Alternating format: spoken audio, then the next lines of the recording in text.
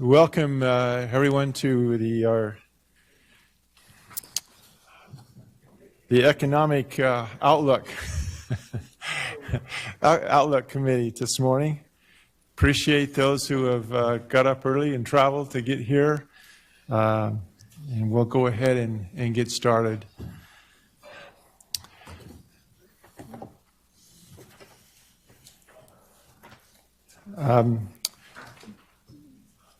Committee members, you've all have a binder in front of you with the following items. First, the inside cover.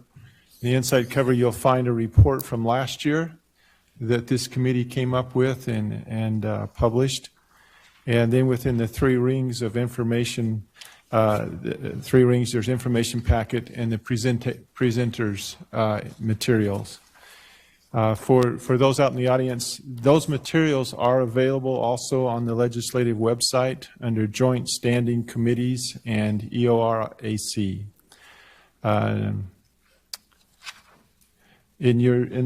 On the tab under the tab 1, labeled 1, on the first page there, you will find the mission, kind of our charge as a committee, what we are to do, and I would like to read that.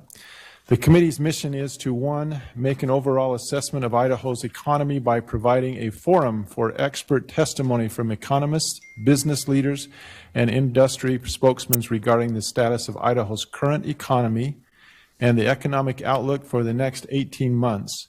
And 2, review the governor's fiscal years 2024 and 2025 general fund revenue projections and provide advice to the legislature regarding the total estimated revenues expected to be available for appropriation. Kind of an overview of the meetings that we have scheduled. Today, the 4th, we will have presentations from industry experts, economists, and other state agencies on the current and future economy. Tomorrow, the 5th, starting at 10 a.m., one more industry presentation, and then 3 independent forecasts from Idaho universities, Associated Taxpayers of Idaho, and the Idaho State Tax Commission. Then our big homework assignment comes due Monday, this coming Monday on the 8th.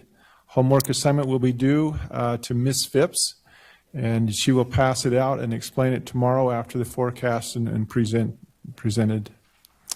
Next week will be Thursday, the 11th. The committee will meet to hear the executive forecast and be presented the compilation of the committee's individual projections.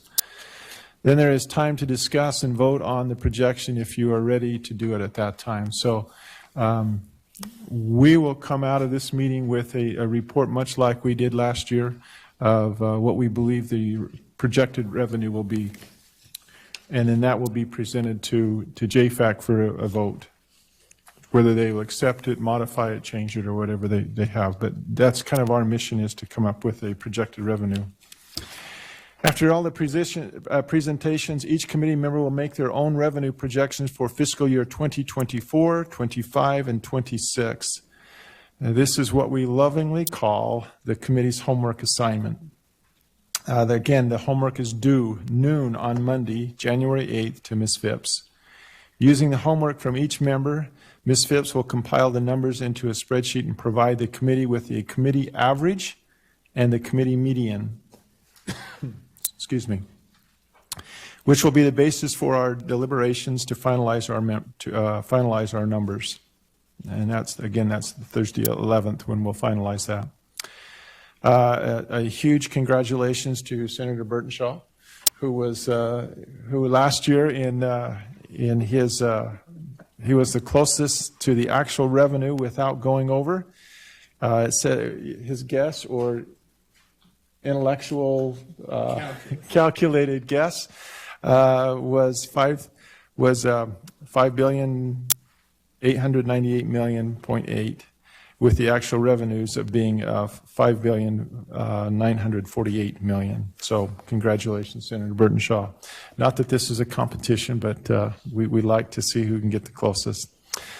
The first scheduled break today is at 10:40. Lunch is on your own. Tomorrow we'll convene at 10 a.m. in this room, and Representative Miller will be the chairman Finally, on Thursday, January 11th, we'll reconvene in this room again at 3 p.m. to review the governor's forecast and recommendations, and if ready, to finalize our report to the legislature.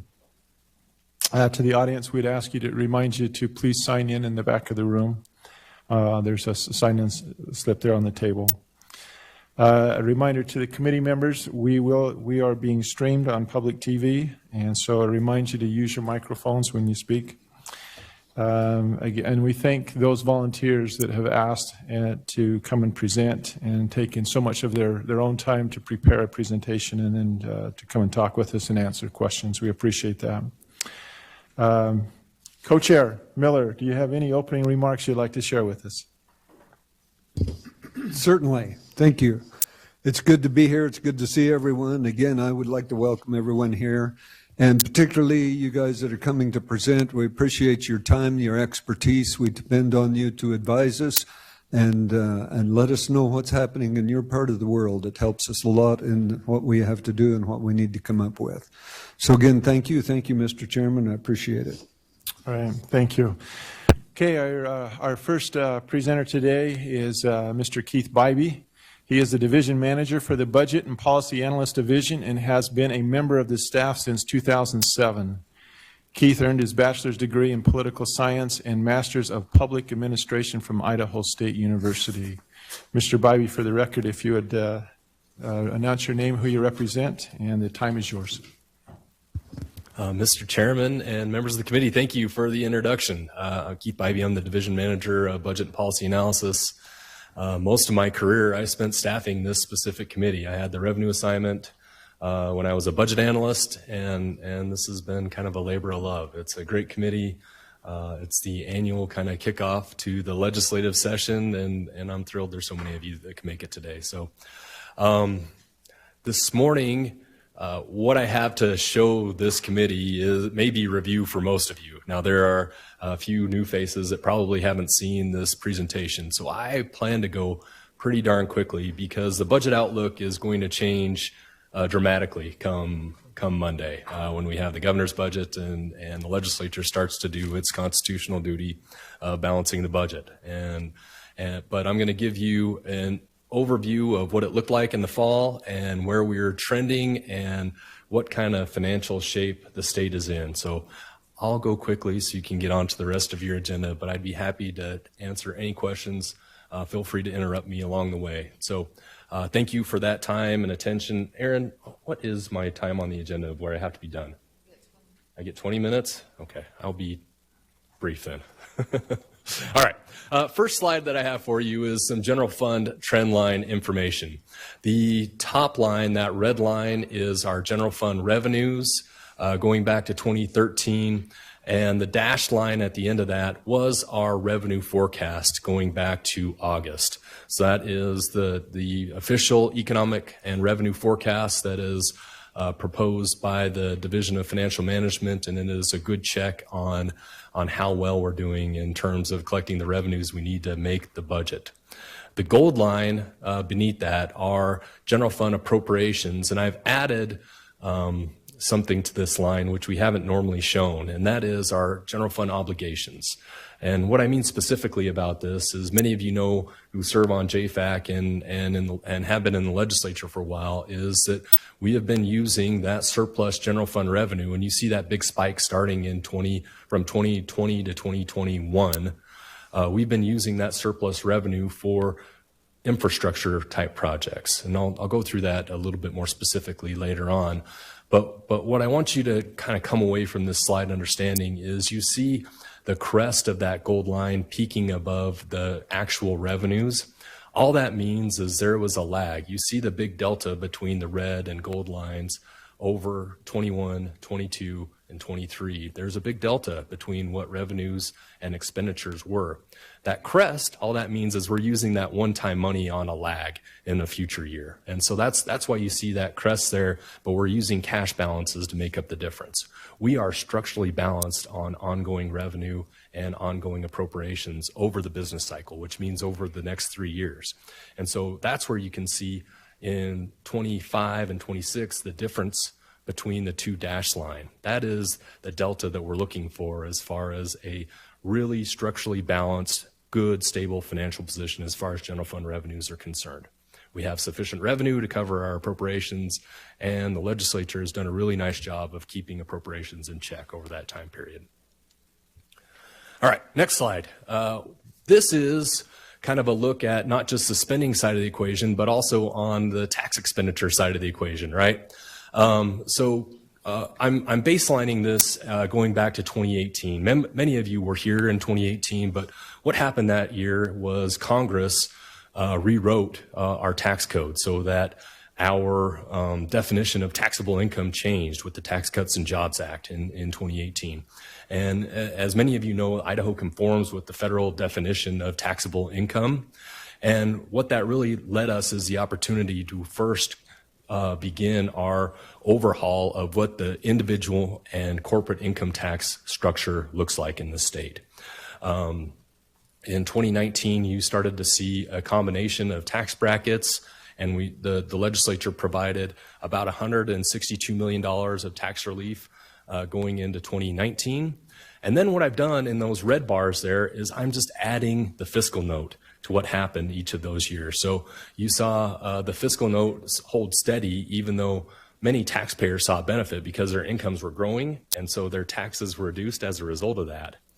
But then in 2022, we cut taxes again, starting with House Bill 463. That happened in the general legislative session. And then in 362, excuse me. And then the special session of House Bill 1, where we reduce tax brackets down to 1. We have a flat tax. And so what you're seeing is the additive effect of the Tax Cuts and Jobs Act. That was from 2018, and then the additive effect of House Bill 362 and House Bill 1. And so that's why you see those bars growing over time.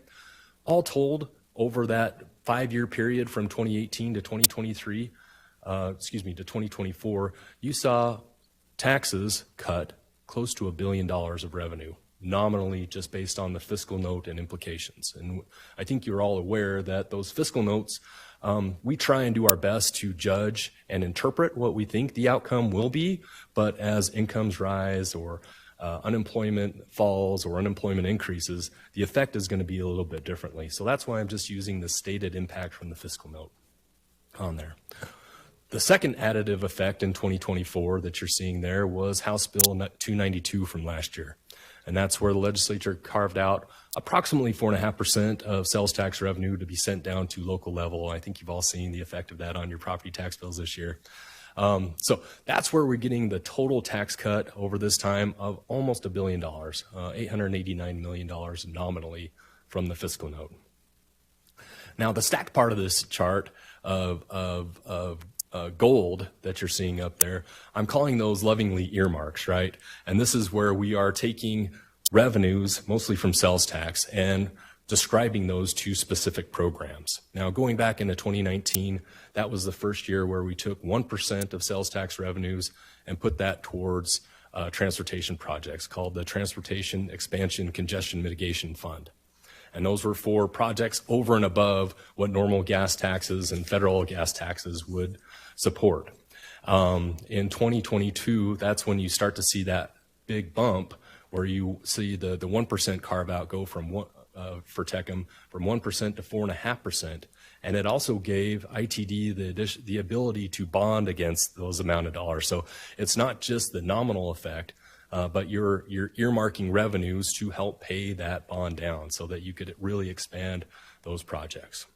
And then the really big jump in 2024, what you're seeing there is the impact of House Bill 1. That's the $410 million, $80 million of which went for the Idaho Launch Program, and the other $330 million is dedicated for public school support. Okay, so that's what this chart is showing. And the reason I bring this chart up is to show, not just the legislature has made investments in state government and the programs that Idahoans rely on to run their everyday lives, but also making sure that there's additional funds in your constituents' pocketbooks from tax cuts and tax relief there. Okay. I'm getting into the budget picture now. This is the current budget that was set by the legislature last March when we left town. The pie chart on the left, what you're seeing is our total revenue package. All told, the estimates are $5.8 billion that was set by the legislature then. And the thing that I want to highlight here is that little slice of pie in the lower left-hand corner of that, called sales tax for House Bill 1, that $330 million. The legislature last session made the decision that that $330 million, which is earmarked for the Public Schools Income Fund, and looking back at our financial statements, the Public Schools Income Fund is part of the general fund. And so that $330 million is part of the public schools budget, but it's also, in order to balance those both sides of the equation, we needed to show it in the revenue side of the equation as well. And so that's why we're showing it specifically there. The $80 million directed for launch shows up as a dedicated fund currently because that is carved out for a special account all of its own, but it still comes from sales tax. That's the source of the revenue there. So all told, what you're seeing is $5.8 billion of revenue, and then the original appropriation that was set by the legislature last year over there on the far right pie, $5.18 billion. The things that I want to remind you of that first slide that I talked about is the delta between revenues and appropriations. That's almost a $700 million gap. So Idaho is well prepared to weather any changes in what that revenue might mean. You know, if there's a slowdown in the economy, or if we're just not seeing as much revenue as you've started to hear a little bit over the course of the fall, that's expected. There's still a significant gap. In fact, the most significant gap I've ever seen in my career here. Structurally, the budget is set that education makes up almost 65% of total general fund revenues. Public schools, the largest pie there, 52% of total general fund appropriations, with college and universities and the rest of education making up the difference there. Okay. Just another brief reminder here. So this is the total. Again, you remember how we're using those one-time funds. So this is how we've used those one-time funds for specific projects. $1.3 billion going to roads for ITD in the locals. That's an infrastructure investment that the legislature made with surplus general fund money. Additionally, either the purchase or maintenance or paying down debt. $1.1 billion went to the permanent building fund. We paid down significant sums of debt, provided funds for deferred maintenance, and also the purchase and acquisition or building of new buildings there. Another $700 million all told for savings accounts. That's a budget stabilization fund. I'll cover that later. $703 million in natural resources, almost $1 billion in tax rebates during those really big surplus years. All told, it was, and then there's some other little carve-outs for specific funds. So that's that slide. This is our fund balances of the Budget Stabilization Fund going back to 2013. Our current balance is $880 million. That's 3.8% more than the previous year. Largest balance we've ever seen. It is at the statutory cap, currently of 15%. The Education Rainy Day Fund, this is otherwise known as the Public Education Stabilization Fund. It is also at its statutory cap of 8.667 or 8 2/3% of the public schools appropriation. The current balance on that is $233 million. That's a change of almost 15% from the previous year. Representative Horman knows this slide very well. This is something we've been tracking over time, and what we're showing here is what kind of fiscal position we were in going into the Great Recession of 2009 versus today. So in 2009, we had a total of $641 million available as cash to weather that recession. The percentage of that original appropriation was 21.7%. Today, we have almost $1.7 billion of cash available to weather a recession. That is 32% of our general fund appropriation. This is just more evidence that the legislature has been thoughtful about the way it's budgeting. It has been taking its charge very seriously and making sure that money stays in taxpayers' pocket, but also that we're well covered to weather a recession, not have to, because if you spend through all of your cash, one of the answers might be a tax cut or a tax increase, excuse me. And so the legislature is in a pretty good position to not have to even think about going down that road. This is just a slide that gives you a broad brush look at the agency's requests that JFAC will start reviewing come Tuesday. And the red bars are the general fund ask, and the gold bars are total funds. I know everybody's eyes are going to go right to that all funds and economic development drop. So if you remember what I was talking about the investments in roads, that's the effect of that right there. So that was all with one-time funds, and so your standard budget of what you would see from that is all falling through the floor as a comparison, right? But practically what it means is that there just isn't that same kind of request from ITD for general fund budgets, although there is a $300 million request to move it in there, all told. Also, the general fund decrease in general government, many of you are aware that in order to finance the new elections security system and what am I trying to say on this one? How you file your expense reports and how you file your campaign reports with Secretary of State's office. We invested $10 million in there. The 3.1% reduction is largely a reflection of that $10 million increase from the previous year. So this is just kind of a function of statistics and measurement on that one. So those are the big ones. Okay. I think that's it. It is. All right. Mr. Chairman, I'd be happy to answer any questions on that front. Right. Thank you, Mr. Bybee. Any questions, committee? Representative Horman. Thank you, Mr. Chairman. Thank you, Mr. Bybee. Great presentation in explaining all of this. I do want to point out to the committee one really important thing. If you go back to your very first slide, that general fund in millions, what we're seeing, again, is a lot of one-time money exiting the system. And so the co-chair and I have worked very hard to make sure that that's visible to not only JFAC members, but to all legislators. And so you're seeing it back on the one that Mr. Bybee was just describing, seeing those drops. So percentages are going to be a little deceptive this session because of one-time money exiting the system. And it's our role to make sure that we're not growing government beyond the capacity of our current revenue, not the bubble revenue that all came in from federal stimulus and different things. So just want to make sure the committee is aware of that, and we'll do our best in JFAC. Keith and his team have done amazing work over this summer to make sure that you all have a website where you'll be able to track these things. It identifies percentages, it identifies real numbers, so that we're not fooled by some of these one-time monies exiting the system as we move forward. Thank you. Thank you, Representative Horman. Mr. Bybee, do you have a comment or a response that you'd like to add? No, sir. Okay, thank you. All right, Representative Vanderwaal. Thank you, Chairman and Keith. You show the increase from 2009 on our reserve funds. It's 32% of what? So what was the general fund increase from 2009? How much more are we spending in 2024?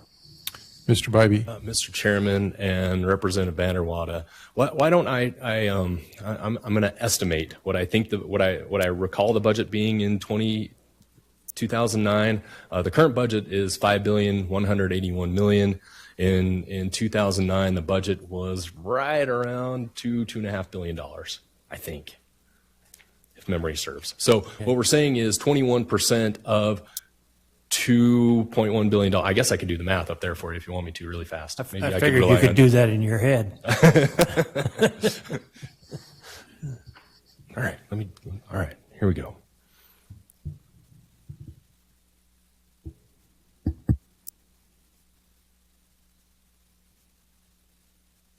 $2.9 billion in 2009.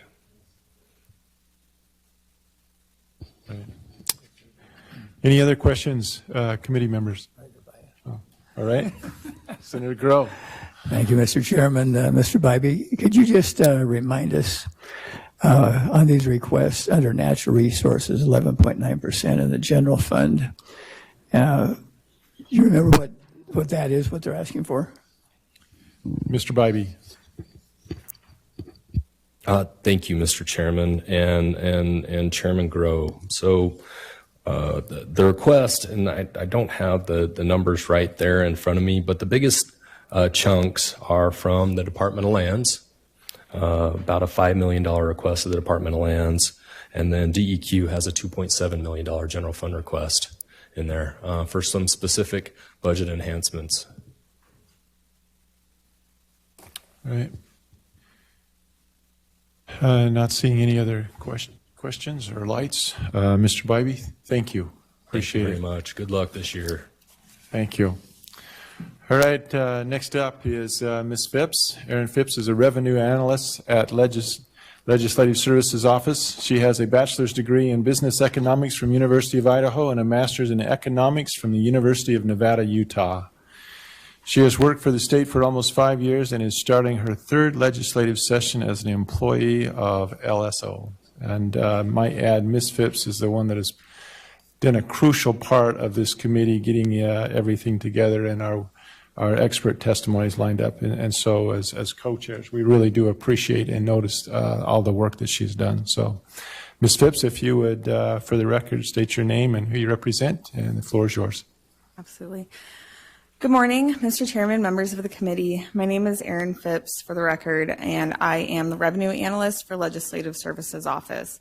And as the chairman mentioned, I also staff the Economic Outlook and Revenue Assessment Committee. So as you're going through committee materials, if you have any questions, if you want to connect with any of the presenters, I can be your go-to on any of the materials that are in the binder, or if you have any questions on logistics for the committee. I'm going to take about the next 15 minutes to discuss fiscal year 2023 general revenues, explore the first part of fiscal year 2024 general fund revenues, and then discuss some relevant economic indicators as they relate to fiscal year 2024. So starting out, I want to take a quick look at fiscal year 2023 and how that year concluded. I'm comparing it to fiscal year 2022. The table in the top right of the slide shows the overall collections for each fiscal year, and then the bars show the breakout based off of tax category. The light blue bars are fiscal year 22, and the darker blue are fiscal year 23. Looking at the bar chart, there was a little bit less revenues in fiscal year 2023, and I think overall this was expected as the income tax rate was decreased in House Bill 1 of the 2022 special session.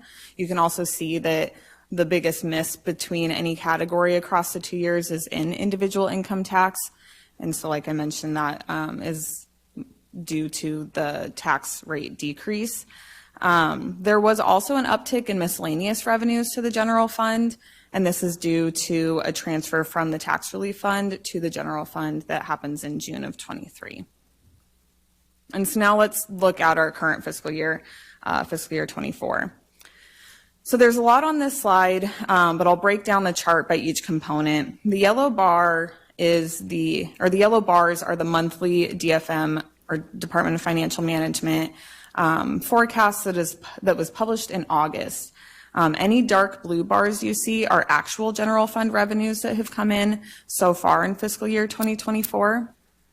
Overall, the general fund revenues are tracking pretty closely with the DFM forecast, with actual revenue lagging behind forecasts by almost $100 million. The yellow shading behind the bars show the cumulative forecast, with the fiscal year end amount coming to just over $5.5 billion for that forecast.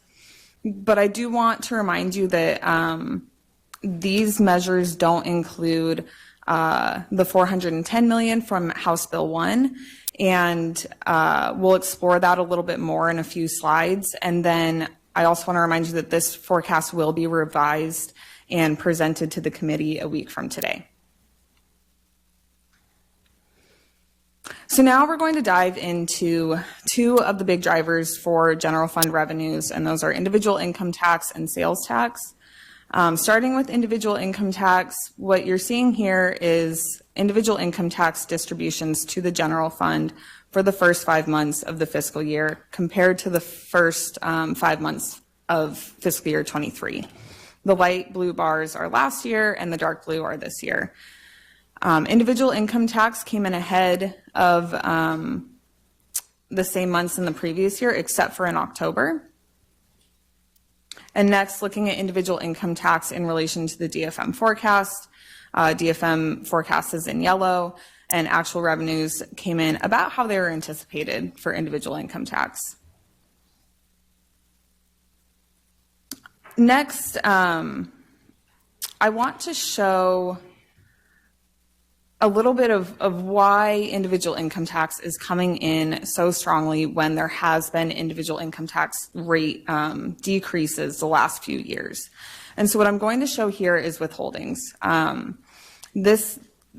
These are withholdings per fiscal year, so starting in fiscal year 21 to 23, you can see a pretty large jump from 21 to 22, and then still an increase in 23, but definitely a little bit of a slowdown. It's not quite as drastic as between fiscal year 21 and 22. And now let's take a look at how withholdings are looking for this current fiscal year.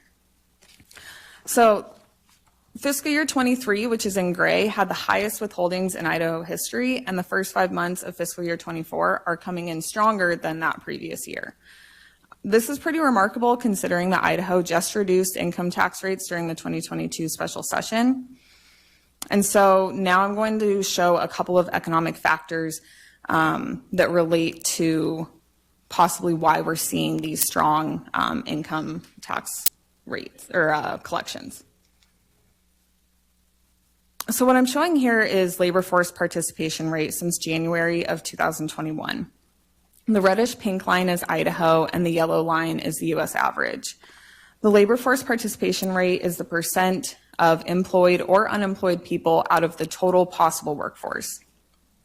Idaho's labor force participation rate has been declining overall over the last couple of decades. And thinking back to the withholding values, it's pretty remarkable that while there are less workers in the labor force and income tax rates were decreased, withholdings are still coming in very strong. In the bottom right of the slide, I also included the pre-pandemic level of labor force participation. Neither the US nor Idaho have returned to the February 2020 level.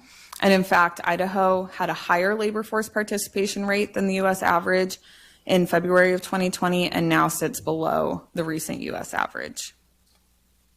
So why might withholdings be so strong despite the conditions surrounding individual income tax?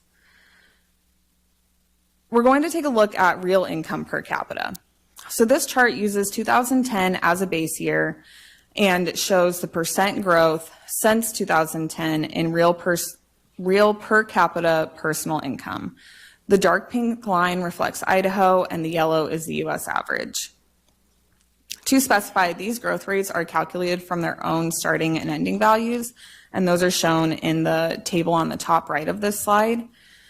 The values shown in the table are in 2017 dollars. Since these are all real values, you do have to chain them to 1 year, and the year that the data source used was 2017. So the key point here is that Idahoans' real income is growing at a higher rate than the national growth rate after controlling for inflation and population. Part of this is because Idaho has room to grow. We did start at a lower level of real per capita income, but also as the economic climate of Idaho has been one of growth, even after taking out population growth and inflation, Idaho's income is still growing, which means the taxes on that income continue to come in strong. In the most recent data release, the 2022 value actually came in below the 2021 value. Recall values are inflation adjusted, and so while Idaho is still 40% higher in real per capita income than it was in 2010, there was a dip in 2022 compared to 2021 after adjusting for inflation. So now let's move on to the other general fund revenue driver, which is sales tax. So here we're looking at net sales tax for the fiscal year to date in dark blue compared to the fiscal year or the previous fiscal year to date in light blue.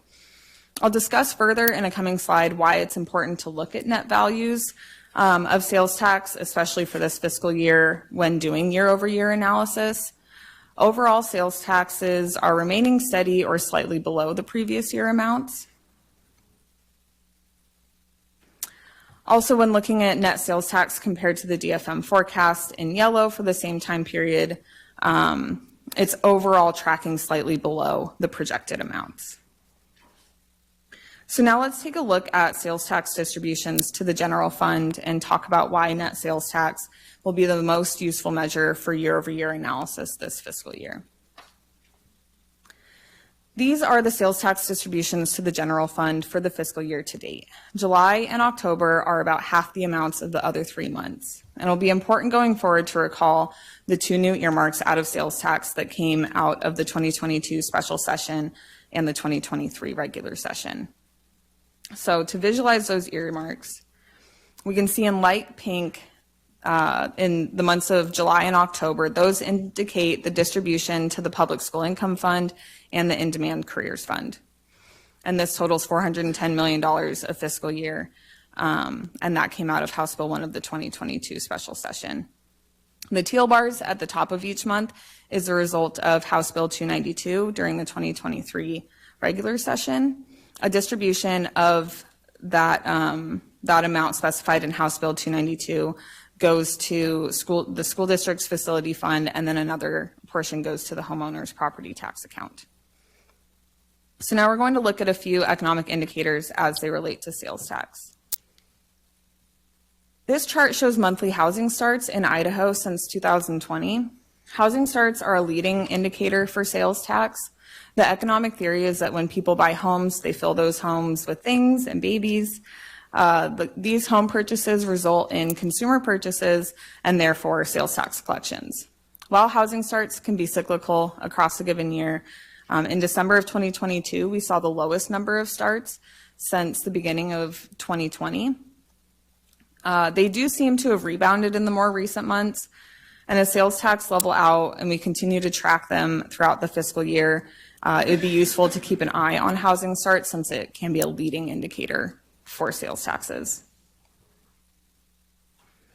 With the Federal Reserve Bank increasing interest rates the last few years to drive down inflation, let's check in on how home valuations are looking in relation to interest rate hikes. From late 2018 through late 2021, interest rates remained low, with median home valuation gaining momentum in late 2020 through the middle of 2022. When interest rate hikes began in 2022, median home valuations began slowing significantly and has seen drastic leveling out in 2023.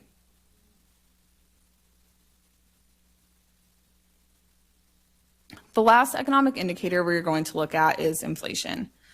Last year, inflation was in most economic headlines. This chart shows monthly CPI since the beginning of 2019 for the Mountain Division. CPI is indexed to 100 in December of 2017 for this division. Starting in 2021, the CPI began to rise higher than what is typical. The values along the line indicate the CPI value at the beginning of each fiscal year, and the last value listed on the right of the chart is the November 2023 CPI. Traditionally, there is a bit higher inflation in the Mountain Division compared to the national average, and this is partly due to increased costs of transporting goods from ports to non-coastal states. Another factor for increasing inflation in the mountain states is the rents component of CPI. Thinking back to that chart that I showed with the house prices, rents are basically calculated off of home valuations. And so the mountain states have seen large increases in rent prices over the last few years. As we see inflation level out and slow from the high of 2022, we might think about how it impacts sales tax. Sales tax is calculated as a portion of the price paid for a good. So as prices rise, so do sales tax collections.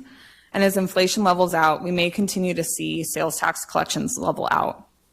But it is definitely more nuanced than just housing and inflation. There are many other factors to sales tax, and one notable factor is population growth, and Idaho has had no shortage of population growth.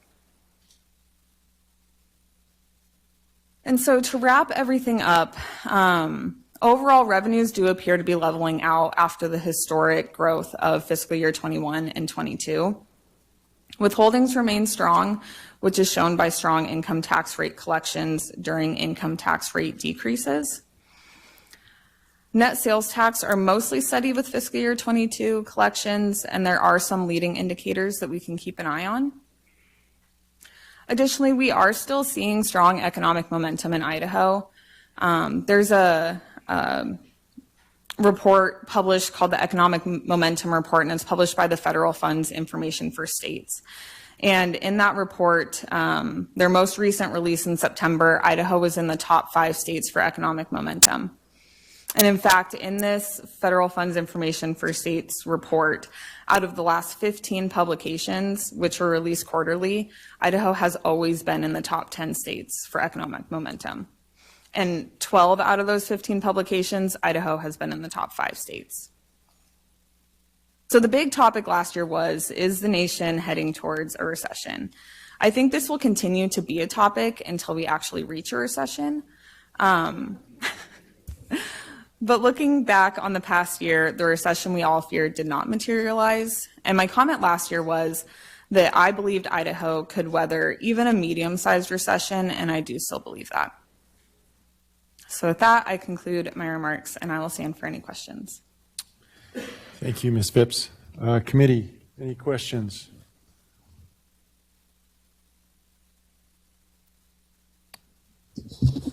Senator Burton-Shaw. Thank you, Senator. Ms. Phipps, when you talk about in the top 5 states of economic stability, I think, is that how you phrase that? What does that mean? Ms. Phillips. Mr. Chairman and Senator Burton-Shaw.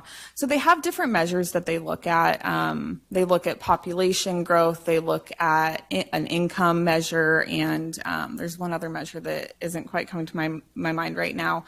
But they track those 3 measures for all states in the country, and then they kind of size them up compared to each other, and then also compared to the national average. And so compared to all other states in the country, 12 out of 15 quarters, Idaho was in the top 5 with momentum. So the name and kind of the purpose of the report is not just looking back, but also, you know, who has the momentum to propel themselves forward more. Thank you. Okay, thank you. Representative Vanderwad. Thank you, Chairman and Aaron. You have the inflation rate for the Mountain Division, and yet most of the people moving to Idaho are coming from the Coastal Division. Do you know what the inflation rate is between Oregon, Washington, and California? Is it similar to ours, or are they looking at a different number? Ms. Phipps.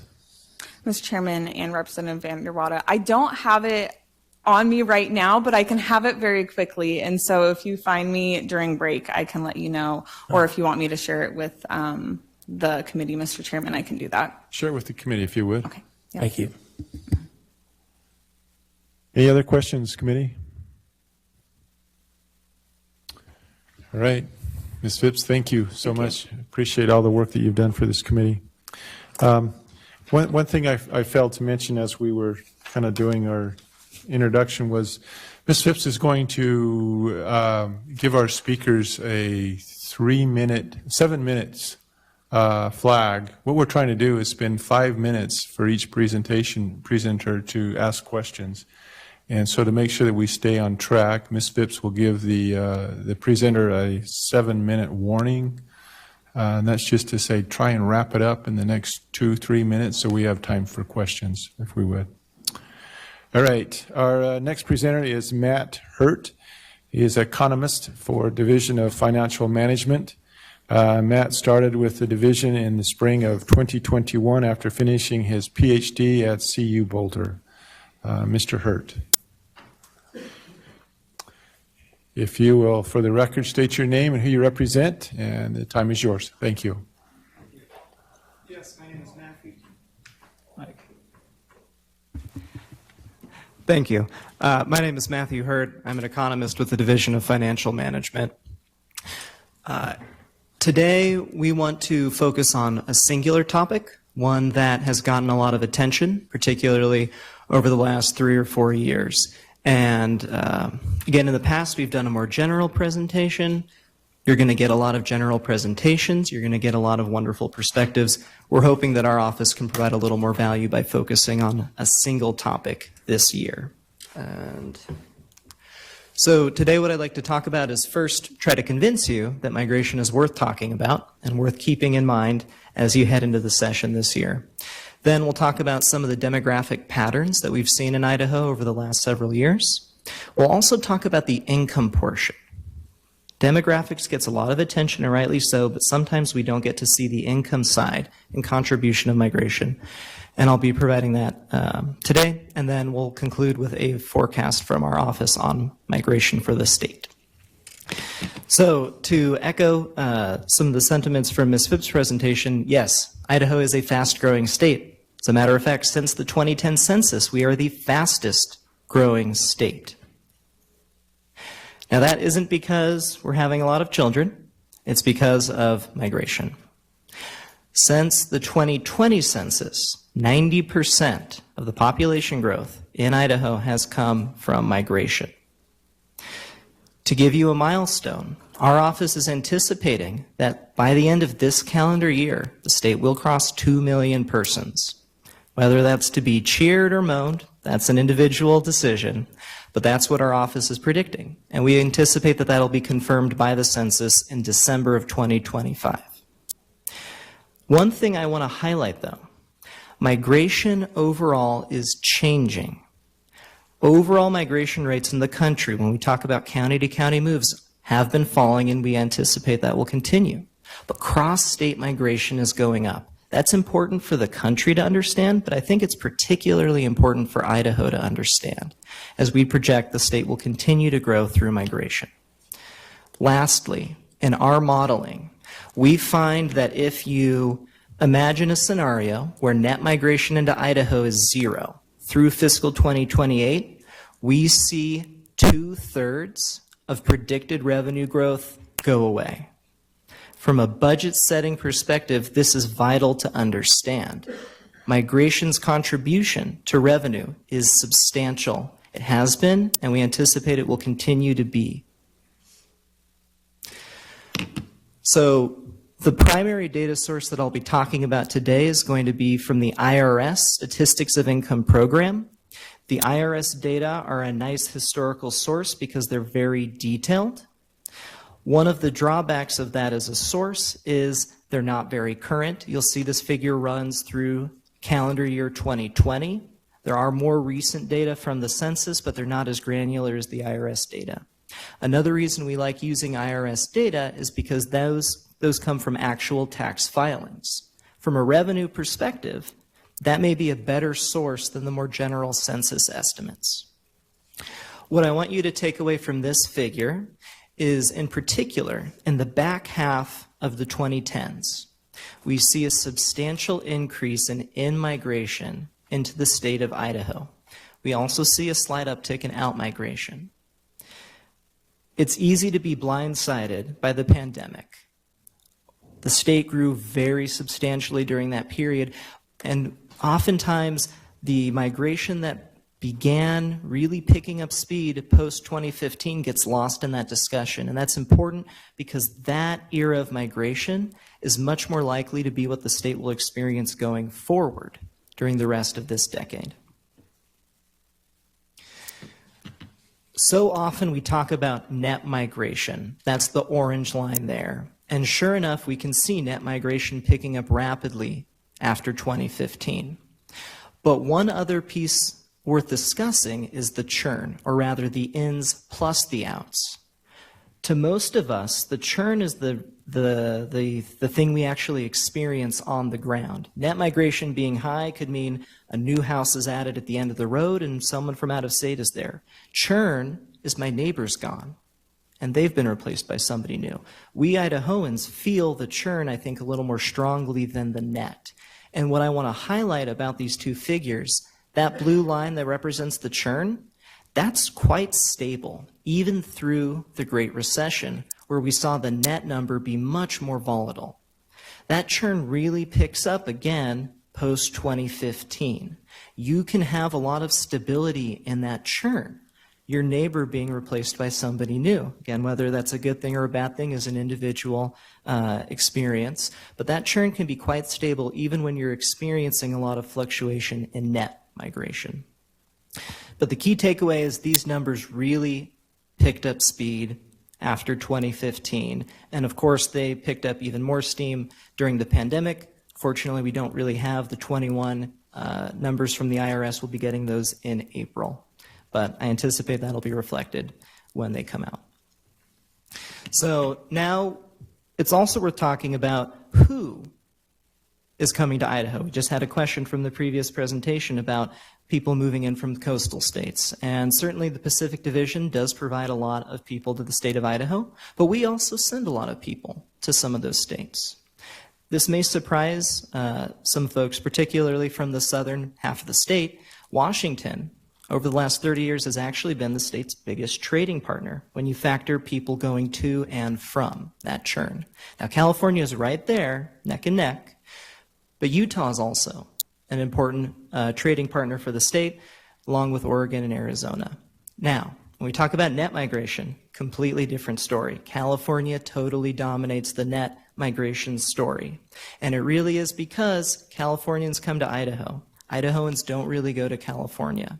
If you do the math, for every one Idaho family going to California, 3 come here to replace that family. If we look at the most recent data, California does dominate even more. 22% of the churn as opposed to the historic 16%, and almost 2/3 of the net migration coming from California. But Washington also made up a larger portion of the net migration in 2020, and Oregon also. So we did see an escalation in one-directional moves from the Pacific Coast into Idaho in the most recent year. I anticipate that that'll likely be the case when the 2021 data come out in April as well. When we talk about migration, it's easy to talk about it at the state level, but it's worth knowing we can actually go down to a finer level of detail. What I have for you in this table is Idaho broken out into 6 regions. These are the regions used by the Idaho Department of Labor. And what I have for you in each row is who's the major trading partner by region. Where are people coming to and where are Idahoans going? Washington dominates the northern part of the state. The north and north central, more than half of the people coming to Idaho are from Washington, and this is all time, 1990 through 2020. And then Washington is the biggest destination. When we talk about the eastern part of the state, it's Utah that dominates. And when we talk about the southwestern part of the state, California is the biggest source. Depending on what part of the South you're talking about, it's either Utah or Oregon is the biggest destination. I mention this because it's so easy to get caught up in the story of the pipeline of Los Angeles to Ada and Canyon County, and that's there, it's there. But migration is, and it always has been, a regional phenomenon. And Idaho has distinct regions and distinct migration experiences worth keeping in mind whenever we're talking about migration. This figure here, we're deviating from the IRS data, and we're using data from the Census Population Estimates Program. These are county growth rates for all population sources, both natural increase and migration. These are from the April 2020 census through July of 2022. And the key takeaways from here is that it's that western half of the state that's been growing the most intensely. And it's not Ada County. Ada County is not one of the fastest growing counties in Idaho during that time period. Canyon County grew much faster. You have Boundary and Bonner County up north as well growing some of the fastest rates. So a lot of the migration has this decade been concentrated in the western half of the state. The east hasn't gotten so much of that. A lot of the east's growth has been through natural increase rather than through migration. And that's related in part to the demographic differences between the eastern and western halves of the state. One other topic that comes up when we discuss migration in Idaho: are people moving here to retire, or are they moving here to work? What we find is that prime age workers, 25 to 54, make up a larger portion of the migrants into Idaho than non-migrants in the state, and that's been true since 2015. So again, I want to take you back to that pre-pandemic time, 2015 to 2019. We're seeing more migrants come in who are of prime working age than Idahoans here. And if you focus at that blue line, notice that it's starting to dip a little bit, and then it starts picking up after 2018. The prime age working share in Idaho would have continued to fall, but for the large influx of prime age workers the state received through migration. Now I want to pivot to talking about income rather than demographics. So we're returning to the IRS data, and what I have for you here is a countrywide figure summed over all 50 states. What I have on the left side axis is the adjusted gross income per filer. This is a number that all of us who file taxes are probably unhappy to be familiar with. And what I have for you are 3 different groups of persons. So these are non-movers, people who are moving into a state, and people who are moving out of a state. Now, this is across the entire country. It makes sense that the gray and the yellow lines would be generally coincident. What I want you to pay attention to, though, historically, non-movers have had a higher adjusted gross income per filer than migrants have. This is because migrants tend to be young, they tend to not be part of families compared to non-movers, thus their sources of income tend to be lower. But that started to change after 2016. We see a rapid uptick in the adjusted gross income per filer of people who are moving across state lines. And when we get to Idaho, you'll see that trend there as well. But this is a national phenomenon and important to keep in mind, knowing that statewide migration rates are going up even while county-to-county rates are going down. There seems to be an issue with this most recent iteration of the slide deck. It's showing the US figure twice, so you'll just have to take my word for the Idaho one.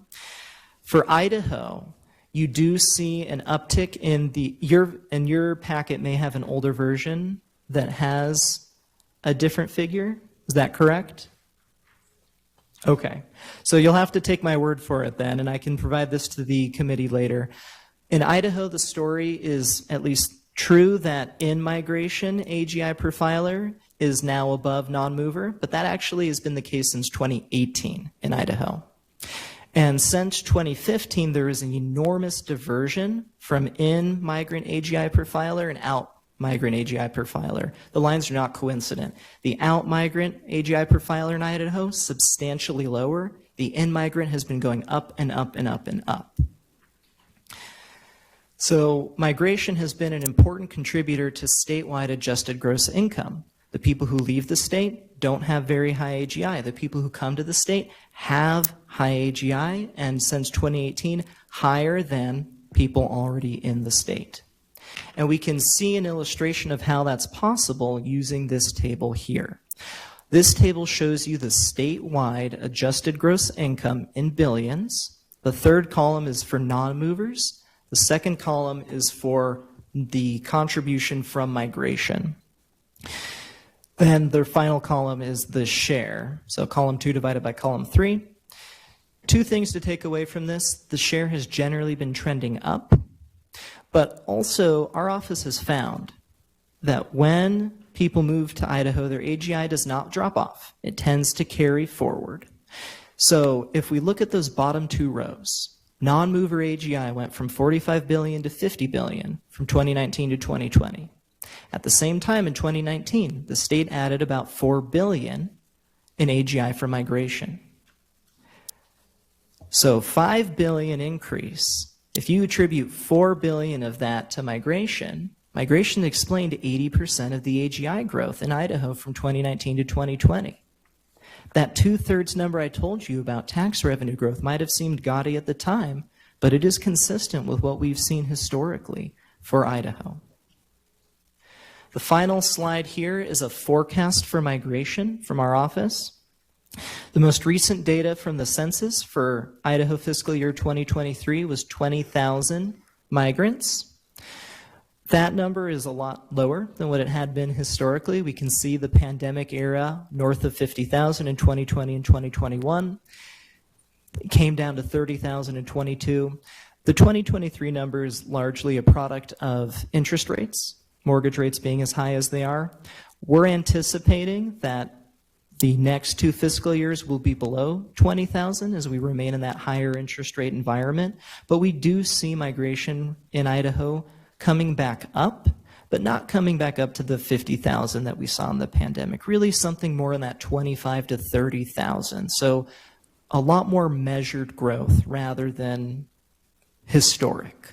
That's what our office is anticipating for the state. And it's worth remembering the drastic revenue growth that we saw in the state, moving up $1 billion at a time. Part of that was migration, and we're not seeing that source of revenue growth in the future being as high as it was historically, and particularly over the next 2 fiscal years. With that, I'm happy to answer any questions. Thank you.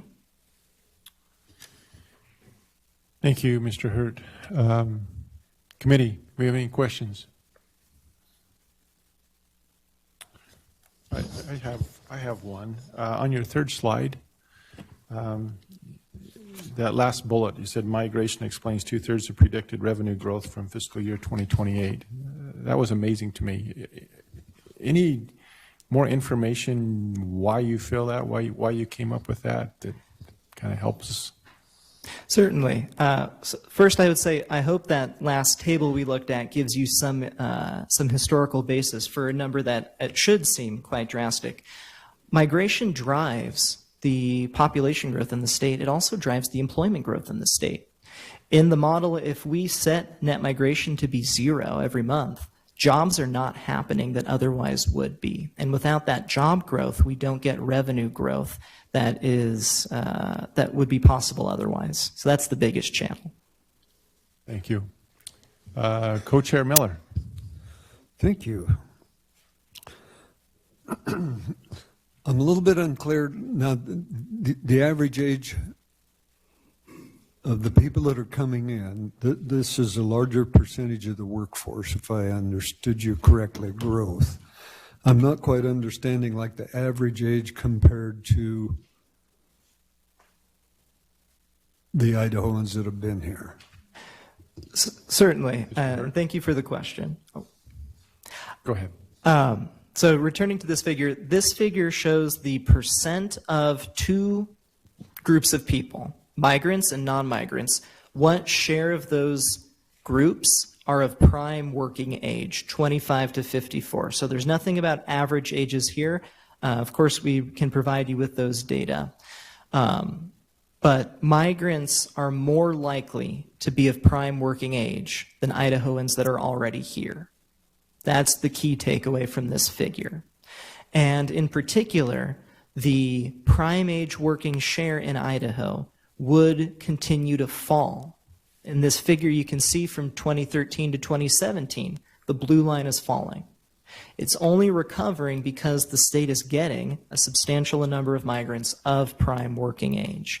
Now again, for both these groups, it's sub 50%. So it's not to say that everyone coming to Idaho, not to say that people aren't coming to Idaho to retire or that people aren't bringing their children. When I moved from Colorado here, I had a child. My wife and I were both of prime working age, just to give you an example of some of the migration that's happening. And also maybe I'll point out, these migration data are kind of imperfect. So yes, I'm a migrant from Colorado to Idaho. I've also lived here for 12 years. I left the state to get my PhD. I was a migrant from Idaho to Colorado. I was a migrant from Colorado to Idaho. So while we can look and say, oh, so many people from Washington or California are coming here, many of those people have spent substantial time in Idaho already. So that's a very hard thing to sort of quantify, though. It's hard to track people that finely. But But it's another thing to keep in mind. Does that hopefully address the question to some extent? Thank you. Follow up, yes, please. Thank you. I appreciate it. In a different direction, there's so much discussion about all the people coming across our southern border. Do we have any idea how many of those kinds of people come into Idaho? Mr. Hurd. Yes, so the IRS data might be the best source for that. Again, it's somewhat tricky with the census, so they do break down migration from domestic and foreign sources. And so it would depend. If somebody comes from the southern border, they spend some time in California, and then they come to Idaho, they may be classified as domestic rather than international. In Idaho, domestic migration dwarfs international. If you look at the IRS data, international, and this is for all international sources, is almost never even in the top 5 or top 10 as a source for Idaho migration. Idaho gets a lot of people from California, from Washington, from Oregon, from Utah, from other mountain census division states. Again, maybe because of the data classification, perhaps they originated from outside of the US, but when they made the move from a state here, they could be recorded as an internal domestic move. That's a tricky one, of course, to keep track of, but we do have some indication of it.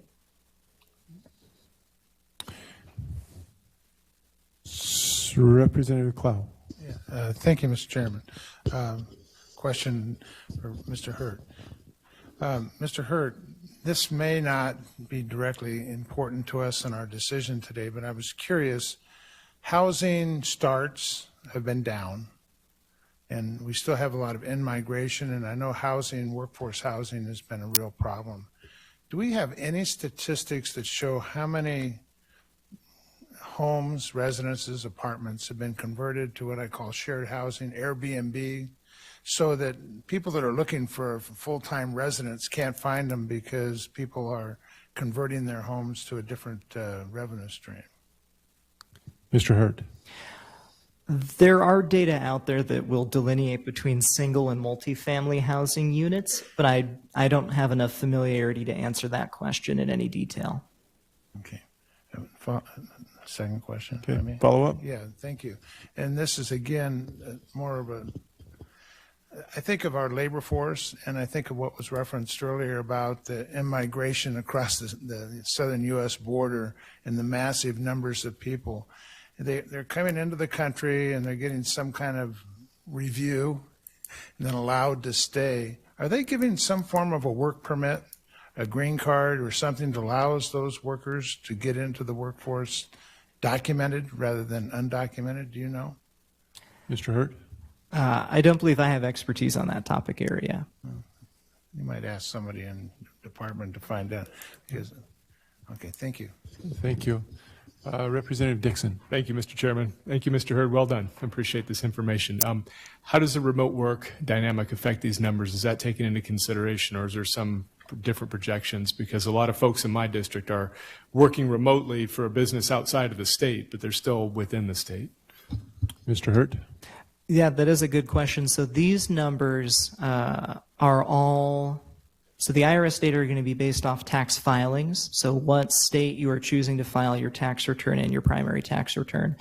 For the census, it's going to be based off residency information. So I would anticipate that as long as your residency is in Idaho, it doesn't matter what state you work in regarding this. On the employment side, of course, the question is much different, and there's a lot of ways to think about that, and those ways are being evaluated by offices like the Census, Department of Labor, and so forth. So on the demographic population side, I think it's less of an issue than it is on the employment side. Just a quick follow-up, Mr. Chairman. Follow-up. More of a maybe projection question. I mean, because Idaho businesses are not absorbing these migrants often, those dollars, the dollars are within the state, but that's why I'm curious in projections, if that's been thought of at all by DFM, or if that's a part of the equation somehow. Certainly. So, sorry. So we have not in our projections made an effort to separate out potential remote workers from non-remote workers, in the sense that the state has absorbed a lot of remote workers that's being captured by the modeling that have time series elements to them. So I would say The answer is no, but in some sense, those forces are captured, of course, as we regularly update the model with new data. Okay. All right. Thank you, Mr. Hurt. We appreciate your time and coming and volunteering your time with us. Thank you. Thank you. All right. Our next presenter is Robert Spendlove. He's an economist and public policy officer at Zions Bank. He is the senior economist for Zions Bank. In the capacity, he monitors and reports on economic conditions in Idaho and throughout the country. Robert's research interests are primarily in the areas of macroeconomics, demographics, financial markets, and public policy. Mr. Spendlove, for the record, if you'll state your name and who you represent, and the time is yours. Thank you. Thank you, Mr. Chair. It's an honor to be with you. And my name is Robert Spendlove. I'm the senior economist for Zions Bank. And before I start, I just have to apologize. It seems like every time I come to speak to you, I've got my pre-legislative cough. And so I do have it. And so I've got a cough drop in my mouth, and I'll try to not cough. I'll just remind you that 2 years ago when I was speaking to you, I lost my voice. So that's really what I'm hoping won't happen. I also brought water. So it's what I'm going to focus on today is what we're seeing in the financial services sector, what we're seeing. My focus will primarily be our national view, what we're seeing in with interest rates, with the financial markets, bond markets, and kind of what the Federal Reserve Bank has been focused on overall in the economy right now. So, and do I advance my own slides, or do you do that? You can do it. Okay, perfect. One of the big discussions, the big debates over 2023 was, what will the economy do? You know, one of the themes that we continue to be experiencing in the economy is adjusting to historic distortions in the economy, and not only locally, but also nationally and internationally. And there's a high level of uncertainty that still exists in the economy. And so going into 2023, there was this question, are we going to go into a hard landing, soft landing, or the no landing scenario? If you think about those scenarios, the hard landing scenario would be something like the Great Recession of 2008, 2009, where we have a severe economic contraction, big increase in unemployment, and it took 10 years to come out of that, the Great Recession. Soft landing would be something more along the lines of the 2002-2003 recession, where it was a relatively mild recession. Unemployment went up a little bit. We did have that contraction in the economy, but we came out of it relatively quickly. And then the no landing scenario, which is where we just keep growing. We just, and if you think about the trend, this would be that growth continues above the trend, and we don't have any kind of slowdown. That sounds like a great scenario, but it's actually almost the worst scenario, because the no landing scenario leads into the hard landing scenario, because what we've been experiencing for the last 3 years is this overheating of the economy. And so there were, and I can tell you the consensus expectation of economists going into 23 was that we were going to go into a recession in 2023. And I'll just tell you right now, I'm going to, jump to the end. We did not see a recession in 2023. And so now the question is, okay, what about 24? And how have our expectations and our understanding of these distortions changed? So let's talk about the Fed real quick. The Federal Reserve, of course, sets interest rates. The rate that they primarily control is this one. It's called the federal funds rate. So the Fed really only directly controls very short-term rates. The federal funds rate is the overnight rate charged to banks to maintain liquidity, and it's the way they influence the rest of the bond market. And so if you kind of think about that theme of distortions, look that the distortion, we often talk about the distortion of the pandemic, but the distortion started much before that. The distortion really started in 2009. I recently had a reporter talking to me, and she said, how is the market adjusting to the highest interest rates we've ever seen? And you look at this chart, and you're like, well, no, we've had them a lot higher. But we got spoiled. In 2009, because of the Fed's response to the Great Recession, they dropped that Fed funds rate down to 0. And they kept it at 0 for a generation. So we all got spoiled into thinking that low rates were the new environment. And we changed our business decisions, we changed our borrowing decisions, we changed our housing decisions, how we buy a car, what our expectations about the future would be. And then you see in the 2010s, the Fed starts to try to normalize that rate and bring it back up. And then the pandemic hits, and they drop it back down to 0 again.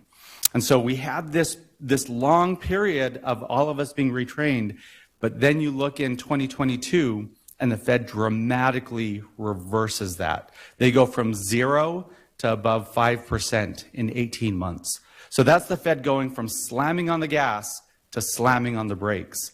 And what's interesting is if you look at the 100-year average of the Fed funds rate and the bond market, we're now back to the average. But it doesn't feel like that. It feels like the economy, and that's why you had so many people predicting that recession in 23, because it's such a dramatic change in what we had seen recently.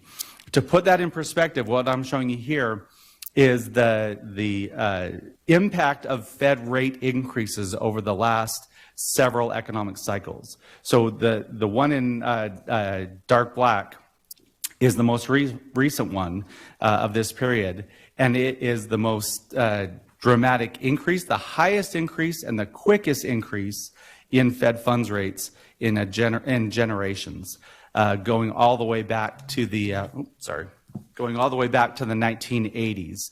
And so you can just see the severity of the Fed actions in trying to slow this overheating economy.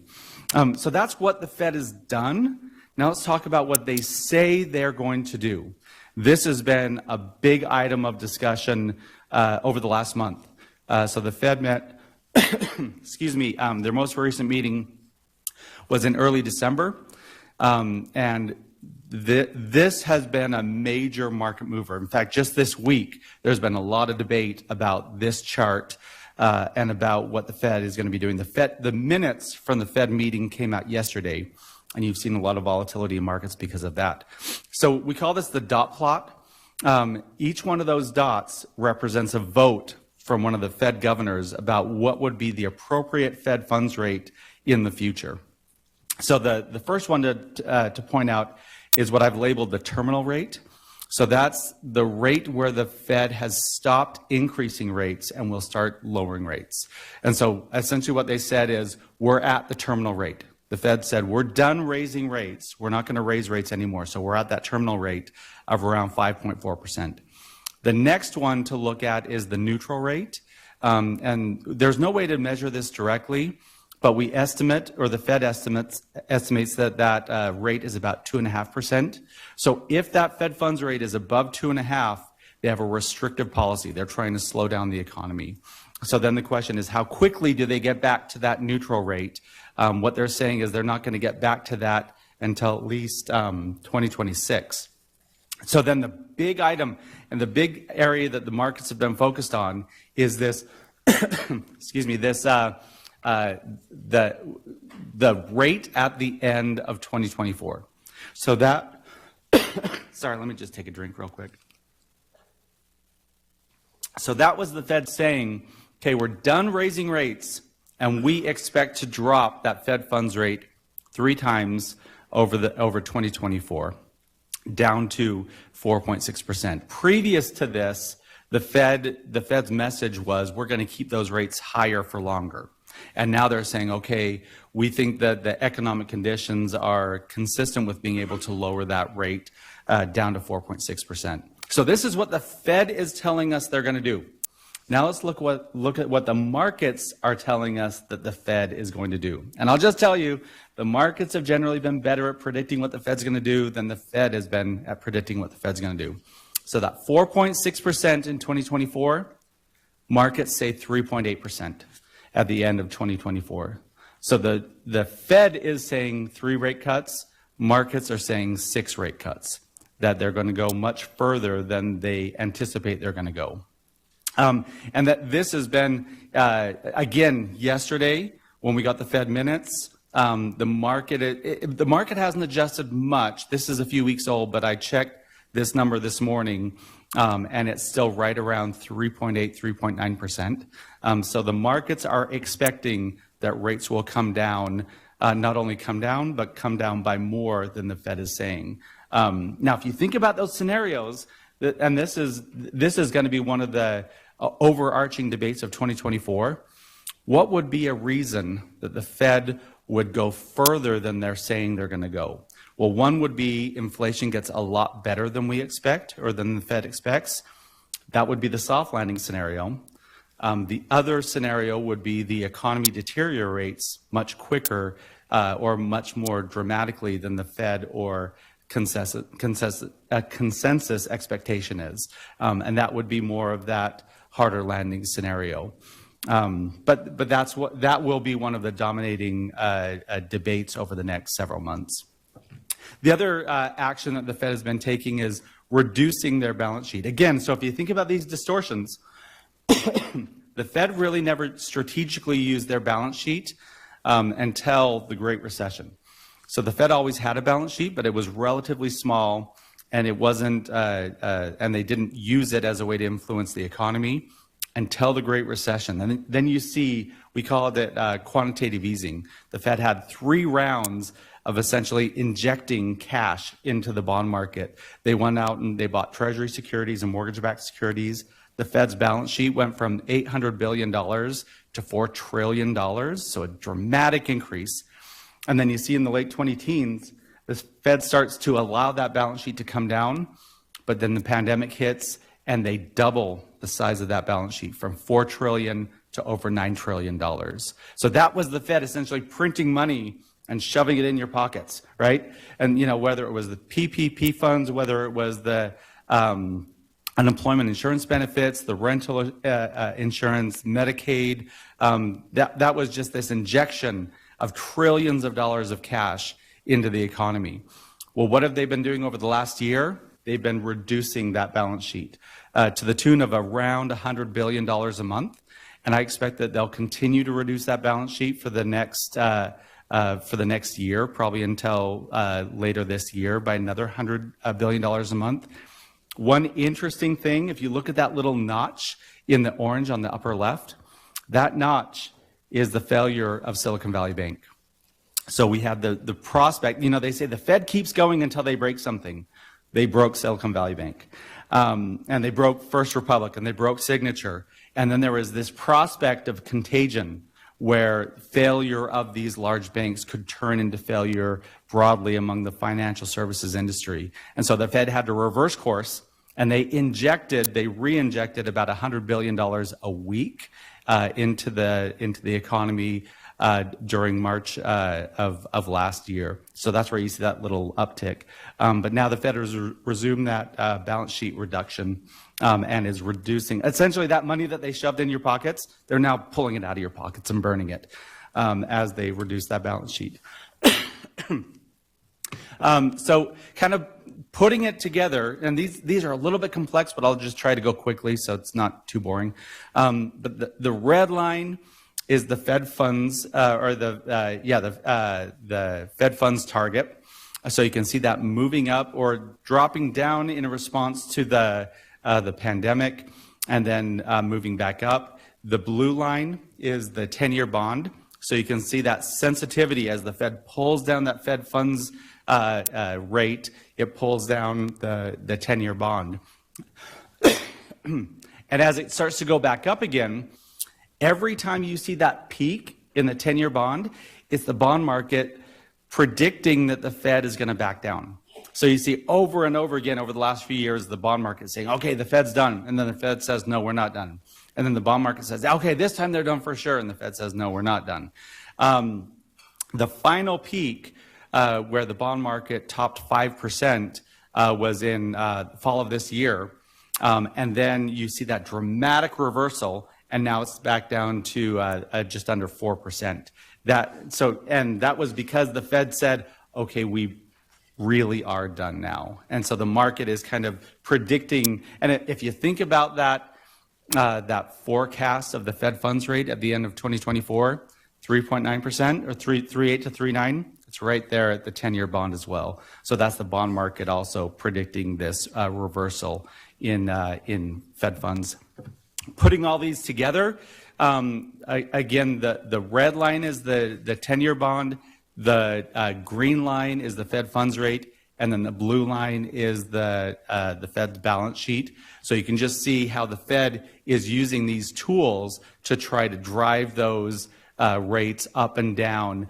And again, the Fed introduced that second tool of the balance sheet really effectively after the Great Recession, and they're using that. Now, one of the uncertainties again, so this is another distortion, is that introduction of the of the Fed's balance sheet. So we don't have experience of the Fed dramatically reducing their balance sheet. It's never happened before. So that is a level of uncertainty of the Fed lowering that balance sheet by, I think the net will be probably a reduction of about $2 trillion. And that will create a level of uncertainty and a level of volatility in bond markets over the next year. Now, the reason we talk about the 10-year bond is the 30-year mortgage is based on the 10-year bond. It's usually about a range of 2 to 3% higher than the 10-year bond. So you see, as that 10-year bond is coming down, mortgage rates were coming down, and then that dramatic reversal in 2022 where mortgage rates went from around 3% to around 8%. But then just in the last few months, as that 10-year bond has come down, mortgage rates have come down. Yesterday, they were about 6.6%, so pretty close to where they were in late December. And then I just want you to show you this to show you the kind of volatility that change in mortgage rates has caused on the Idaho housing market. And you'll have others talking about this in more depth, but I just want you, so look at that. So this is the month-to-month change in Idaho home prices. Look at it before 2020. You see those slight fluctuations as it's kind of bumping along, a little bit up, a little bit down. Then the pandemic hits, and you have a combination of the Fed pushing down interest rates, and then this distortion of people. So that was a national trend of the lower interest rates, but you add on top of that to the very high levels of migration that we just talked about, of people moving into the state in huge numbers. So that caused that initial spike in home prices in 2021. And then you see as the Fed starts to dramatically raise those interest rates, that not only did those rates start to come down, we saw a dramatic drop in home prices in 22 and 23. If you look at the end of 23, so it started, the hope is that we'll see a return to normal in housing prices. But what we know is that in the last 3 years, home prices have been extremely sensitive to these changes. With that mortgage rate coming back down again, if we if we continue to see that rate around 6 to 6.5%, there's some people that are forecasting that mortgage rate could come down even below 6%. We could see reheating of the housing market again, and we could see that volatility return. So that's something I'm going to be watching really closely in 24 as well. Another emerging trend that we'll be hearing a lot about over the next few weeks and months is the national debt and the federal budget deficit. National debt just hit 34. I think it was 34. $34 trillion yesterday. This is looking at the national debt as a share of gross domestic product. It's the highest that we've ever seen in a non-war period, and it's projected to continue to increase. People always ask me, when are we going to care about the national debt? And I always say, well, eventually we will, but not yet. There was about a 3-week period in the fall when we cared about the national debt. It was when that bond market went to 5%, and then they stopped caring again. But I think this is going to be something that will be at the forefront of the policy discussions. And the reason is because of this. This is showing the cost of servicing that national debt. So look at the red line. Though that net interest is saying net interest payments on that national debt. As those interest rates are higher, we're in a higher rate environment, and as we see higher levels of federal government borrowing, servicing that debt starts to surpass other budget priorities. Starts off with defense spending, then it goes to non-defense discretionary, eventually exceeds Medicare, and eventually exceeds Social Security. So this doesn't mean that the country turns into Greece. We don't have some debt crisis and the economy collapses, but it does, we call it a crowd out effect. It crowds out the ability to do other things that we want to do, and we could see a period of slower or subpar growth like they saw in Japan starting in the 1990s and continues to this day. But this is something I think we're going to see a lot of discussion about this as soon as the next few weeks in Congress as they debate the continuing resolution, debate the debt limit. We may see a series of government shutdowns over this issue. So back to those scenarios, are we in the hard landing, soft landing, or no landing?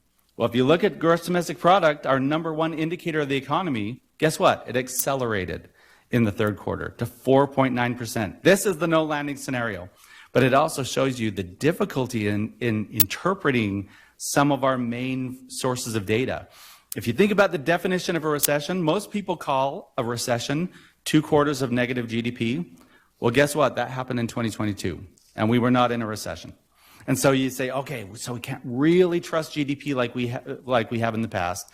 And then you see this big jump to 4.9%, and you're like, okay, can you really trust that? And so, but this is what we have, right? This is our data because of these distortions. I'll just run through these really quickly. One of my main definitions of a recession is a big increase in unemployment. You see that in the last economic cycles. So if we start to see a dramatic increase in unemployment, that would be an indicator. By the way, tomorrow morning, we'll be getting a new reading on this. The number I'm going to be watching the closest of the monthly jobs report is this unemployment to see if that starts moving up dramatically, but we're still at a very low rate.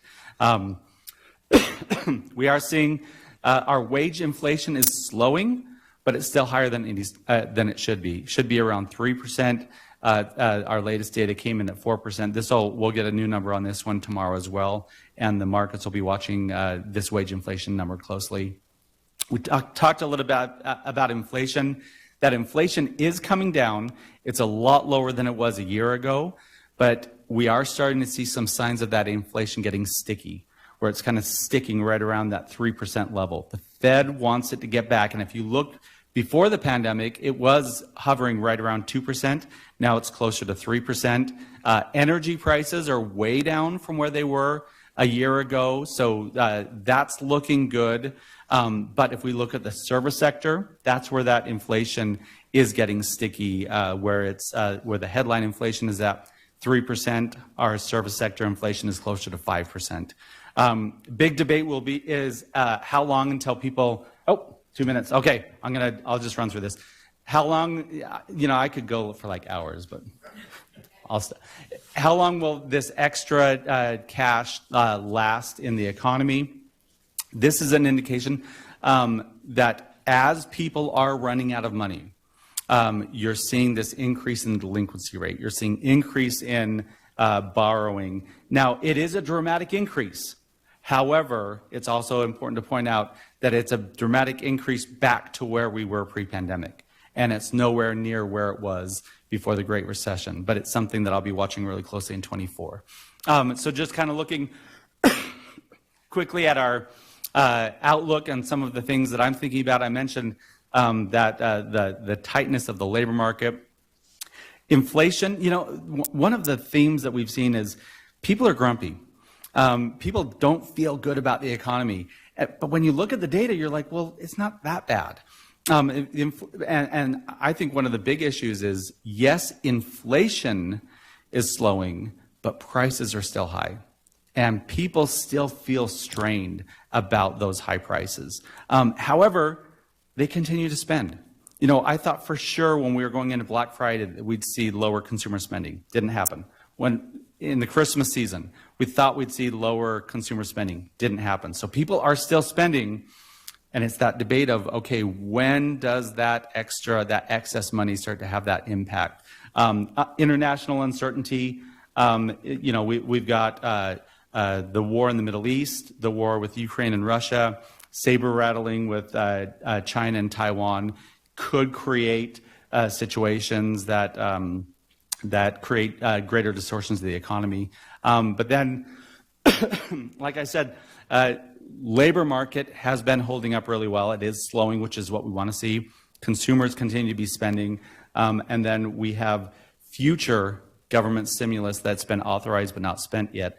But the bottom line is our region is looking really good. Our region is leading the country, and I think while we are exposed to the national risks and the national impacts, we're in a really good position relative to the rest of the country. So thanks so much, and I'm open to any questions. Thank you, Mr. Spendlove. Committee, Senator Ward Engelking. Thank you, Mr. Chairman, and thank you. I just have a question. I'm wondering how much of this is inflation versus people have gotten used to paying higher prices, and so companies have kept the prices higher because they can, and people are still buying. Is that figured into this anywhere? Mr. Spendlove. Sorry, I always forget about I'm going to get this wrong. It's Mr. Chair and Senator, right? Okay, I'll try to do that. Thank you for the question. So the way I kind of look at that is wage growth relative to price growth. So our goal is we want to have inflation at around 2%, and then we want to have wage growth around 3%. So that would mean that we have real wage growth of about 1%. That's a sustainable level. And so right now we're at inflation at 3%, wage growth at 4%. So we're close to where we want to be. In fact, another one of the big themes I think you're going to see in 24 is people telling the Fed, well, just stop having a 2% target. Just call 3% inflation good, and we'll be fine. Jerome Powell's big concern, though, is if you're at all above that 2%, that inflation could, we could see re-inflation, which is what we saw in the 1970s. And like you said, it goes down to that pricing power of businesses. Businesses will charge as much as we let them. And so we've seen, if you kind of divide out inflation into goods and services, goods prices have come down, or again, I should say, goods price inflation has come down, but the prices are still higher than they were pre-pandemic. There are some areas that we are seeing price drops, and that's in the car market, in the energy market. Food prices depends on which food you look at, but that stickiness, what's really driving that is the service sector, and so it's really shifted over from goods to services. Senator Groh. Thank you, Mr. Chairman. Mr. Spendlove, good to have you here. I'm looking at your economic outlook at the back and the tailwinds and the consumer spending and your comments on the Christmas spending time. And I'm wondering if some of that is still kind of the tail end of Fed handouts. Also, if people have gotten used to these low interest rates or zero interest rates for 15 years, so they've gotten into certain spending habits, thinking they're always going to be that way. And if they think the Fed's going to go back to zero in essence on interest. Credit cards is a natural default for folks if they do start to get a little tight. and then some defaults that happen on that. Any comments on credit cards and any defaults that we see or beginning to see on autos or credit cards, anything like that that's starting to indicate maybe they're going to another source and that's how they're continuing to spend? Mr. Spindler. Thank you, Mr. Chair and Senator. I think you hit on it perfectly. That is one of the big questions and uncertainties. So I do think that the soft landing scenario is the most probable for 2024. But to me, a soft landing could either be slowing growth to possible mild recession. When I say mild recession, I'm thinking of the 02-03 recession. So, but it really is, and when I talk about this excess savings that people still have, everyone always says to me, well, I don't have that. Where is it? It's mostly the upper middle and upper income that have that excess, but we are seeing the impacts on the lower income. Middle income and lower income is where we're seeing that big increase in borrowing and delinquency. And one of the other themes of 2023, the reason that Silicon Valley Bank collapsed was because they did predict wrong. They thought we would go back to this low rate environment, and they essentially didn't incorporate the proper level of interest rate risk.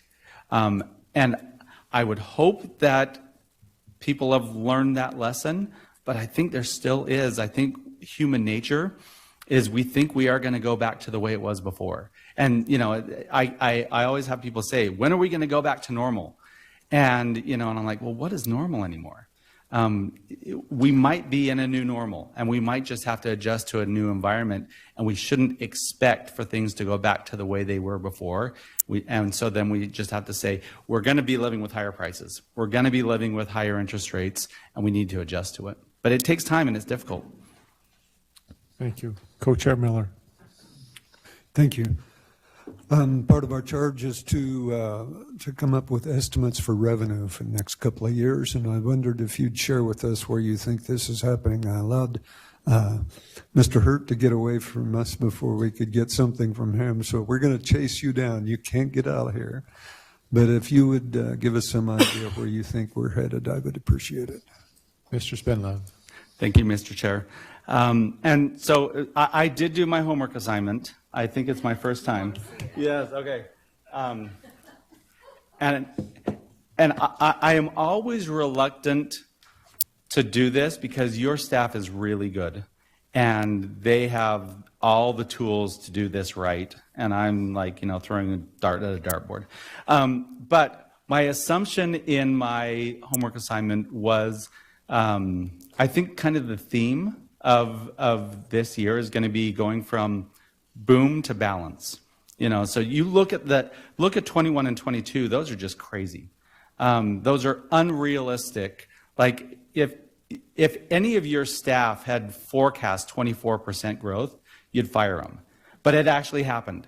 But so what my assumption, I went back to the growth before the pandemic, and that's really what I'm assuming in my forecast. So that 0% to me is working in the possibility of a mild recession in mid-year, but then a recovery. And again, I put 0 because it could go either way, and then much lower but much more traditional growth after that of 3.5% and 3%. So I think we are in this. The overall theme of the economy is returning back to normal. And that's what, normal growth was pre-2020. Thank you. Representative Clow. Yeah, thank you, Mr. Chairman. Mr. Spendlove, there was a question earlier about inflation and that it's coming down, but you didn't see the prices coming down. And I just want to make a comment, and you can correct me if I'm wrong. When we talk about inflation, we're talking about a basket of goods. And if the beginning of the period it's $100 and it goes to 110, you've had 10% inflation. And the next year inflation slows and you have 4%, doesn't mean that the 110 drops, it means it goes like to $115. So prices aren't coming down necessarily because inflation has slowed down. I just wanted to make sure, because we're going to be projecting things and thinking, oh, well, inflation's down. We should be projecting lower numbers because of that. Am I interpreting it correctly? Mr. Spindlove? Thank you. Thank you, Mr. Chair. You're absolutely right, which is why people are grumpy. Because when we talk about inflation coming down, the prices aren't coming down. And I would caution you to want prices to come down too much, because prices coming down is a collapse in markets.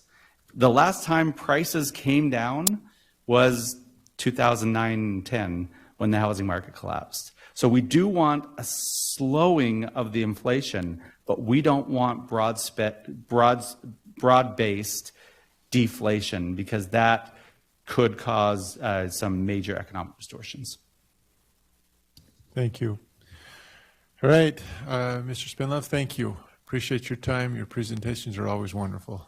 Thank you, Mr. Chair. Thank you. All right, committee, we have a break scheduled. If we can be back here at 10 o'clock, 11 o'clock, right? 10:55. 10:55. Or if we do a 15-minute break. 15-minute break, that'll put us right back at 11. Let's do 11. All right, thank you. Let's say no to Wendy.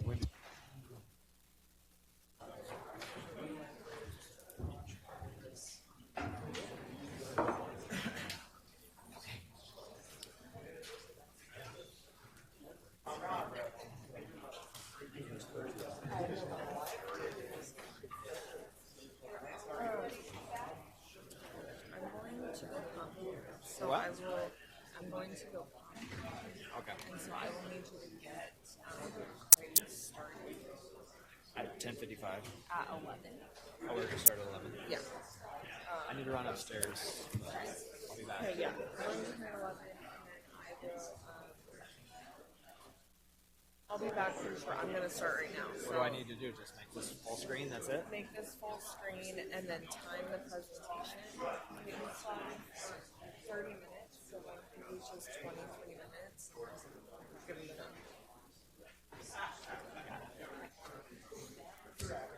You don't have to say that. All right.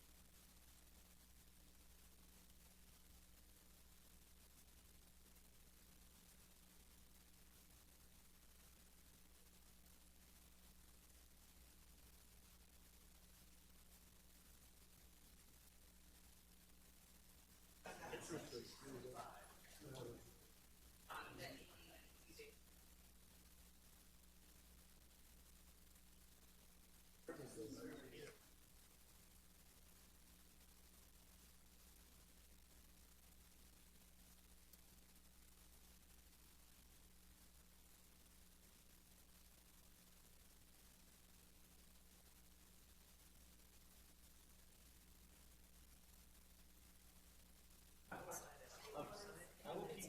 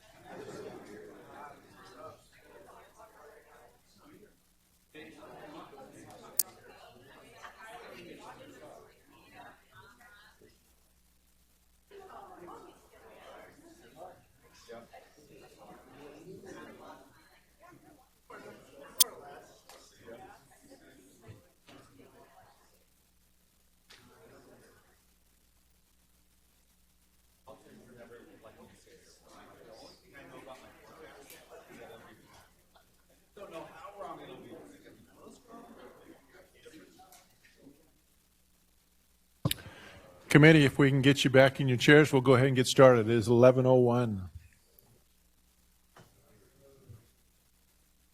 You notice your best men are here already. That's right.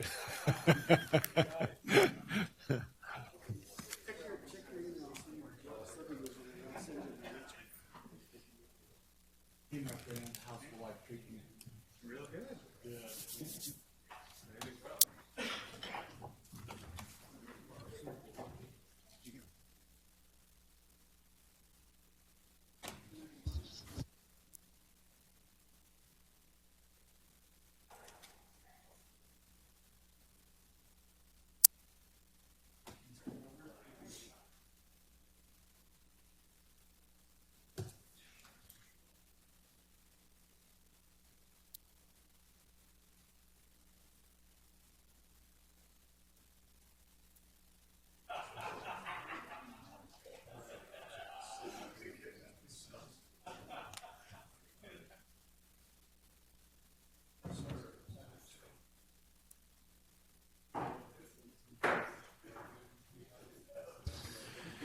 Okay, we'll call our committee back to order.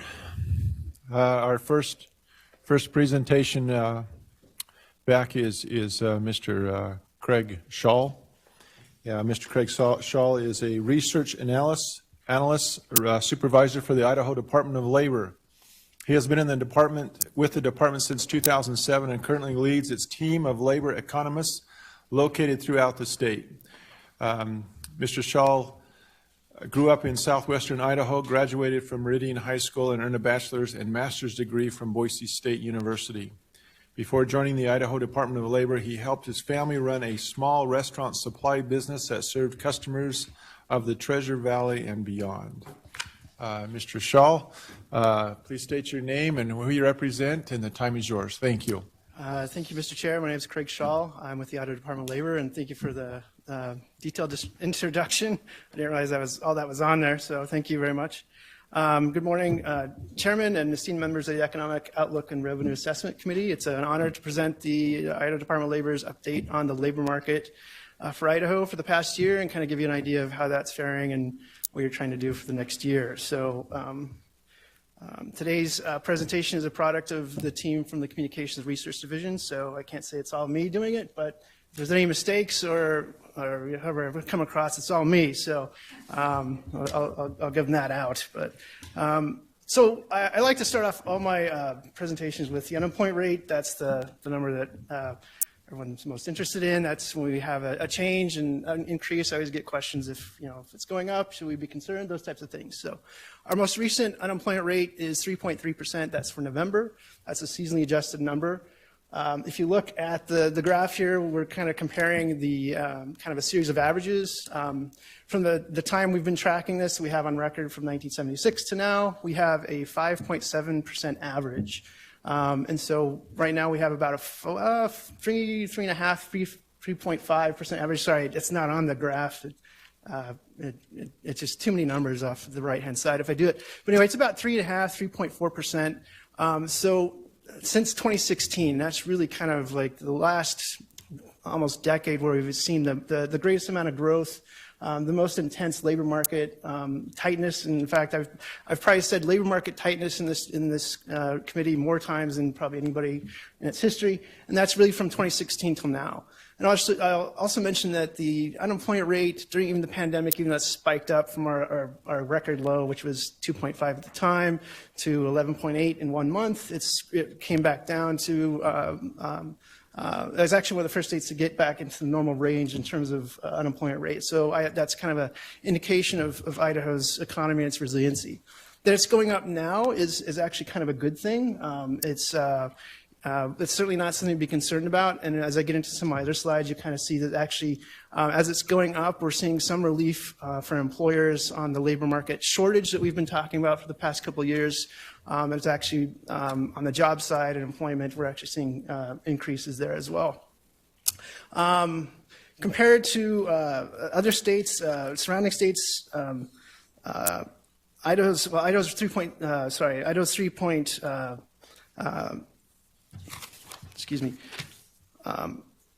we're about the mid-range in terms of unemployment rate rank. So 3.7 was kind of the middle of the U.S. Our closest neighboring state, Utah, has the lowest around their surrounding states at 2.6. And Maryland actually has the lowest right now, which is Utah is 2.8, 1.8 for Maryland, but just a kind of a demonstration and kind of reminder that unemployment rates are kind of, the lower you go isn't good. It's more like a kind of a blood pressure reading where you don't want it to be too high, don't want it to be too low. Maryland's been struggling with stagnant growth since 2016, so 1.8 for them isn't necessarily a good indication. They're probably struggling to grow, and no one's really necessarily moving in like they are into Idaho, which is, as you saw with the DFM presentation, is actually one of the things that's been kind of forwarding our economy going forward.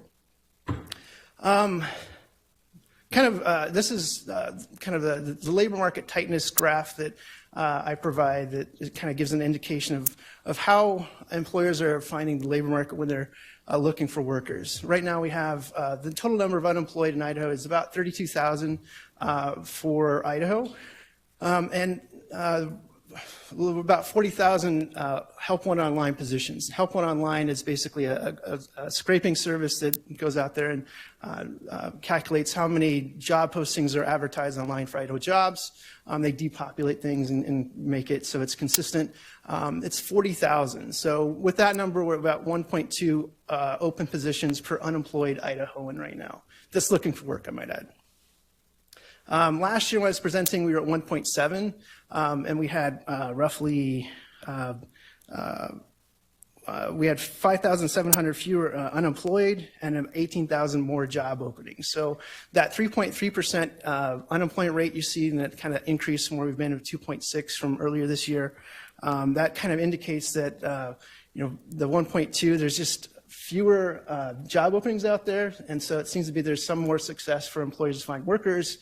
There's more workers coming off the sidelines and being added, so we've seen a little bit higher number of unemployed, but that's a good thing for employers as they're trying to find workers.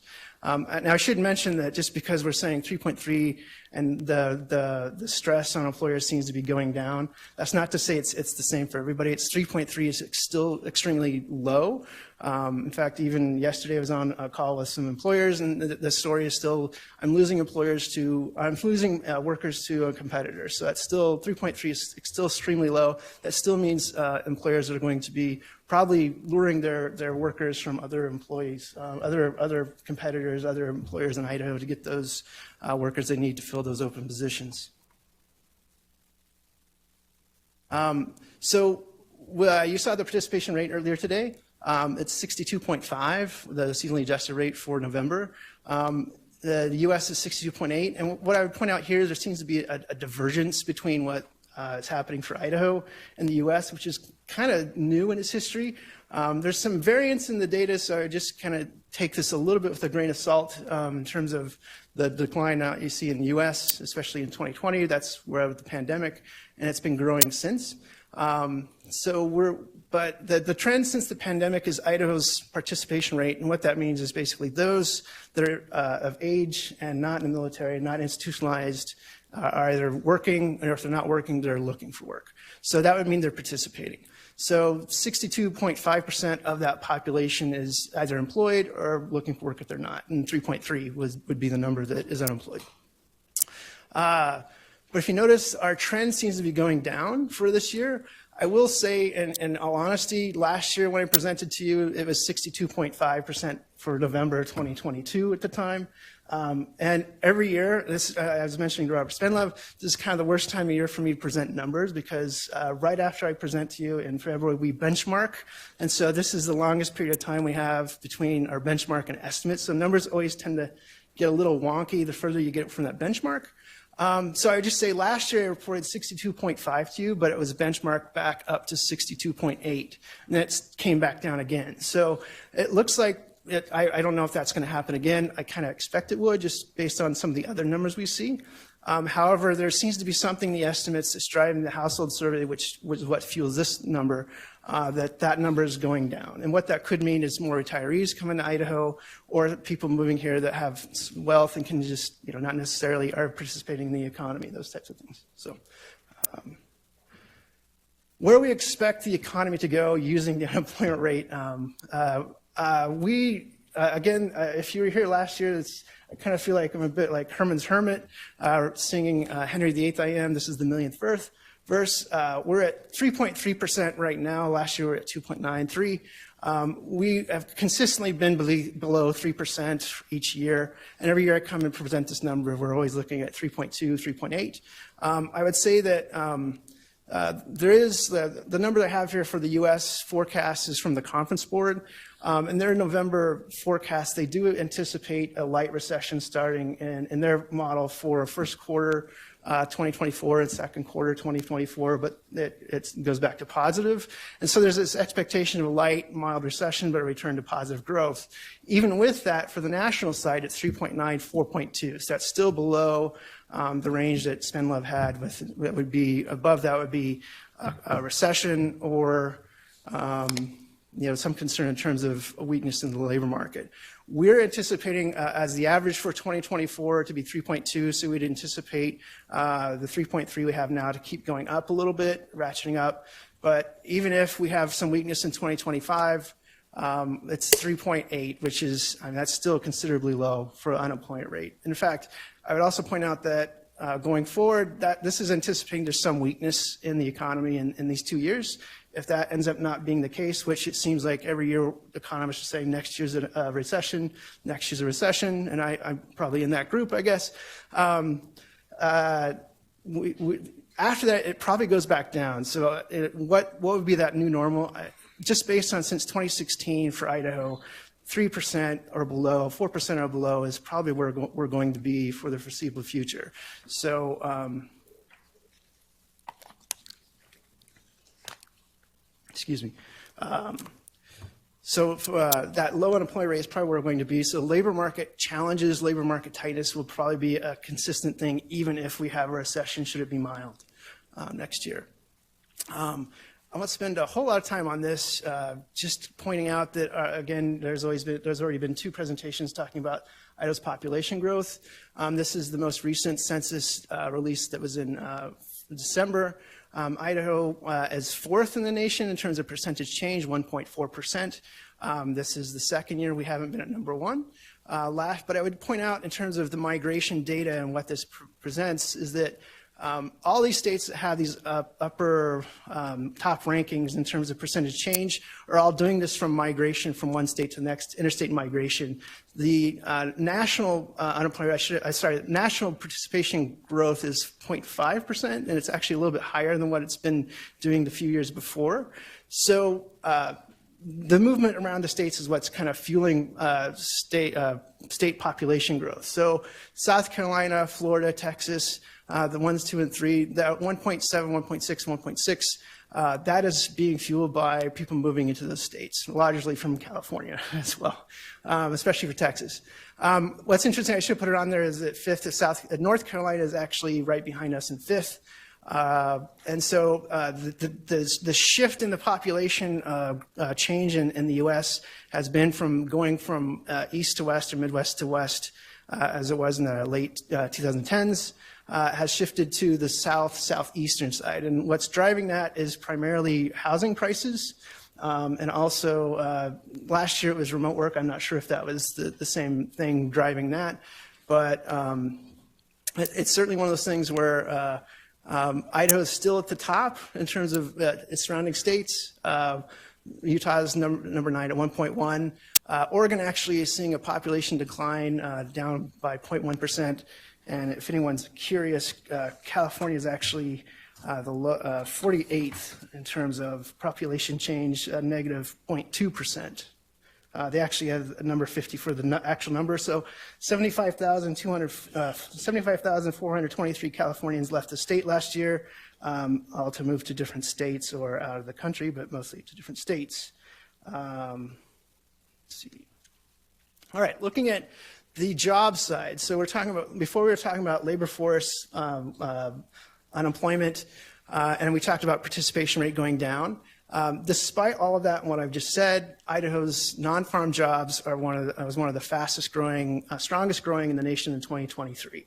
There's a couple times there was one time we're at least first in the nation in terms of year-to-year growth. That was the 3.3% you see for October. The 3.1% you see for November is second in the nation. So despite our population participation rate being kind of low, confirming what DFM's presentation shows, the in-migration is helping to fuel the job growth that we're seeing in the state. Compared to the U.S., it's 1.8% change for November year to year, so there's actually deceleration on the nation's non-farm job growth, which is kind of what's helping the Federal Market Committee to make their decisions on the interest rate as it is. But Idaho's non-farm job growth from year to year has been relatively high and remained consistent. So much so that we are still the #1 state in terms of the growth from the pre-pandemic peak as of November 2023. So since February 2020, which actually they've moved it, technically it's March now, but I'm keeping it February just because I'm stubborn. Idaho has seen 11.5% growth in its non-farm jobs in that period of time.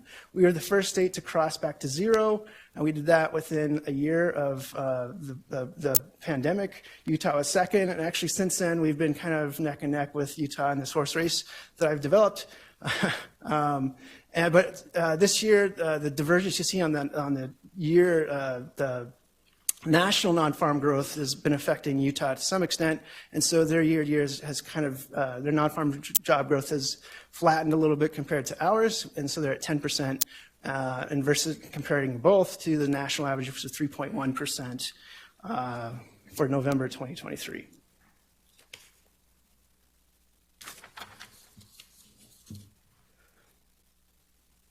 All right, so going back to just the non-farm job change for November 2023, if we just look at how the sectors underneath have performed for the last year, again, the total non-farm change is 3.1%.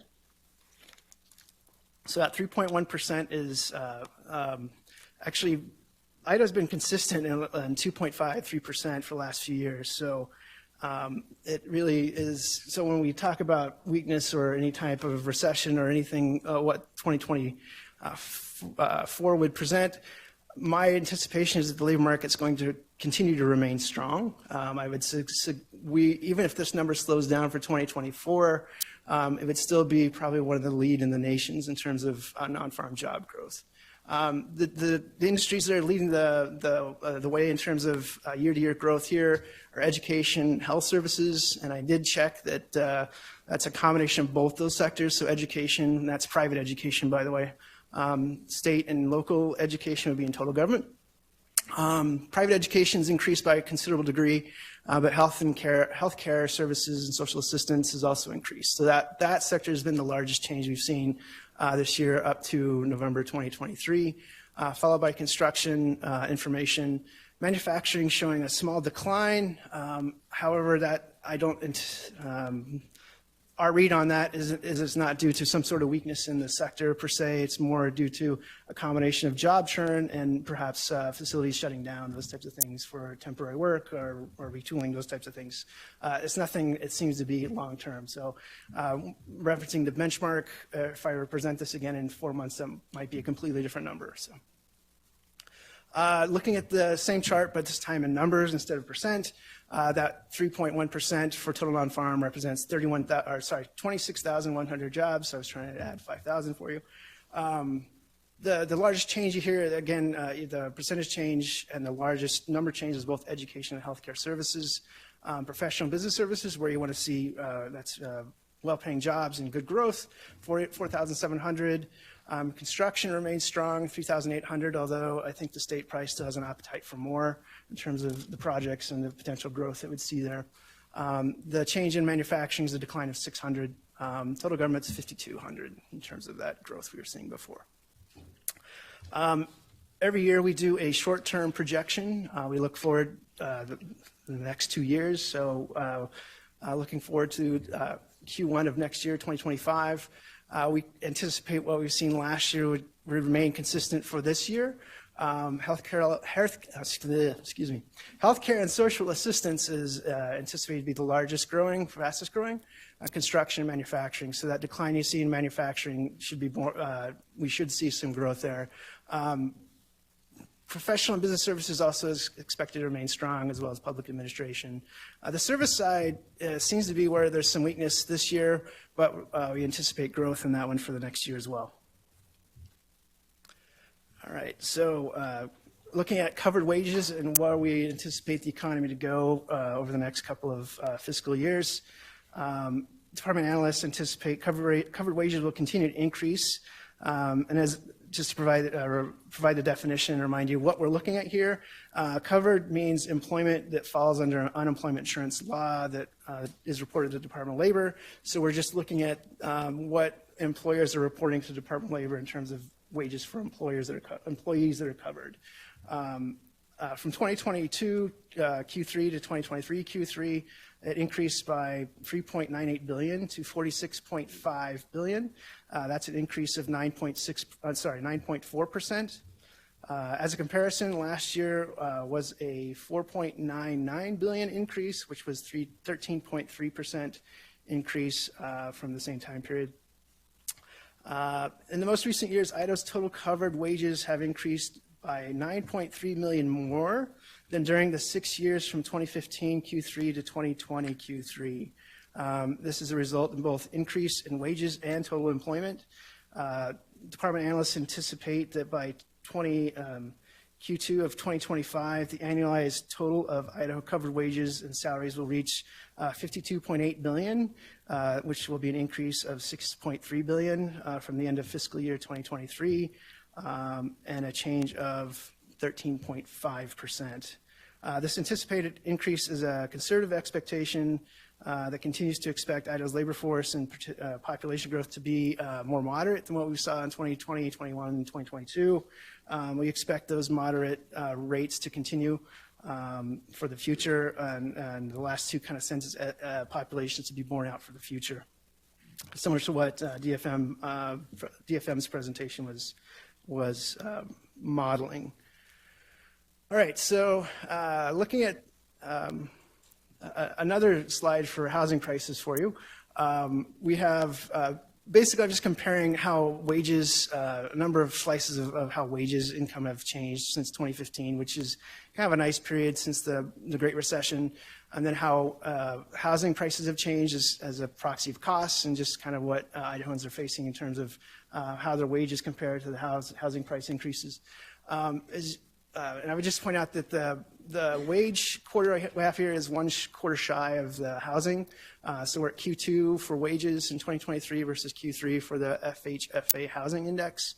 I would note that the housing index price shows even though it troughed at 162.5% from the 2015 index point, it's increased slightly to 166.6. That might be a difference in the mortgage rates. However, I would point out that the big increase in from 2020, I think, is being driven largely by that population surge that we saw.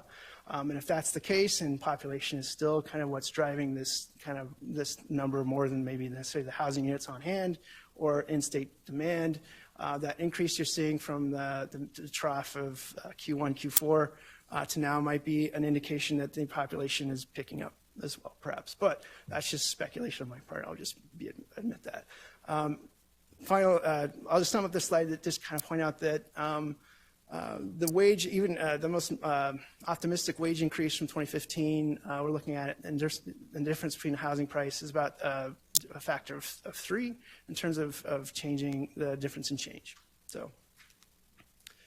All right, so this is a slide that no one else will have, which I'm happy about that. So 2 minutes, all right, 2 minutes.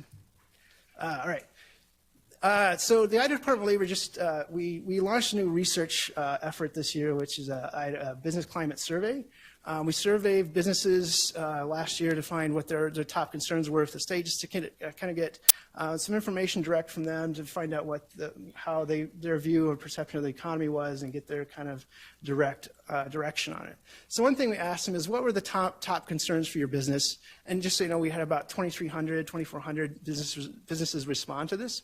And so of the factors we gave them, both factors dealing with supply of workers and just labor in general were the majority. So 53.5% was labor was the top concern. All the others, even if you sum them up, result in a minority, even though economic uncertainty, supply costs is certainly a big factor for them to consider.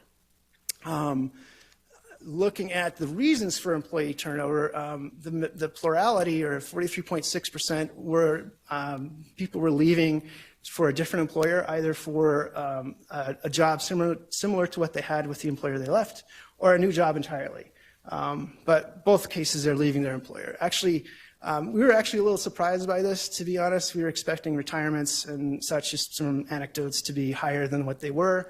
But I would just say, like, employer initiated employee turnover was certainly a small minority in terms of what was going on here. So I would also add, since I'm almost up on my time, we're going to do another survey in 2024, and I look forward to next year providing how these numbers have changed and maybe having a little bit more information for you there. So with that, rather than read you my summary, I would be happy to stand for any questions. Thank you, Mr. Shaw. Appreciate your presentation. Committee, any questions? Representative Vanderwall. Thank you, Mr. Chairman. And I'm looking at your labor participation rate of 62.5, and that shows 37.5% are not working, yet unemployment is only 3%. What happened to the other 34% of the people out there that aren't looking for work, or where are they, and how does that fit into our numbers? Mr. Shaw. My apologies, Chairman, Representative Vanderwater. We've been trying to find them, but they've been hiding from us very well. So, all seriousness, actually, so I debated bringing a slide for you that kind of demonstrates this, but so the unemployment number, this participation rate and versus the unemployment, the 3.3% would be inside the, if you were to say everyone from 0 to 62.5 was employed or looking for work, that 3.3% would be a band right to the top of that. So it would just be like a small sliver of that. The remainder that you're seeing here, the 37.5 remainder are largely retired. There will be, although, and we've seen that grow, there is also I'm not sure if that's still being borne out, but younger age cohort, the student age, we see a decline in the labor force participation rate from that population, mainly for going to school, but there's also to be some element of kids living in basements and playing video games. But the large majority is people retired. That's really who is making up that other portion. Follow up. Thank you, Mr. Chairman. And just, I'm past retirement age, so I help the people who aren't working and still get counted in the labor force.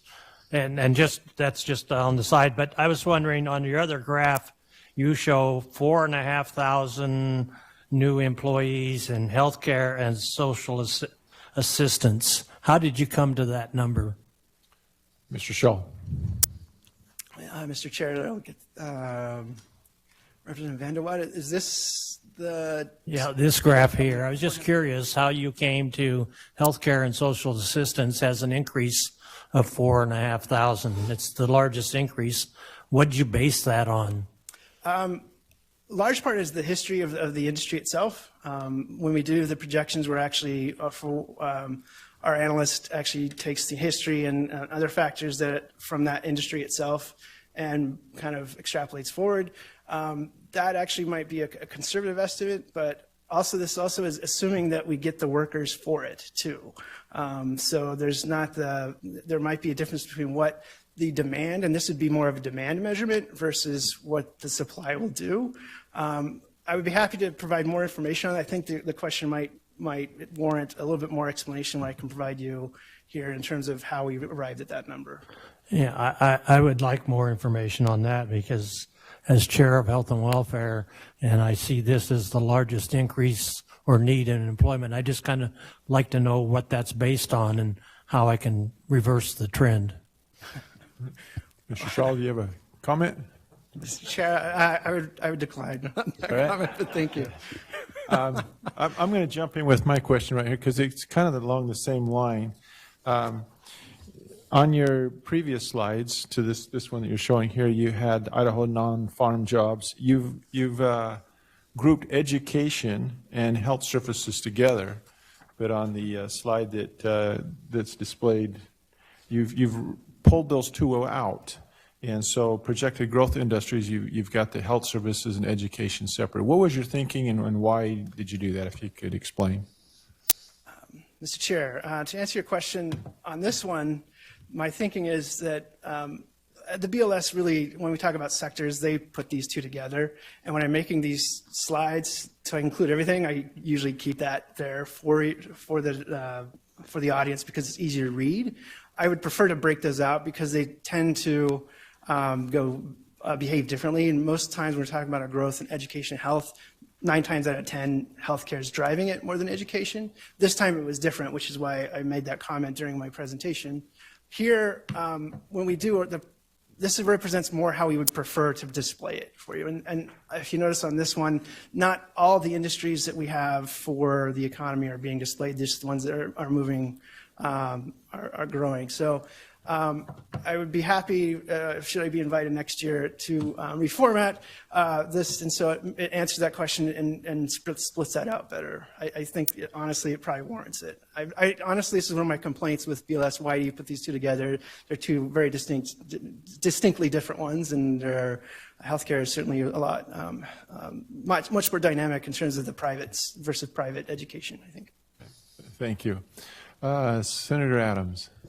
Thank you, Mr. Chairman. Mr. Shaw, on page 4 and 5, you talked a lot about the non-farm jobs, and I looked through here. Obviously, agriculture is a huge part of our economy, and I didn't see any reference to employment as it refers to agriculture. Can you fill us in a little bit? Mr. Shaw. Mr. Chair, Senator Adams, I had a premonition someone might ask me that today. But unfortunately, it was while I was here, so I wasn't able to bring any supplemental slides for you. So total non-farm, that's a good question. So total non-farm is kind of it really is more about private jobs. And total non-farm comes from, I'd be happy to answer the question in terms of farm employment ag. I would probably have to follow up with you on that, just so you know I don't have those numbers. But total non-farm is kind of a derivation of the name that this series received when it was first started in the early 20th century. It's way too much information, I realize. But it was actually started to capture non-agricultural jobs, agricultural jobs made up a majority of the economy at the time and were very seasonal. And so it was, for some reason, that name stayed through this entire time. So it really is more about private payroll jobs. So the difference in terms of and these jobs are actually encompass a larger majority in terms of the total number of jobs in Idaho. We do a agricultural labor forecast. The other reason that we look at it this way is because covered employment, agricultural employment isn't necessarily covered by that to 100%. Some we get. It makes it more, when we present it, it's more of an estimate or a portion of agriculture. And that's because of the covered unemployment insurance law we don't collect that, and it requires a different effort to estimate it. So. Follow up? Just a request, Mr. Chairman. Can you get me the information you do have on that data? If you could send that to Ms. Phipps, and then she can get it to the whole committee, that'd be great. Absolutely. All right, thank you. Representative Nico Chia. Thank you, Mr. Chairman. Mr. Shaw, I wanted to piggyback on Representative Vanderbouta's good question on the labor force participation rate. And I'm getting the sense from you that some of that decline is around kind of young retirees. Do we have a sense of how that's interplaying with the growth? And because it feels like a lot of the influx of new residents to our state is kind of that retiree class. And so if growth eases, do you think we would see, upward pressure on that labor participation rate with some of those the surge of young retirees slowing down? Mr. Shaw. Mr. Chair, Representative Necochea? Necochea. My apologies. So that's a good question, and to some extent, what we're seeing now is playing out by that, where we are seeing a slowdown in the population change from what we saw 2 years ago. But being in my position, what's amazing to me to watch these numbers each month is that our labor force continues to grow by about the same number, same rate every month, and employment's been slowing down a little bit, not jobs. Employment has been slowing down a little bit, which we think has more to do with people taking more time to be more picky about a job. But should those numbers go down, it feels like more people are moving here to retire, but I would confirm what the DFM presentation had, which is that we are receiving a large portion of working age population. If it wasn't for that, we would see the job numbers come down. So if we see the population decline, or it changes in its nature, so we get more retirees and then the working age cohort, we would see this number go down and job growth slow, where what we're seeing right now is this number seems to be remaining consistent and jobs are growing. Right now, that seems to be the reality we're seeing this year with what these numbers are having. So right now, that's in the projection for population, we probably would see that continue. A large portion of that's going to be dictated by the demographics of the nation, but we seem to be winning on attracting the workforce that works right now. Okay. Follow-up. A follow-up, please. Thank you, Mr. Chairman. Women of childbearing age, what's the trend there? We hear about constraints around access to daycare. What are the trends in their labor force participation rate? Mr. Shaw, sorry. Sorry. No worries. Pardon me. Mr. Chair, Representative Necochea. Unfortunately, I don't have data on that specifically. I'd have to follow up with you on it. And I would just say that the data we would have that pertain to Idaho specifically is probably going to have a lag if we can get it at all. That's kind of a nuance of detail that we don't necessarily can get easily.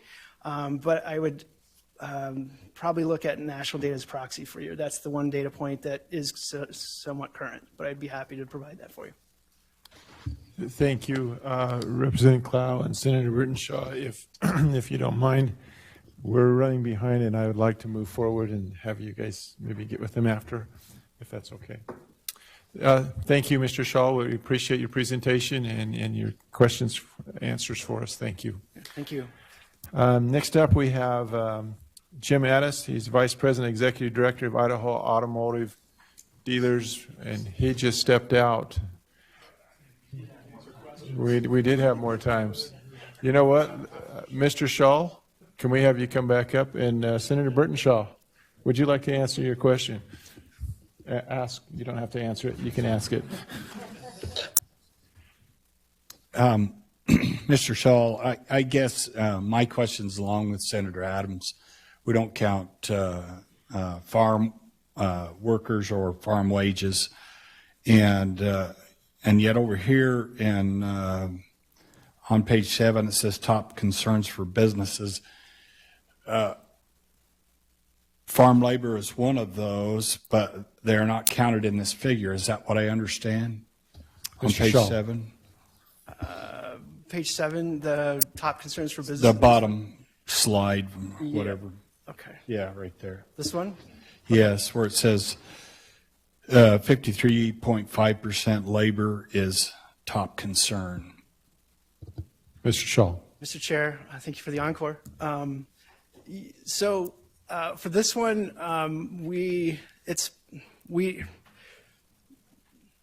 it's possible agriculture is represented in here. This one, we did kind of more of a full employer survey. So it's possible they're in there, but unfortunately, I would have to go back to the data and see what proportion of those are agriculture and if it's enough to be statistically enough to make it any kind of sense in terms of what they provided is enough information to provide you what percent they are.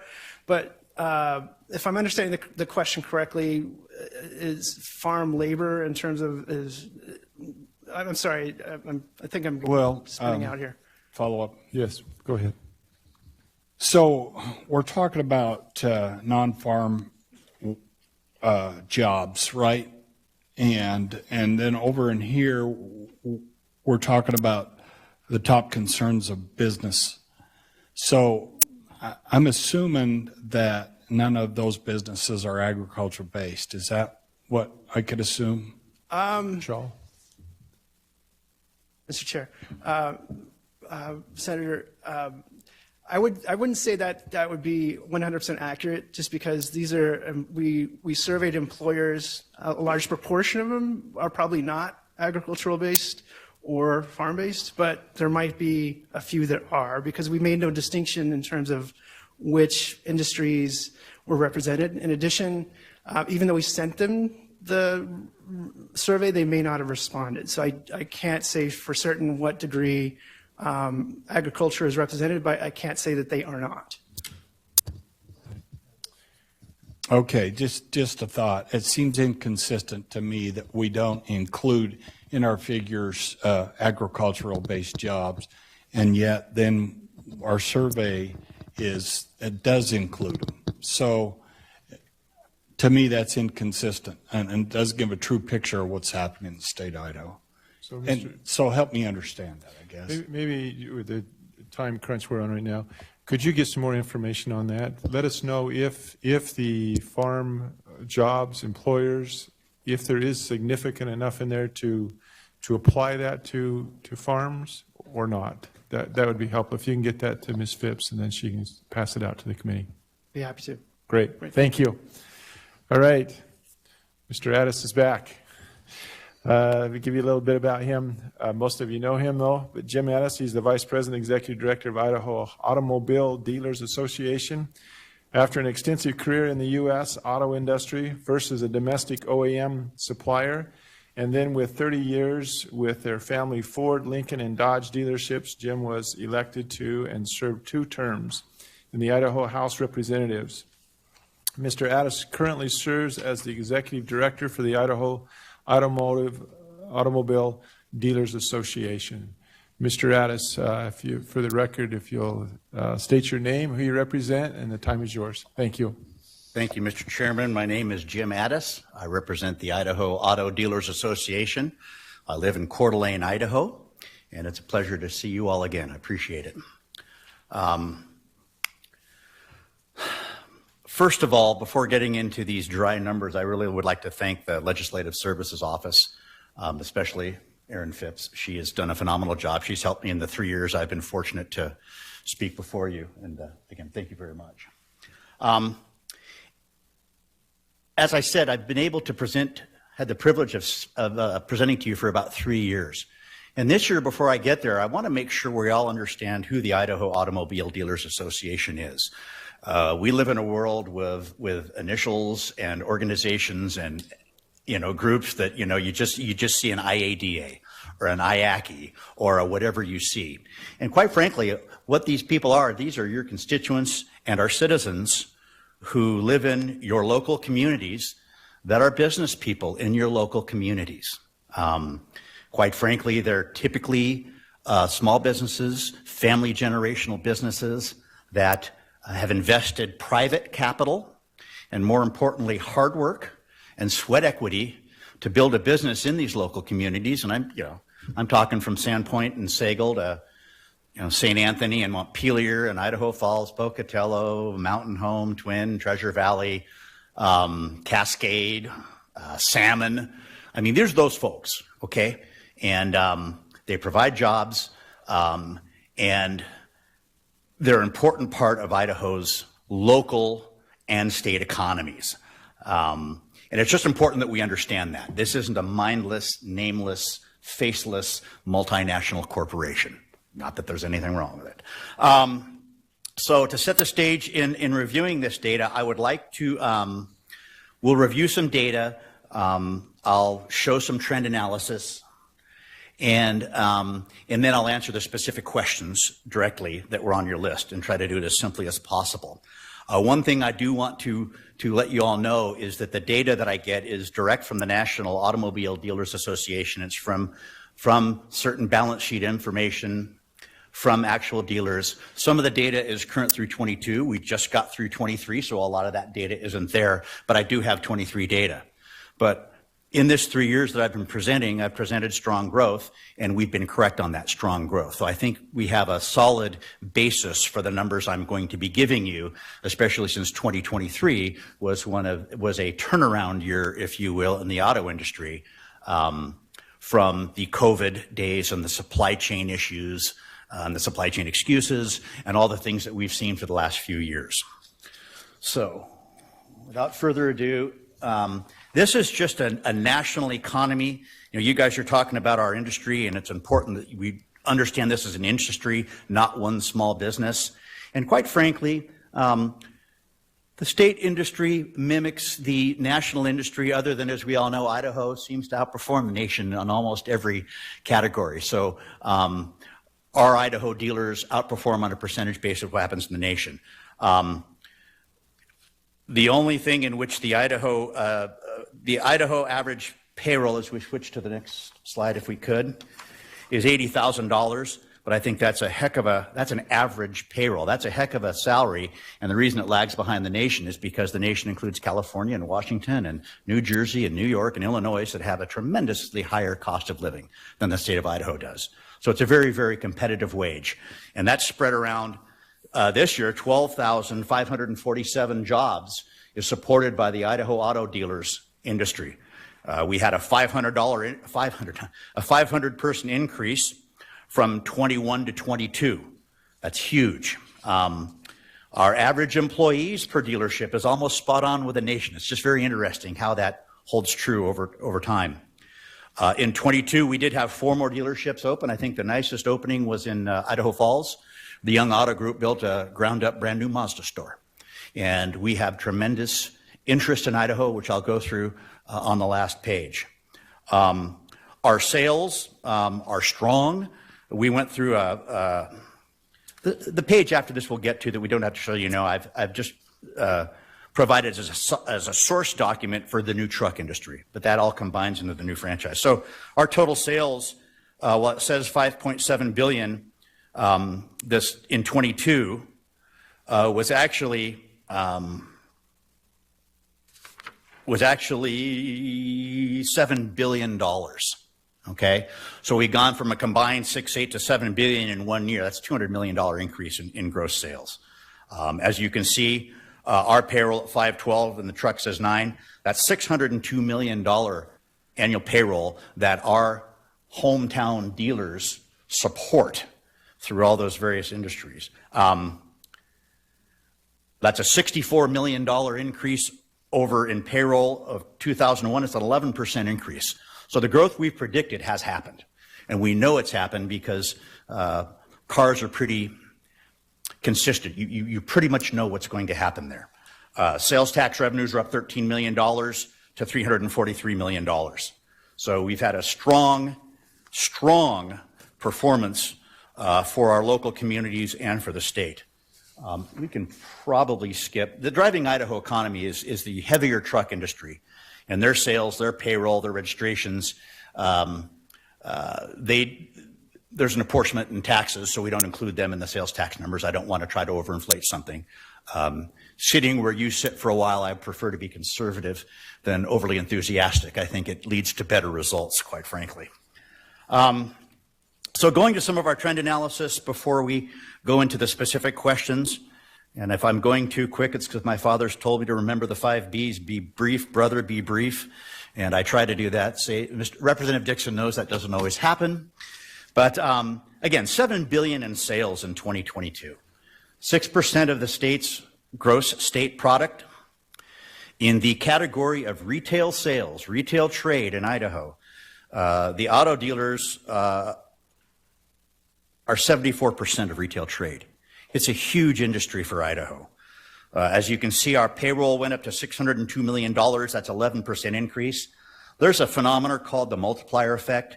It's MC is the people that kept track of it. They have sold out to a new group. But what that multiplier effect in layman's terms is that so you have made a salary selling cars, and then you go to your Lowe's hardware store, and then you buy some paint. And the person that works at Lowe's, he makes money from him selling the paint. And there's a multiplier effect on the payroll that goes to the state. And it occurs in every industry, and certain industries have a different multiplier than others. In working with the good folks here, the multiplier effect for people related in retail sales, auto industry, is 1.66%. So it's essentially that $602 million. And again, that multiplier effect has nothing to do with what the auto dealers produce. It's just the phenomena of what happens in the economy.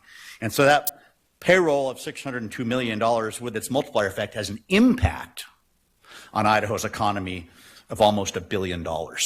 Okay, so again, I'm not going to tell you the dealers contribute that $397 million, but the payroll they pay, it's important to know the net effect on Idaho's economy of what happens there.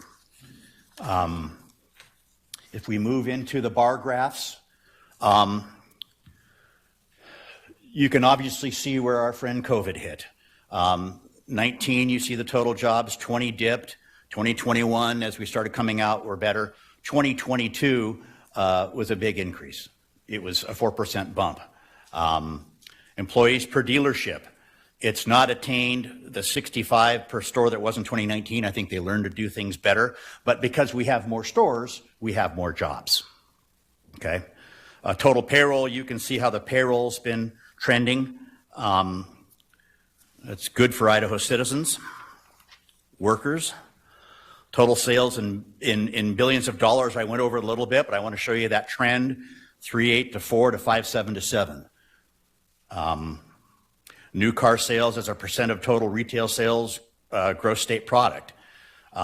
We've seen an increase lately, went from 68 to 74%. And then state sales taxes paid, that keeps trending up also. So I try to be very, very, very conservative, but these facts do not lie as we extrapolate for this fiscal year, what we've had and what's coming, and as we look forward to next fiscal year, which is your prime charge here. So as we move forward, we have seen that SAR, that's a fancy way of saying how many new vehicles are we going to sell this coming year, okay? So the SAR in 2022, it was abysmal. In the good old days, we averaged around 17 million, okay, back when I was operating. COVID kicked the stuffing out of this industry like so many others. But in 23, look at that growth. That's a 12% increase to 15.4. Everybody from Cox Media to Bloomberg to the National Automobile Dealers Association, a good amalgamation, is looking at a 15.9% SAR, and that's very conservative, and that's a 3% increase, because if the Fed acts like a lot of people think they were going to act, hopefully they're going to act, and we have a little bit of rate reduction, you're going to see sales take off. The other combining factor here is I've just put some data that I hadn't presented before. In 2022, there wasn't enough supply to meet demand, so the manufacturers, guess what? They didn't give you any incentives because you were going to buy it anywhere. So the incentive spend was at a historic low in 22 at $900 per unit. In 23, it went up to $2,300. Guess what? We've got more and more supply. And I think supply is not going to be an issue coming for 2024. We think that I went very, very conservative here. I was talking to NADA's chief economist a couple of weeks ago. They think it'll be $2,400 a copy. Interest rates come down a little bit more and people are getting more aggressive. It could come down. What that means for my projections is we're going to sell more units. Okay? So that's why I brought that in. So what you saw was 2022 data. Okay? Look at that SAR increase. What do you think that has to do with our first half of the 2023 fiscal budget? We've had a 12% increase so far.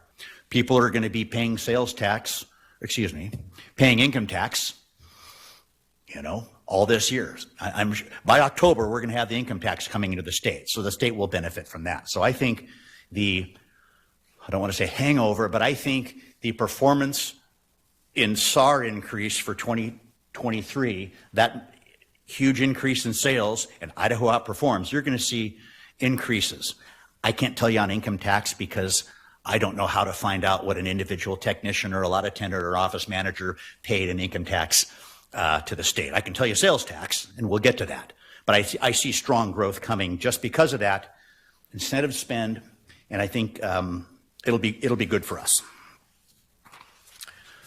You may ask, how can 102 rooftops contribute so much to the state's economy? I mean, those are big numbers.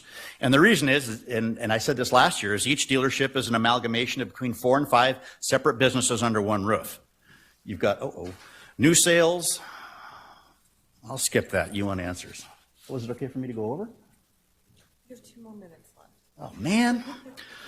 Anyway, there's 4 or 5 businesses in each dealership. New sales, used sales, parts, service, some have body shops. These dealers also pay local property tax, support the local communities. It's 12,000 people. It's a big deal. To answer your questions, forecast for growth in my industry, current fiscal year, that's been 12%, okay? And that'll hang over to next year. Our forecast for the first half of next year's budget, 3%.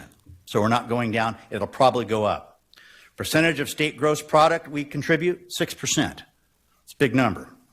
Current state of our industry, SAR's been up 13.7 to 15.4. We're growing.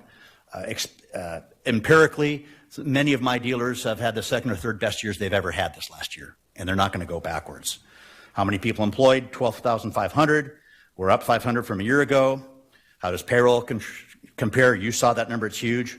Remote work has not affected us at all, other than people that want to remote work don't want to work in dealerships. How much the state sales tax and income tax through your industry? We are, and I went very conservative, we're 15% of the state sales tax collected in Idaho. I can't tell you about income tax because I don't know how to find out what my body shop tech paid in income tax. You could probably do an average of the payroll and the average, but that's not something I would like to stand for. How does our industry impact other Idaho businesses? Quite frankly, it's like Ford was in the 1920s. They supported steel, rubber, glass. Idaho does the same thing in our dealers. We support all those feeder companies that owe their existence to having automobiles. And new automobiles is the driver we take in trade, sell new, used vehicles. It's huge. And it's unfortunate that some of our sub-pyramid companies like U.S. Steel are getting sold out to foreign interests. And it's vitally important that we keep Idaho small businesses strong. Any companies planning on moving operations in and out of Idaho next 18 months, Idaho's hot. I get calls from dealers and association directors. There's 50 people that do what I do. They all want to come to Idaho. This group, that young group that built in Idaho Falls, Jimmy, if you find out any store that's for sale, let me know. We've got people coming into Idaho because they love the job that, well, you all have done, and they love Idaho. So it's looking good. I do see consolidation in our industry, and that can be good. It's really good. I'll give you a first-hand case, and those are always the best-hand cases. We sold our Ford store, the time was right, and Lincoln store in 2016. We sold it to a local dealer who kept the store running. The person in there now, Mike White, is a great guy, does a great job, contributes to his community, and has jobs, has done a really good job, and that's great. We want that. New eyeballs, new people, new generations, that's important. But the type of consolidation that would be terrible is that there are some multinational corporations, and I'll just say it out loud, headquartered in China and Vietnam and India and Korea and Japan and France and Germany and, yes, Detroit, that want to cut the dealer out. They think they can do a much better job, and quite frankly, they want to create a wealth transfer. And when that happens, it's terrible for Idaho, because you have consolidation, you have fewer stores, you have fewer jobs, you have monopoly, you have less competition, you have less choice, and that leads to higher prices for the consumer, as well as what it does to our business space for Idaho. So the question was asked. Consolidation can be good in that if local dealers are bought by other dealers and they stay open and they continue to support their communities and the economy. But when you don't have that, that's bad. But that's true in any industry. So with that, stand before you for any questions you may have. Thank you, Mr. Addis. Any quick questions? We're running a little bit behind. Boy, that was easy. All right. Thank you very much. I appreciate the opportunity. Thank you.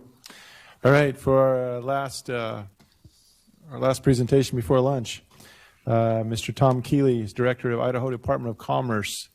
He is the lead economic development agency for the state of Idaho with the mission to foster a business-friendly environment to aid in quality job creation, support existing companies, strengthen communities, promote innovation, and market Idaho domestically and internationally. Tom Keeley has been the director at the Idaho Department of Commerce for 4 years. The Commerce team of nearly 40 dedicated team members market and assist businesses, communities, and citizens across the state.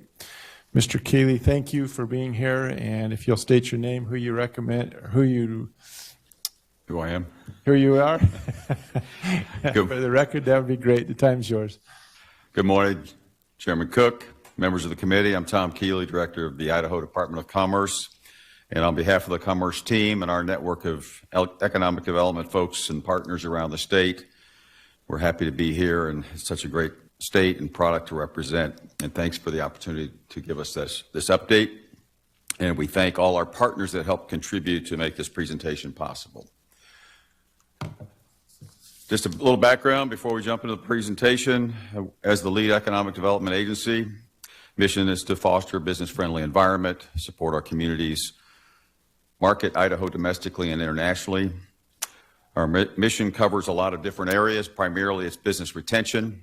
And Chairman, I'm going to go fast for you just to catch up if we can.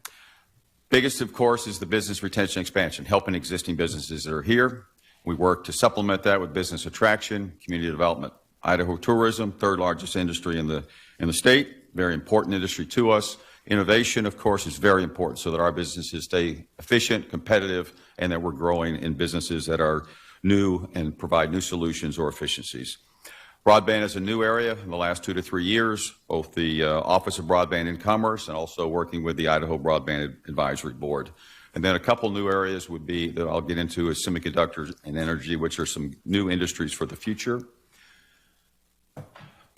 Today's focus, small business update, which is similar to last year, some of the successes and wins in business retention, the efforts that are going on for the rural strategy, travel and tourism, broadband, energy, and some of the other economic engines that are important that I didn't talk about last year.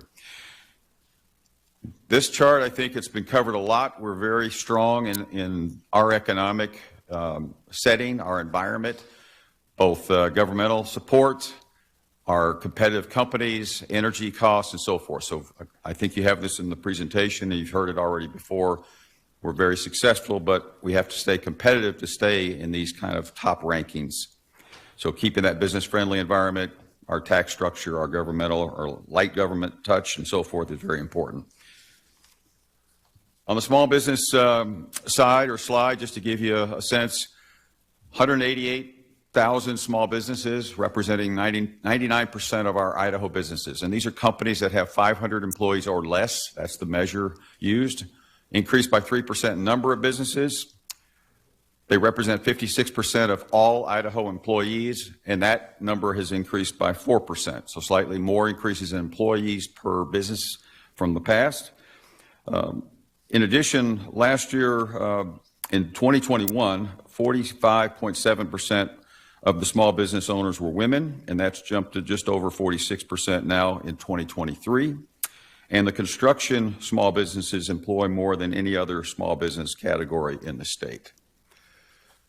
Headwinds, I think they've been talked about a little bit before. Workforce seems to be a little bit less in certain areas. Healthcare is a big area. It's one of the biggest gaps in terms of employment demand versus supply.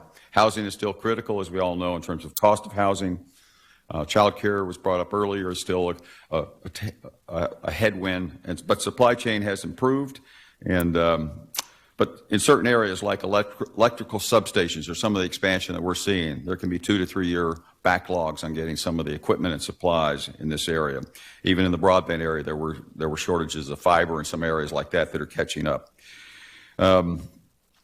Broadband, as you know, it's necessary, particularly in the rural communities, and there's a lot of lack of significant infrastructure in that area, so I want to talk about that because there's a fair amount of capital coming into that area.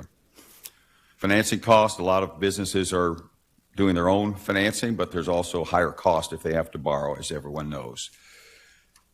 There have been successes. There is increased sales growth. That's why we're seeing, you might say, revenue growth that's been presented earlier in terms of tax income stream or sales tax income stream. So there are successes occurring. We are getting a fair amount of new entrepreneurs into the community or innovators in certain areas that are new to the community and provide the fuel for future growth.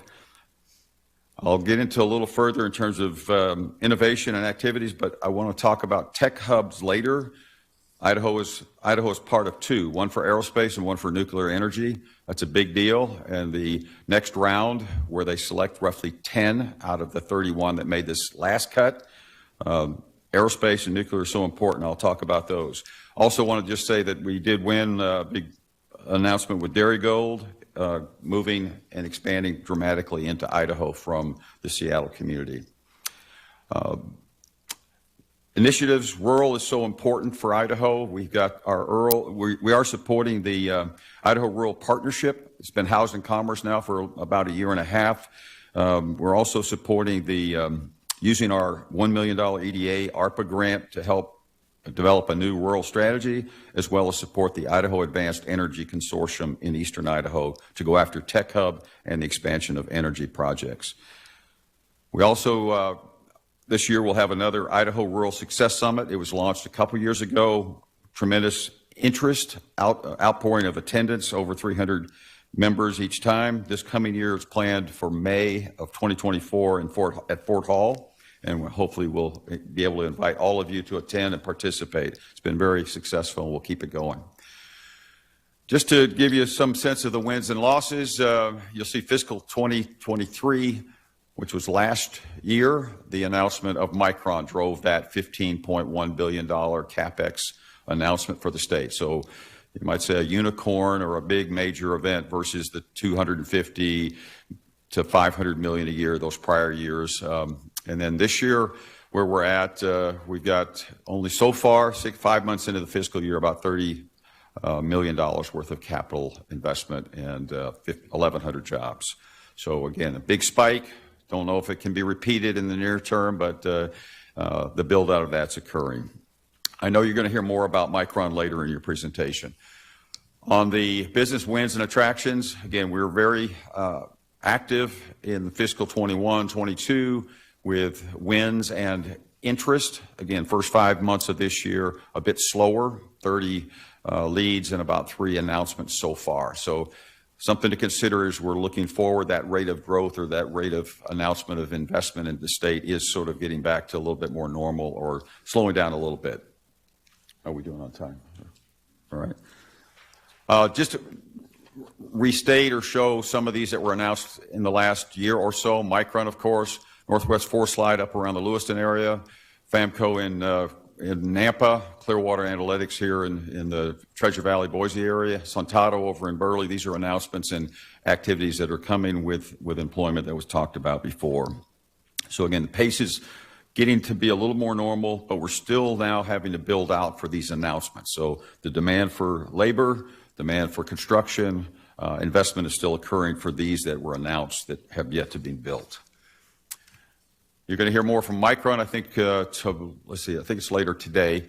So I won't go too far or too deep into this, but 2,000 direct jobs, 15,000 indirect jobs, a $15 billion investment. And I think people are still waiting to hear about from the CHIPS Act, what will be the allocation to Micron with respect to federal support for the New York as well as the Idaho project.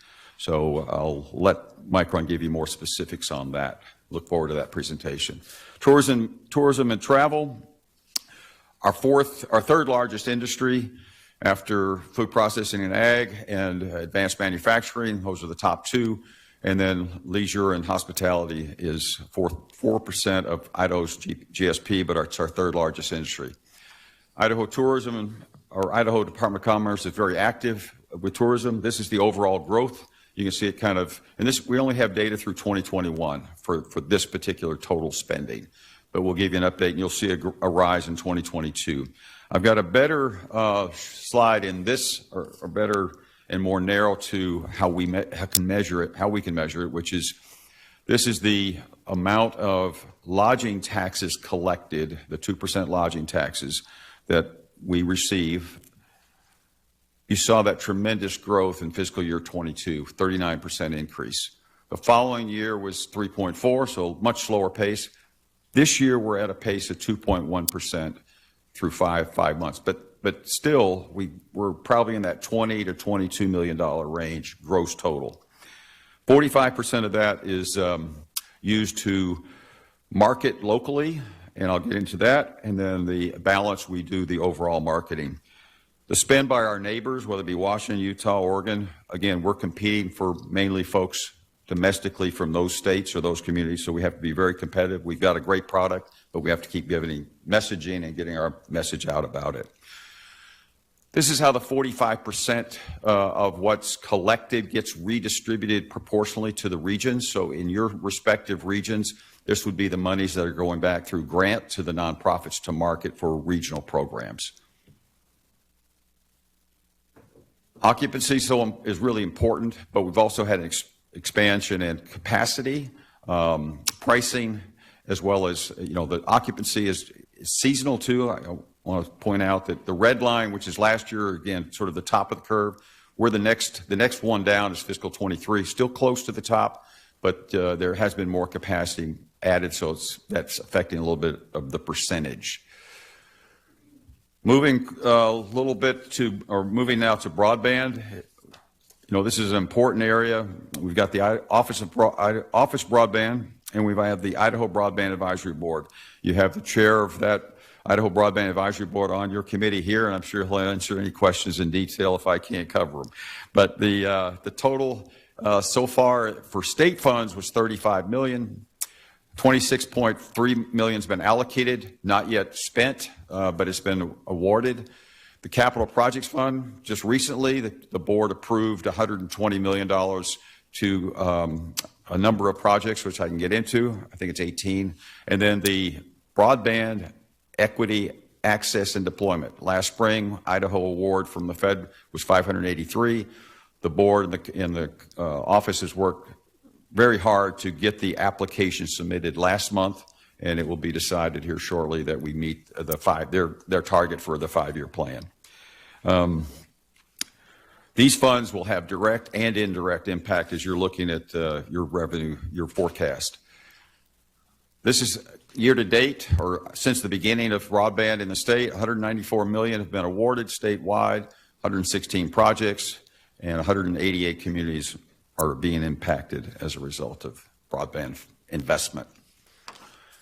Moving to energy, just to give you a sense of the four major groups that are active in the state, the Line Commission, which is the leadership in nuclear energy, the Governor's Office, Energy and Mineral Resources, Commerce, and then last year, the Idaho Advanced Energy Consortium formed to help get behind nuclear primarily, but other forms of energy, and was the lead consortium that applied for the tech hub for nuclear. I think most of you are familiar with these groups. You have INL, I believe, tomorrow speaking, but it's a big economic engine for the eastern side of our state, or overall, representing a lot of employment, a lot of money's coming in and being spent. I'm sure Dr. Wagner will take you through more detail on that, but just want to highlight big economic engine. This is where the Advanced Energy Consortium worked on a variety of projections that I think are important as you're looking to generate your revenue forecast, is what will be energy projects representing investment, employment, and so forth going forward in the next couple of years through 2026. These are the two tech hubs. Again, there were 400 plus tech hub applications. 31 made the first cut. Those folks received $500,000 grant to work on the next round. The Intermountain West Nuclear Energy Corridor was awarded a $500,000 grant. That's Idaho and Wyoming working on the next round, which could be an award up to $75 million for working on nuclear energy. And then the Aerospace Materials Manufacturing Center was a project in North Idaho with Spokane, Coeur d'Alene area that also was one of the 31, and they're working on a project on their next round. The deadlines are end of February of 2024. Just some additional economic impact areas to be considered. The Idaho Military Division does about $660 million in 2020. Mountain Home Air Force Base, I don't have the most recent up-to-date amount on that, but there's a fair amount of employment there, and of course our universities and colleges who are presenting. So, Chairman Cook, hopefully I got through, not too quickly, but quick enough, but I also wanted to just say that in your respective mailboxes will be the 2024 Idaho official travel guide, and then hopefully, if you get a chance, see the Idaho Advanced Energy Consortium report that was issued. It's online. And then our Idaho Commerce annual report is being distributed also. So all of them have been prepared, and they'll be in your mailboxes shortly. So I stand for any questions, Chairman Cook, and I appreciate the opportunity to be here. And if I went too fast, I apologize. That was perfect. Thank you, Mr. Keeley. All right, committee, any questions? Wow, great. Thank you. We do have one question here. Oh, sorry. Representative Miller. Co-Chair Miller. Director, it's good to have you. Appreciate everything you do and everything you're reporting on. So back to our what we need to come up with revenue numbers. What I'm hearing you say is pretty positive on a number of aspects of what you're looking at and what you've reviewed. Could you advise us any on what you see coming down the road in terms of revenue for the next year and a half from the way you see the economy working from your perspective? Mr. Keeley. Chairman Cook, Co-Chair Miller, Representative Miller. I think it's just we've got a lot of things in the pipeline that are now going into fruition. I think you've got the construction out at the Micron facility. You've got all the supply chain folks that are still announcing to come here to support that, and that's a couple-year horizon. You got the energy, which we've had a couple setbacks, I think, with NuScale and the UAMPS project that was going to get the small modular reactors, but there's substitutes or other things that are coming there, but that might be a little bit longer term. But all our existing businesses in Idaho seem to be particularly strong. I mean, not be as in ag space, they might not be as attractive as they were last year. I know you've got a presentation coming on, but our portfolio of businesses and our depth of good, resilient businesses is strong. So I think that's, I'm hedging a little bit, but I think it's good, steady growth. All right, thank you. Okay, thank you, Mr. Keeley. All right, committee. Mr. Keeley got us right back on time, or at least very, very close. So let's just stick to the same schedule then. If we can take a lunch break now and be back here at 1:30, we'll have Mr. Wayne Hammond present to us. So thank you.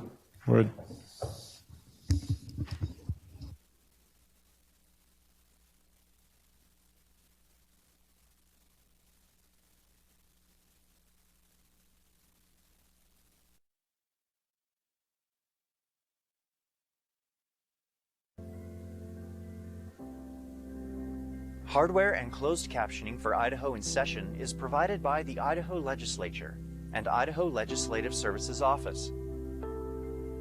Additional funding is provided by the Idaho Public Television Endowment.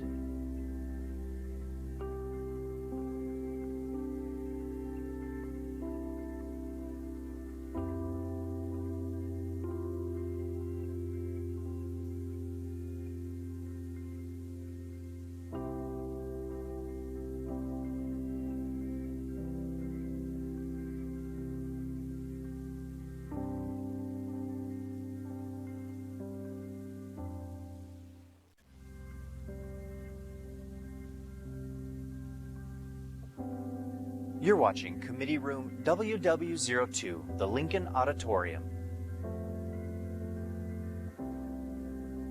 Hardware and closed captioning for Idaho in Session is provided by the Idaho Legislature and Idaho Legislative Services Office. Additional funding is provided by the Idaho Public Television Endowment.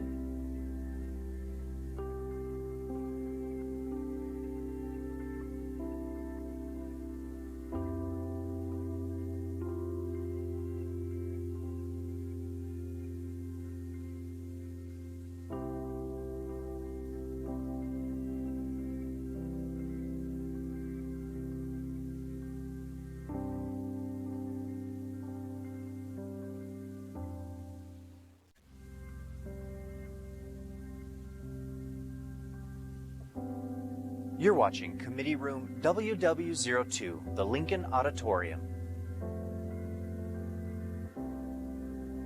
Hardware and closed captioning for Idaho in Session is provided by the Idaho Legislature and Idaho Legislative Services Office. Additional funding is provided by the Idaho Public Television Endowment.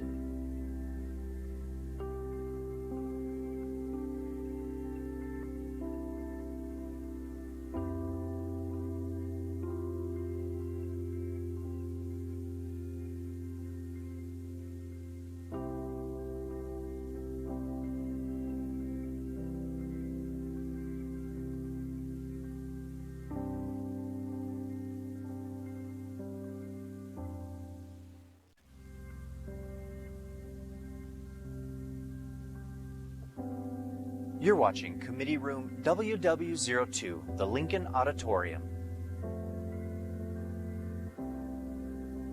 Hardware and closed captioning for Idaho in Session is provided by the Idaho Legislature and Idaho Legislative Services Office.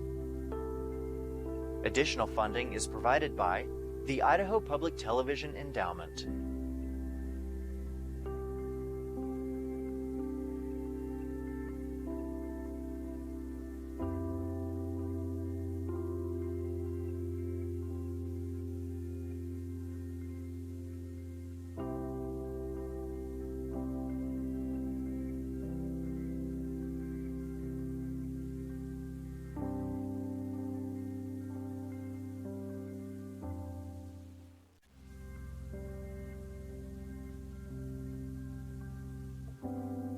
You're watching Committee Room WW02, the Lincoln Auditorium. Hardware and closed captioning for Idaho in Session is provided by the Idaho Legislature and Idaho Legislative Services Office. Additional funding is provided by the Idaho Public Television Endowment.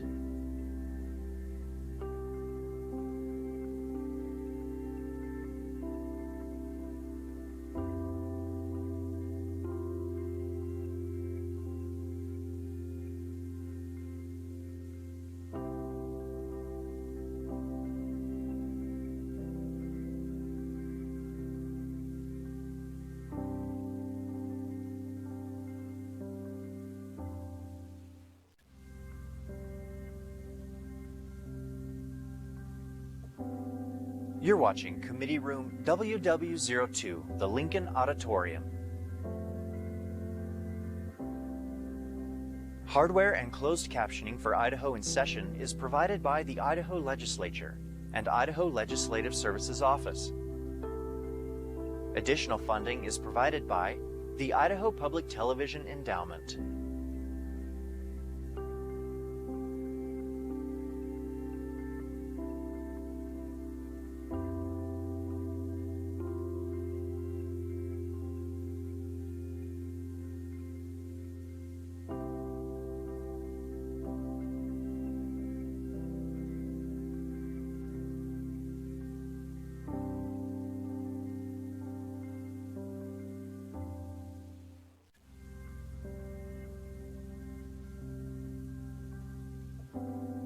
You're watching Committee Room WW02, the Lincoln Auditorium. Hardware and closed captioning for Idaho in Session is provided by the Idaho Legislature and Idaho Legislative Services Office. Additional funding is provided by the Idaho Public Television Endowment.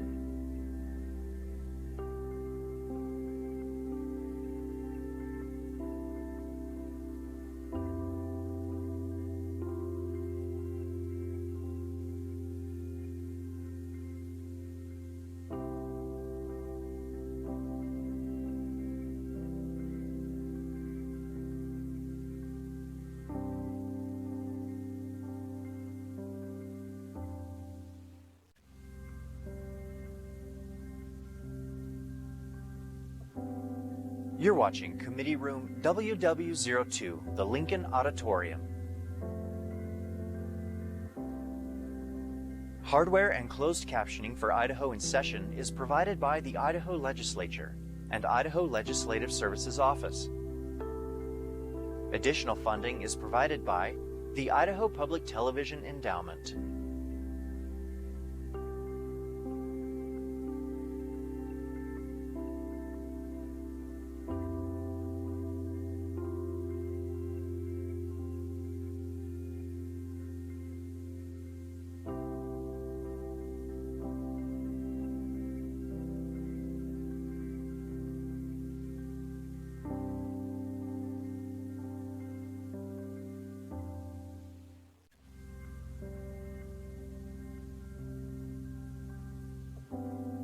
You're watching Committee Room WW02, the Lincoln Auditorium.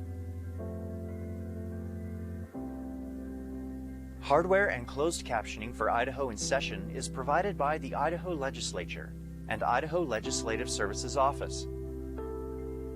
Additional funding is provided by the Idaho Public Television Endowment.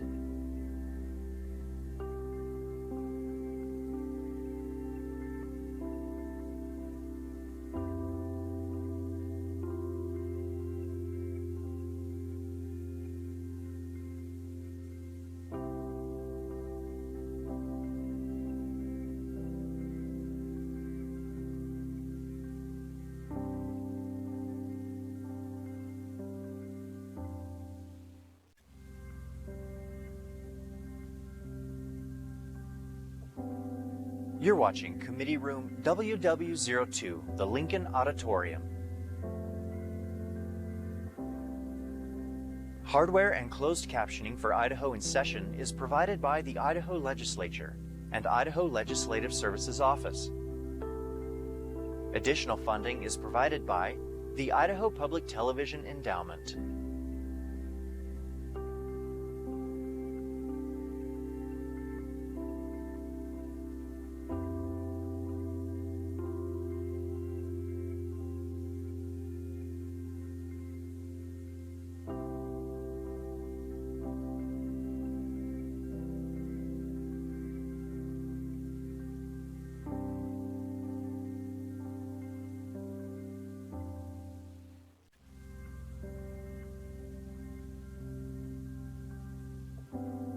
You're watching Committee Room WW02, the Lincoln Auditorium.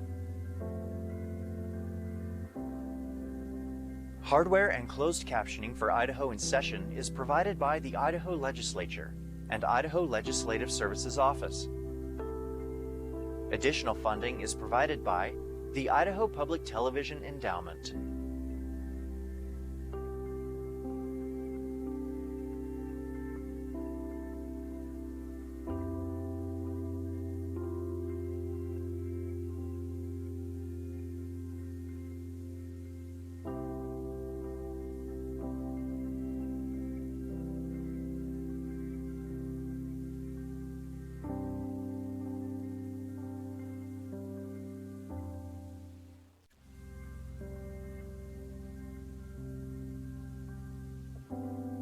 You're watching Committee Room WW02, the Lincoln Auditorium. Hardware and closed captioning for Idaho in Session is provided by the Idaho Legislature and Idaho Legislative Services Office.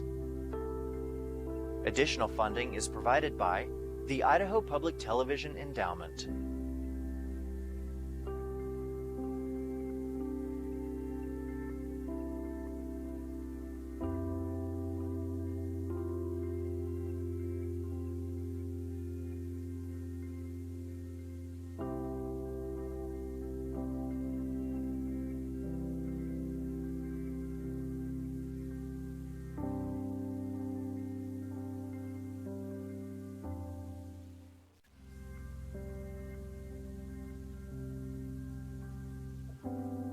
You're watching Committee Room WW02, the Lincoln Auditorium. Hardware and closed captioning for Idaho in Session is provided by the Idaho Legislature and Idaho Legislative Services Office. Additional funding is provided by the Idaho Public Television Endowment.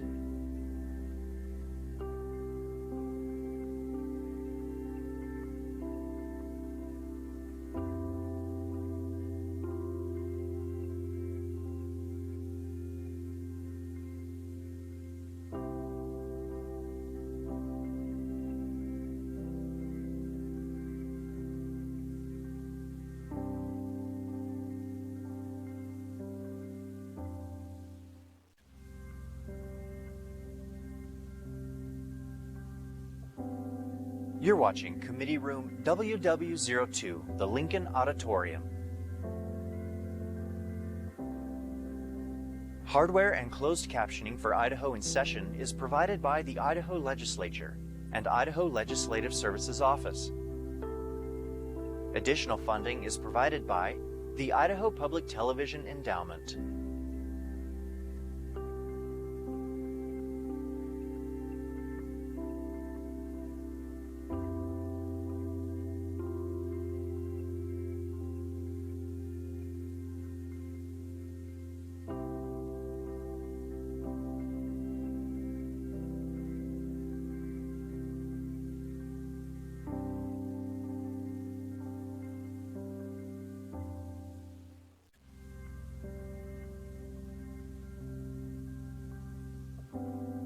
You're watching Committee Room WW02, the Lincoln Auditorium. Hardware and closed captioning for Idaho in Session is provided by the Idaho Legislature and Idaho Legislative Services Office. Additional funding is provided by the Idaho Public Television Endowment.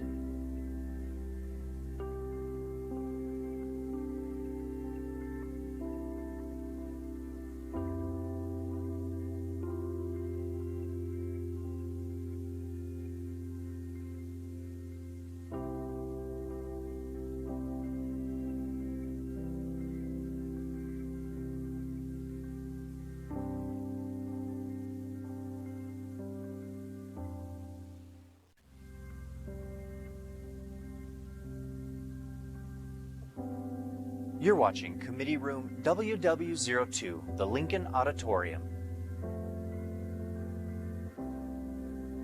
Hardware and closed captioning for Idaho in Session is provided by the Idaho Legislature and Idaho Legislative Services Office. Additional funding is provided by the Idaho Public Television Endowment.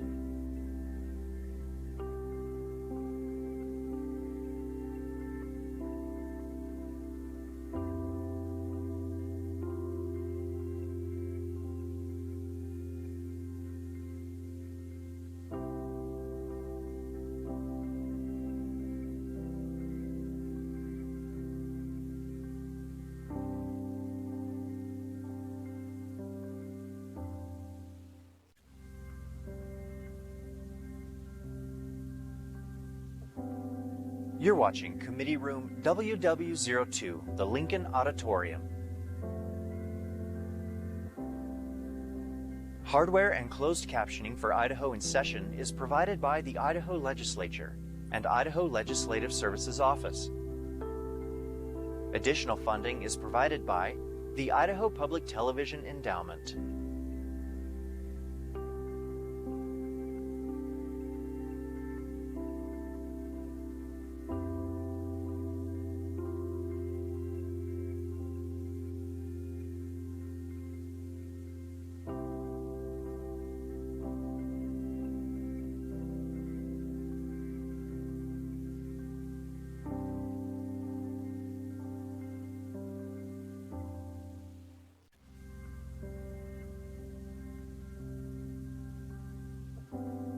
You're watching Committee Room WW02, the Lincoln Auditorium. Hardware and closed captioning for Idaho in Session is provided by the Idaho Legislature and Idaho Legislative Services Office. Additional funding is provided by the Idaho Public Television Endowment.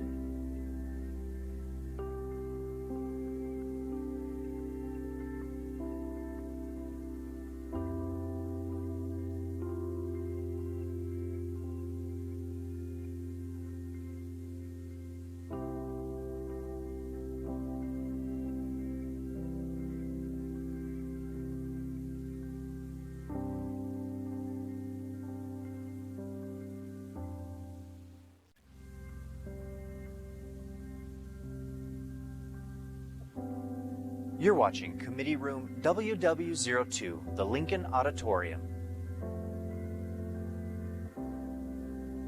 Hardware and closed captioning for Idaho in Session is provided by the Idaho Legislature and Idaho Legislative Services Office. Additional funding is provided by the Idaho Public Television Endowment.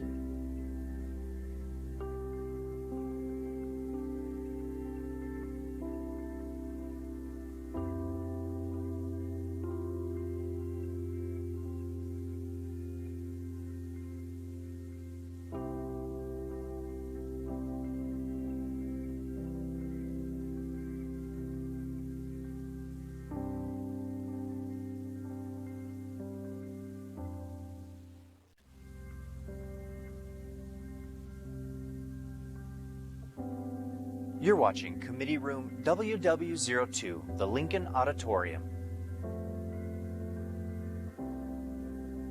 Hardware and closed captioning for Idaho in Session is provided by the Idaho Legislature and Idaho Legislative Services Office.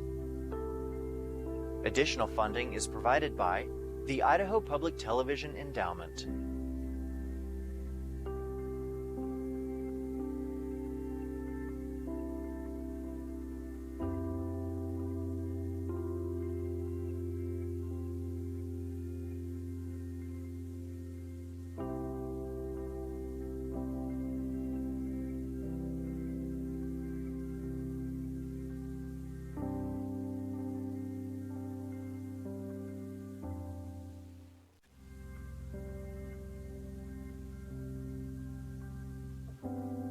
You're watching Committee Room WW02, the Lincoln Auditorium.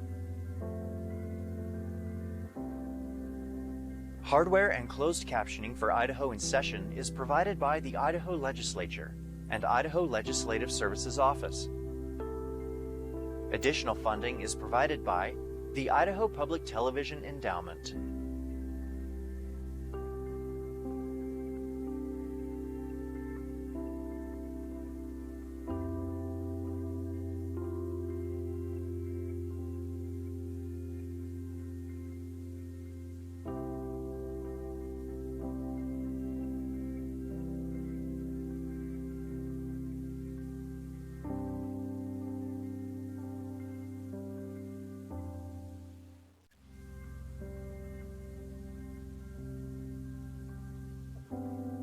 You're watching Committee Room WW02, the Lincoln Auditorium. Hardware and closed captioning for Idaho in Session is provided by the Idaho Legislature and Idaho Legislative Services Office.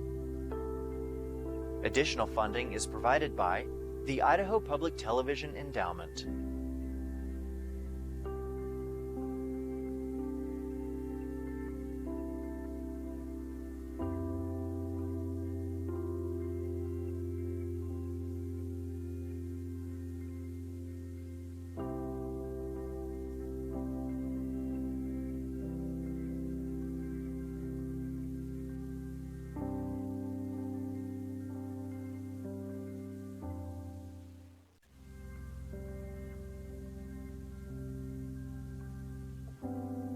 You're watching Committee Room WW02, the Lincoln Auditorium. Hardware and closed captioning for Idaho in Session is provided by the Idaho Legislature and Idaho Legislative Services Office. Additional funding is provided by the Idaho Public Television Endowment.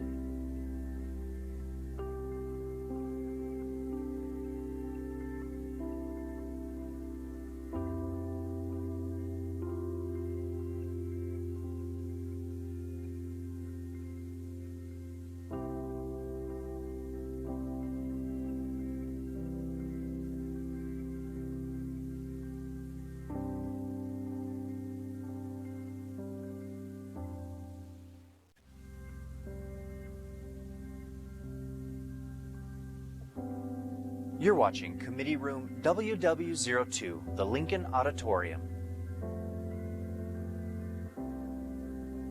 Hardware and closed captioning for Idaho in Session is provided by the Idaho Legislature and Idaho Legislative Services Office.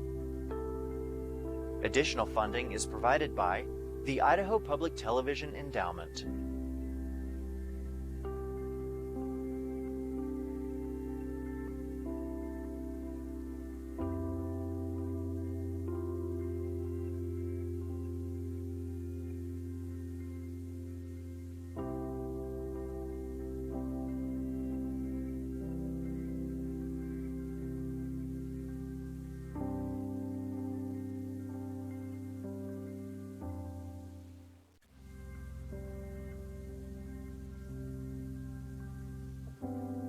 You're watching Committee Room WW02, the Lincoln Auditorium. Hardware and closed captioning for Idaho in Session is provided by the Idaho Legislature and Idaho Legislative Services Office. Additional funding is provided by the Idaho Public Television Endowment.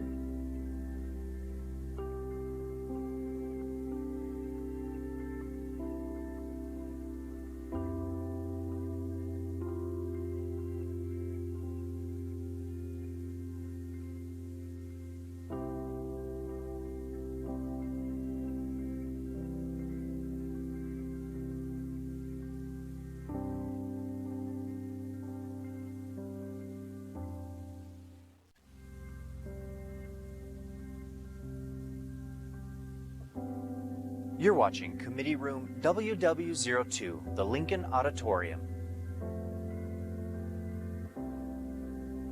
Hardware and closed captioning for Idaho in Session is provided by the Idaho Legislature and Idaho Legislative Services Office.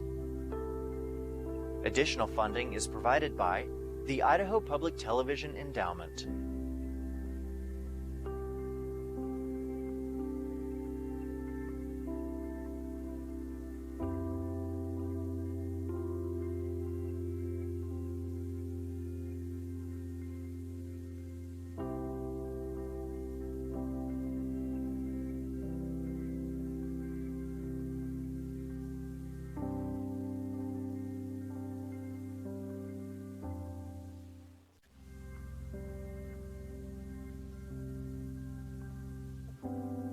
You're watching Committee Room WW02, the Lincoln Auditorium. Hardware and closed captioning for Idaho in Session is provided by the Idaho Legislature and Idaho Legislative Services Office. Additional funding is provided by the Idaho Public Television Endowment.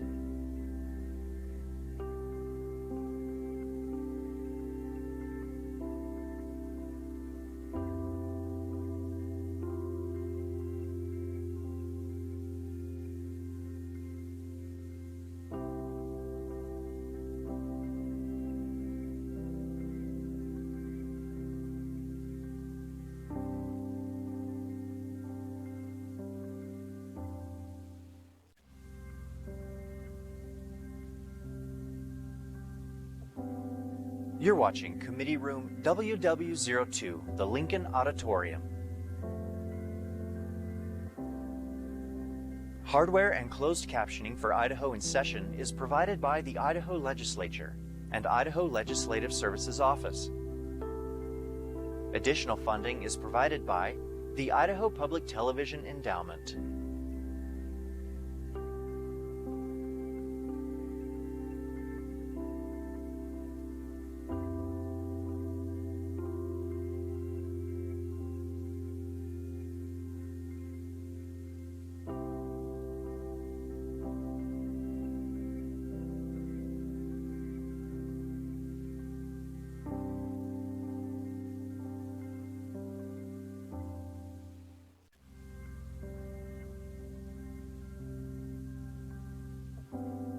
You're watching Committee Room WW02, the Lincoln Auditorium. Hardware and closed captioning for Idaho in Session is provided by the Idaho Legislature and Idaho Legislative Services Office. Additional funding is provided by the Idaho Public Television Endowment.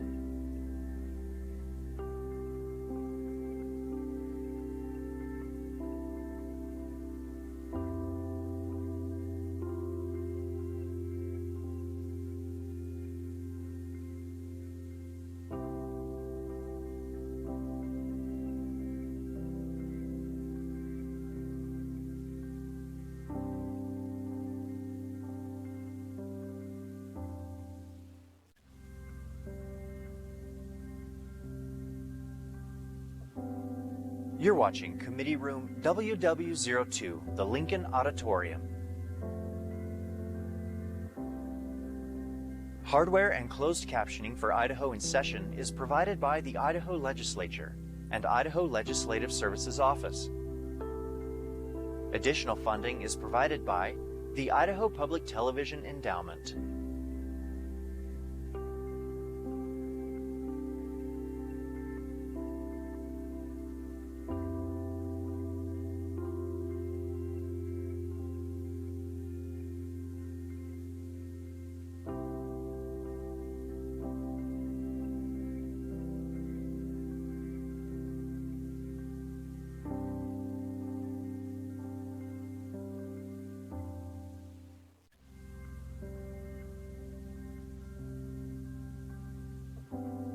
You're watching Committee Room WW02, the Lincoln Auditorium. Hardware and closed captioning for Idaho in Session is provided by the Idaho Legislature and Idaho Legislative Services Office. Additional funding is provided by the Idaho Public Television Endowment.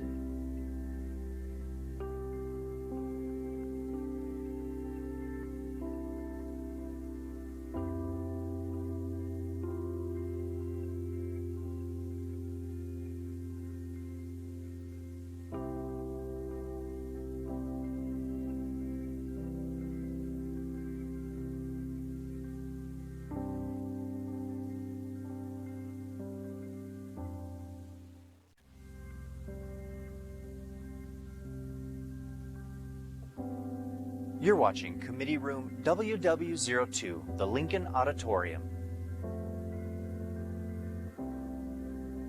Hardware and closed captioning for Idaho in Session is provided by the Idaho Legislature and Idaho Legislative Services Office. Additional funding is provided by the Idaho Public Television Endowment.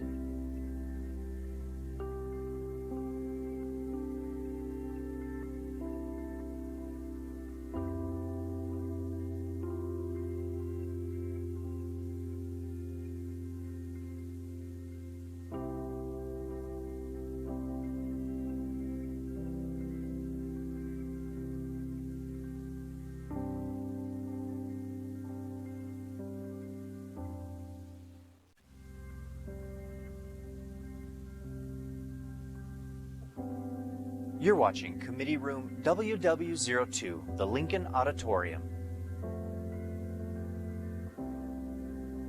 Hardware and closed captioning for Idaho in Session is provided by the Idaho Legislature and Idaho Legislative Services Office. Additional funding is provided by the Idaho Public Television Endowment.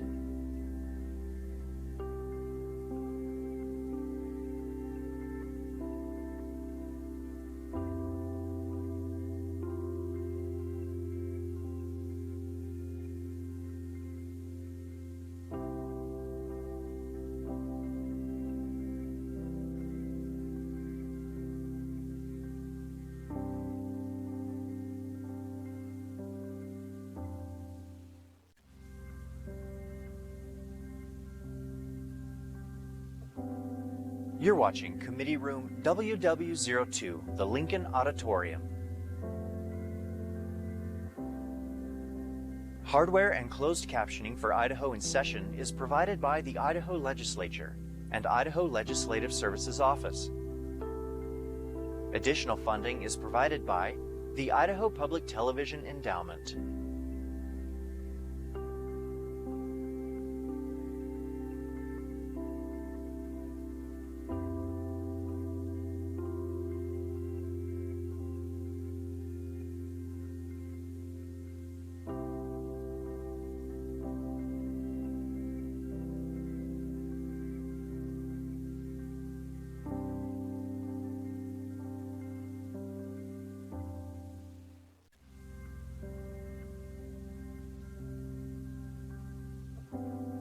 You're watching Committee Room WW02, the Lincoln Auditorium.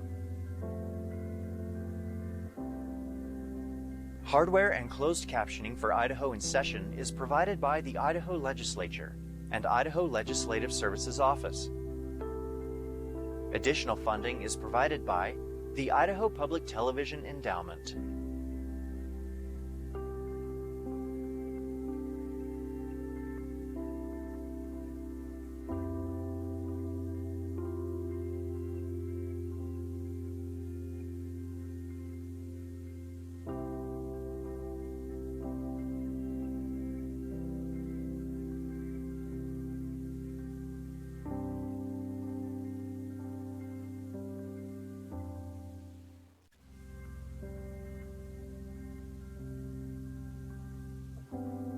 You're watching Committee Room WW02, the Lincoln Auditorium. Hardware and closed captioning for Idaho in Session is provided by the Idaho Legislature and Idaho Legislative Services Office. Additional funding is provided by the Idaho Public Television Endowment.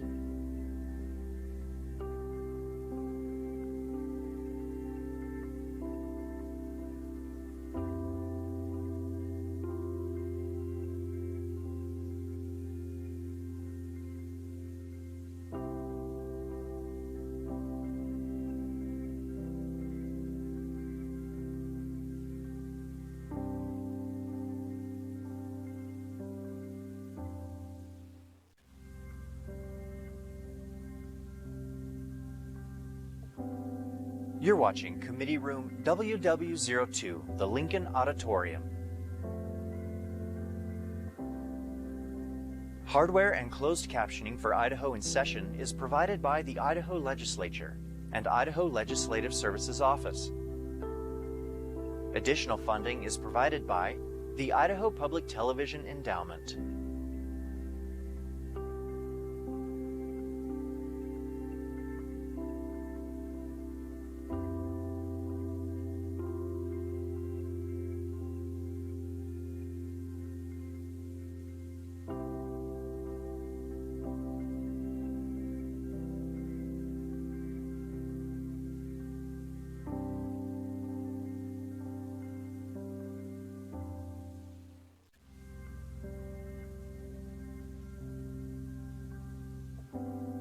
You're watching Committee Room WW02, the Lincoln Auditorium.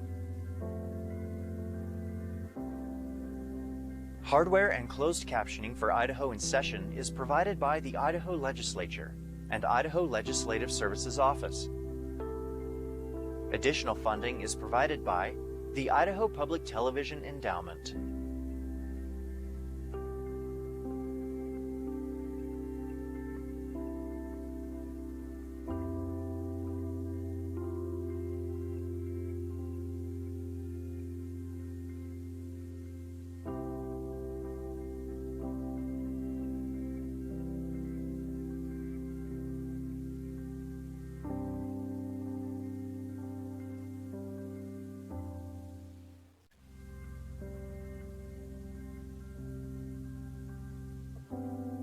You're watching Committee Room WW02, the Lincoln Auditorium.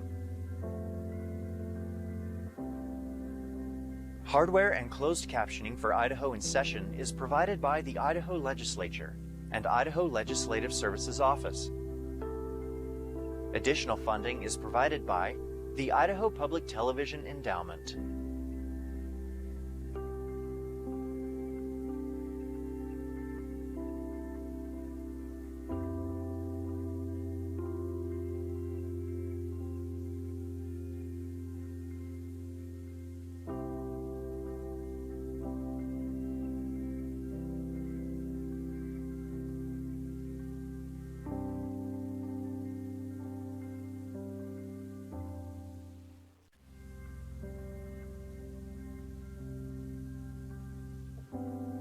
You're watching Committee Room WW02, the Lincoln Auditorium. Hardware and closed captioning for Idaho in Session is provided by the Idaho Legislature and Idaho Legislative Services Office. Additional funding is provided by the Idaho Public Television Endowment.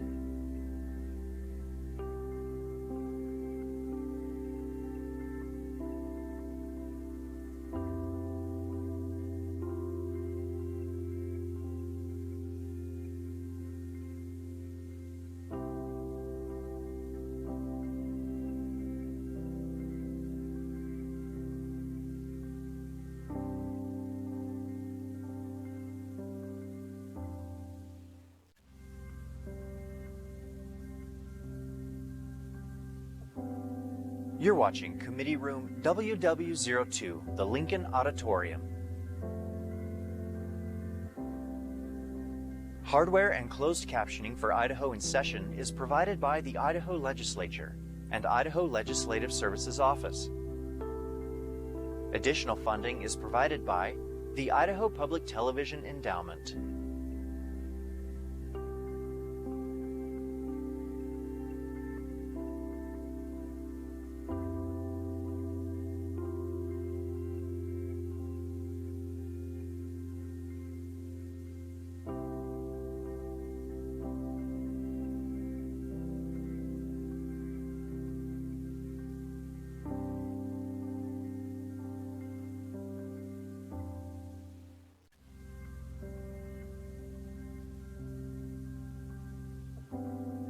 You're watching Committee Room WW02, the Lincoln Auditorium.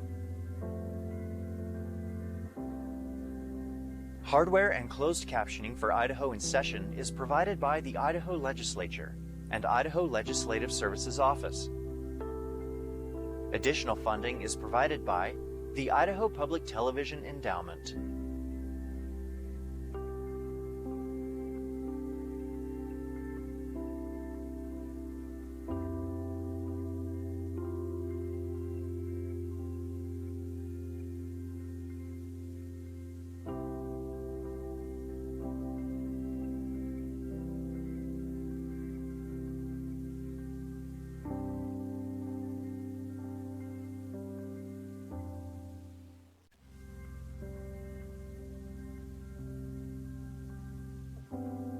You're watching Committee Room WW02, the Lincoln Auditorium.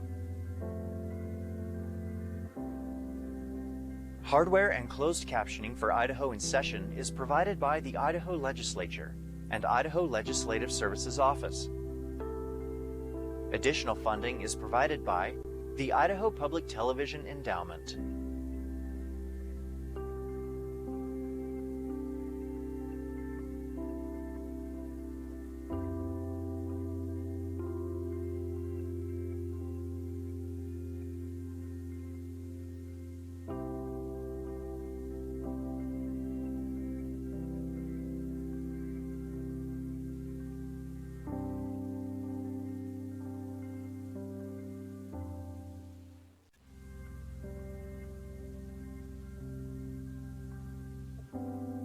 You're watching Committee Room WW02, the Lincoln Auditorium. Hardware and closed captioning for Idaho in Session is provided by the Idaho Legislature and Idaho Legislative Services Office. Additional funding is provided by the Idaho Public Television Endowment.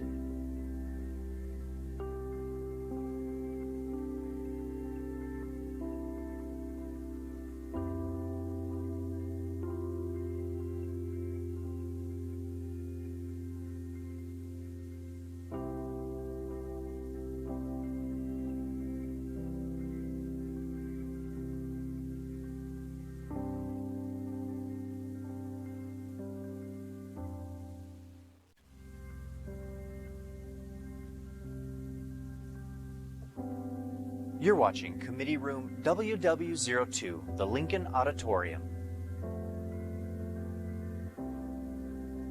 Hardware and closed captioning for Idaho in Session is provided by the Idaho Legislature and Idaho Legislative Services Office. Additional funding is provided by the Idaho Public Television Endowment.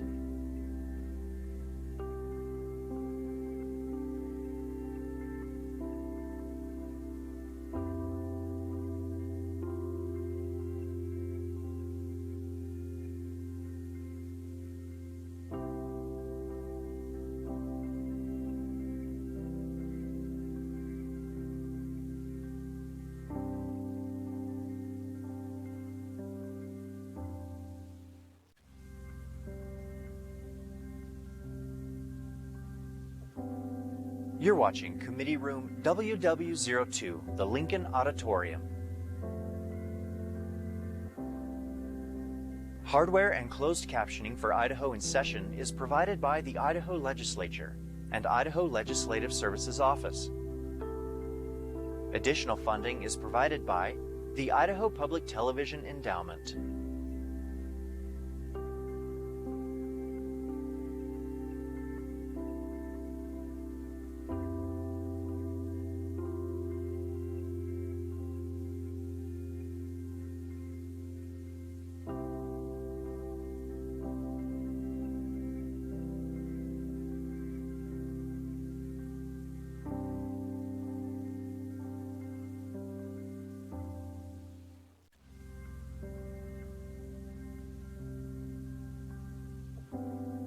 You're watching Committee Room WW02, the Lincoln Auditorium.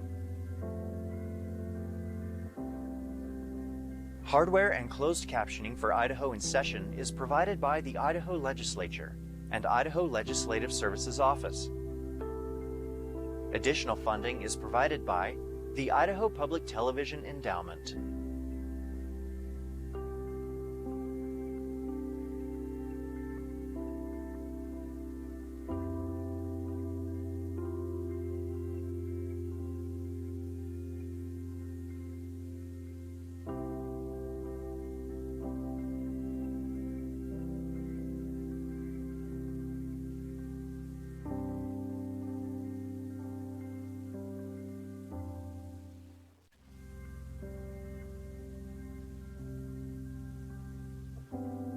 You're watching Committee Room WW02, the Lincoln Auditorium.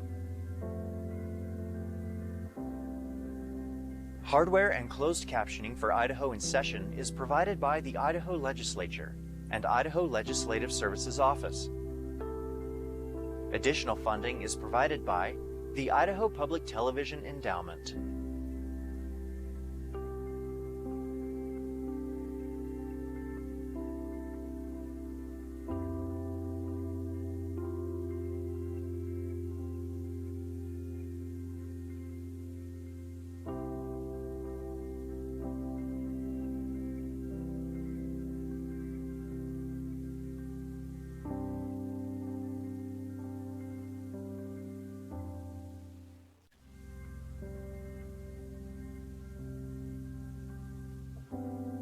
You're watching Committee Room WW02, the Lincoln Auditorium.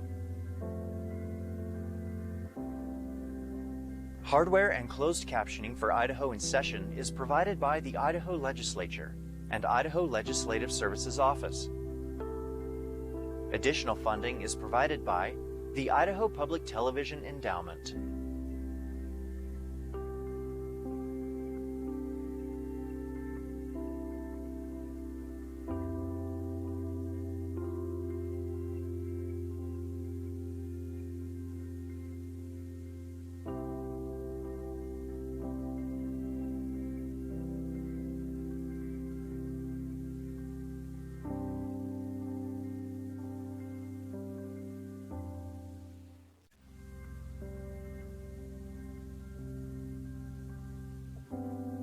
You're watching Committee Room WW02, the Lincoln Auditorium. Hardware and closed captioning for Idaho in Session is provided by the Idaho Legislature and Idaho Legislative Services Office. Additional funding is provided by the Idaho Public Television Endowment.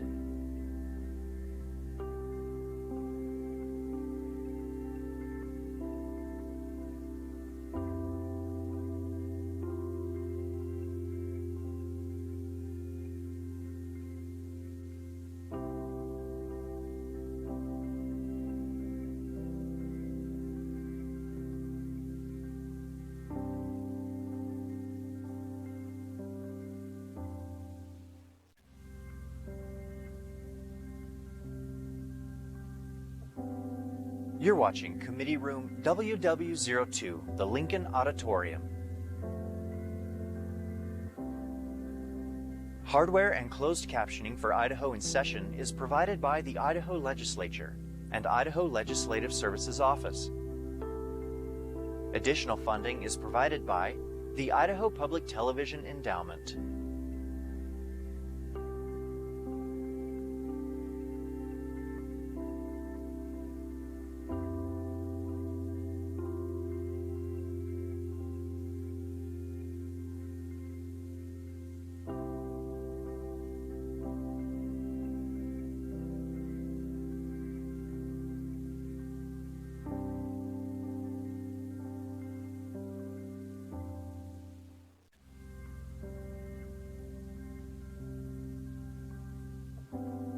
You're watching Committee Room WW02, the Lincoln Auditorium.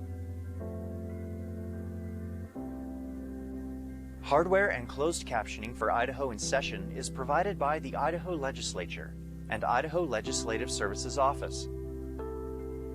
Additional funding is provided by the Idaho Public Television Endowment.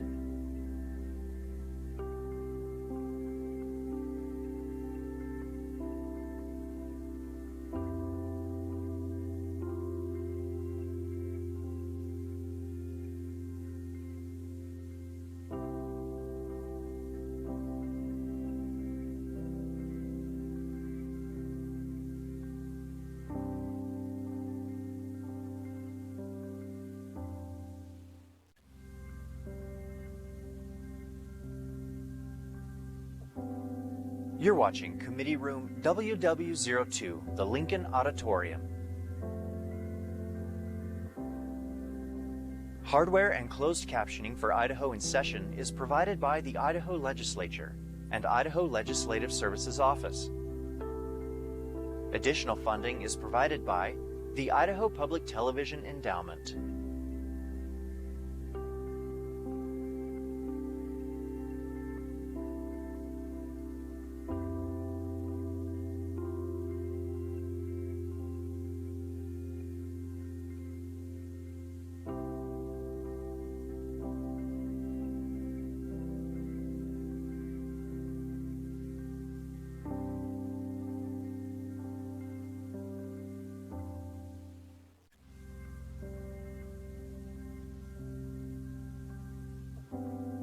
You're watching Committee Room WW02, the Lincoln Auditorium.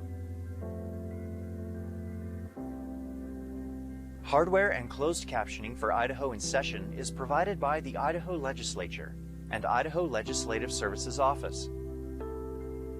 Additional funding is provided by the Idaho Public Television Endowment.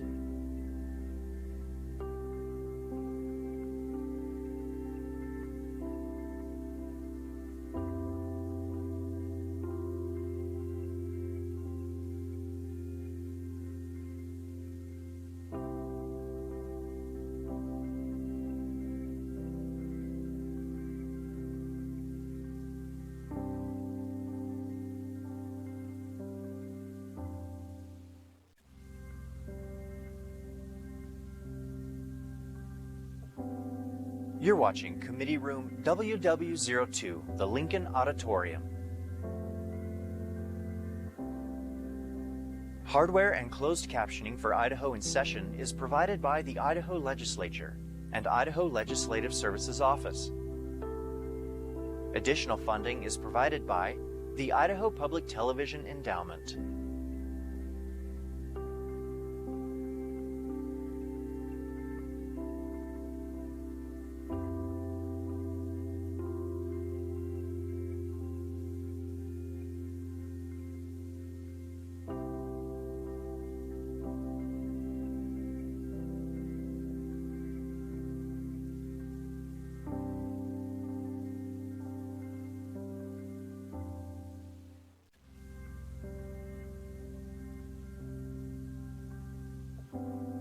You're watching Committee Room WW02, the Lincoln Auditorium. Hardware and closed captioning for Idaho in Session is provided by the Idaho Legislature and Idaho Legislative Services Office. Additional funding is provided by the Idaho Public Television Endowment.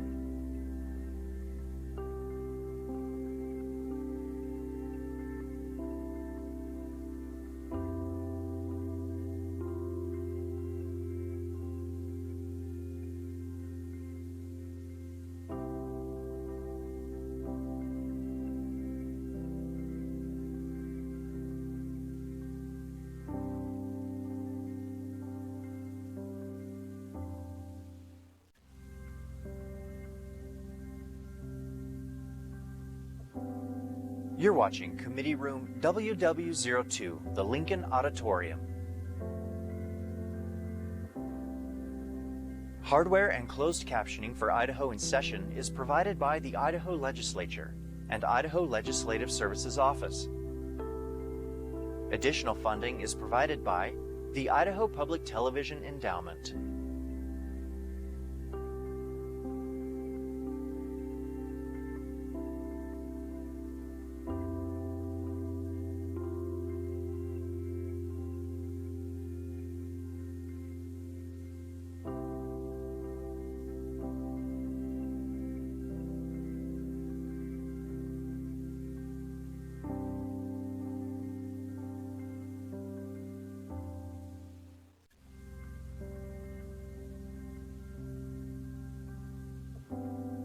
You're watching Committee Room WW02, the Lincoln Auditorium.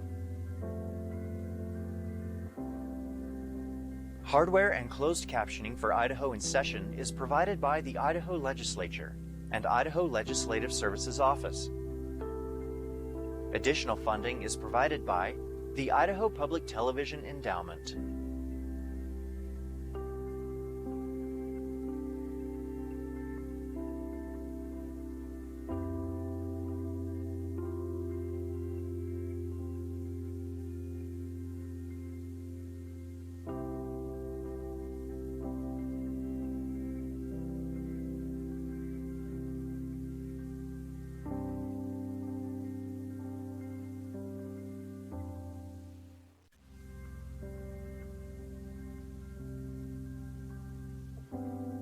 You're watching Committee Room WW02, the Lincoln Auditorium.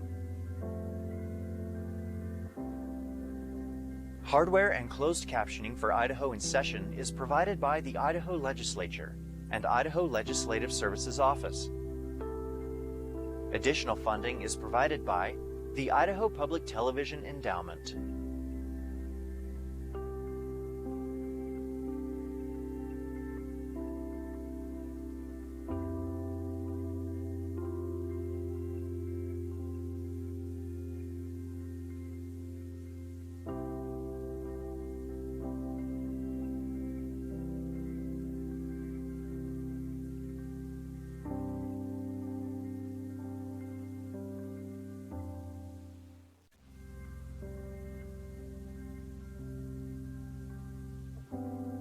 You're watching Committee Room WW02, the Lincoln Auditorium. Hardware and closed captioning for Idaho in Session is provided by the Idaho Legislature and Idaho Legislative Services Office. Additional funding is provided by the Idaho Public Television Endowment.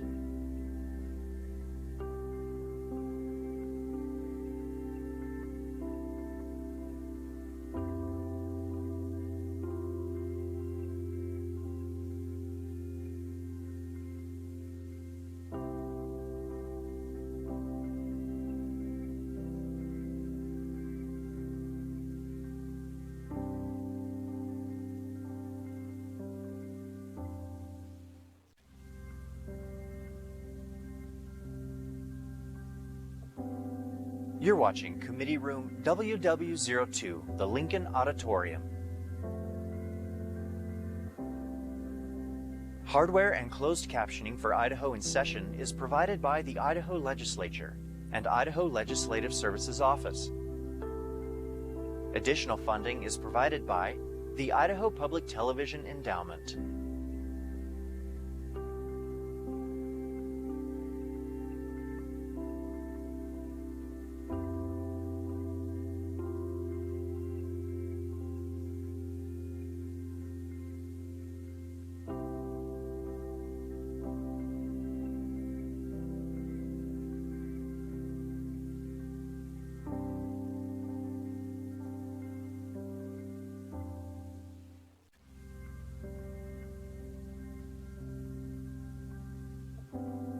You're watching Committee Room WW02, the Lincoln Auditorium. Hardware and closed captioning for Idaho in Session is provided by the Idaho Legislature and Idaho Legislative Services Office. Additional funding is provided by the Idaho Public Television Endowment.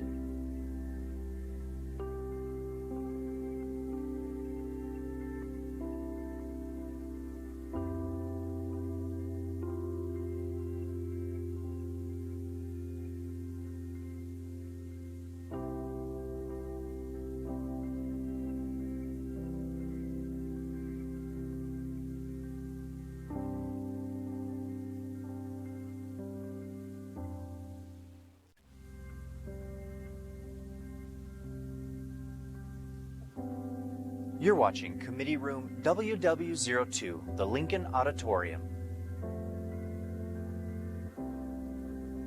Hardware and closed captioning for Idaho in Session is provided by the Idaho Legislature and Idaho Legislative Services Office.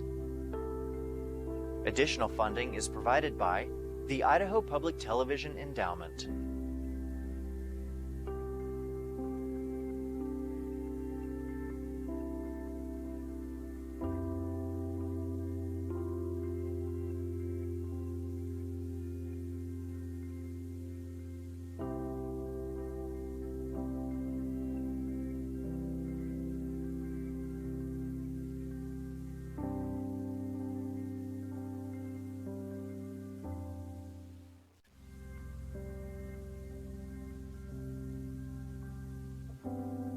You're watching Committee Room WW02, the Lincoln Auditorium.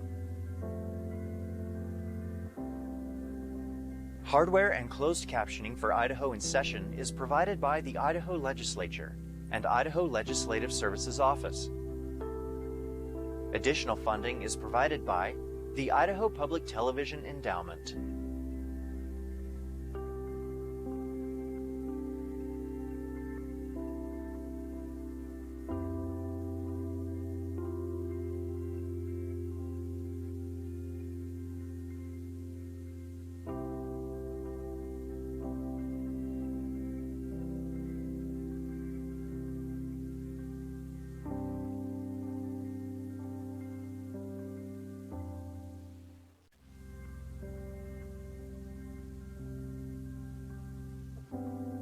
You're watching Committee Room WW02, the Lincoln Auditorium.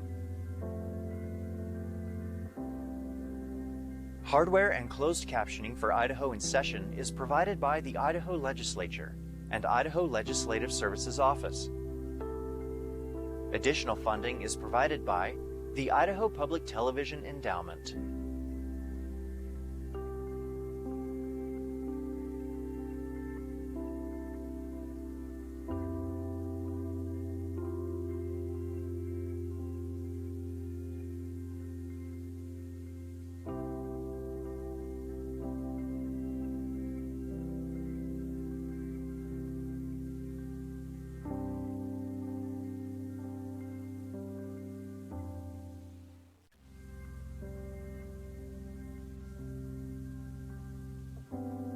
You're watching Committee Room WW02, the Lincoln Auditorium. Hardware and closed captioning for Idaho in Session is provided by the Idaho Legislature and Idaho Legislative Services Office. Additional funding is provided by the Idaho Public Television Endowment.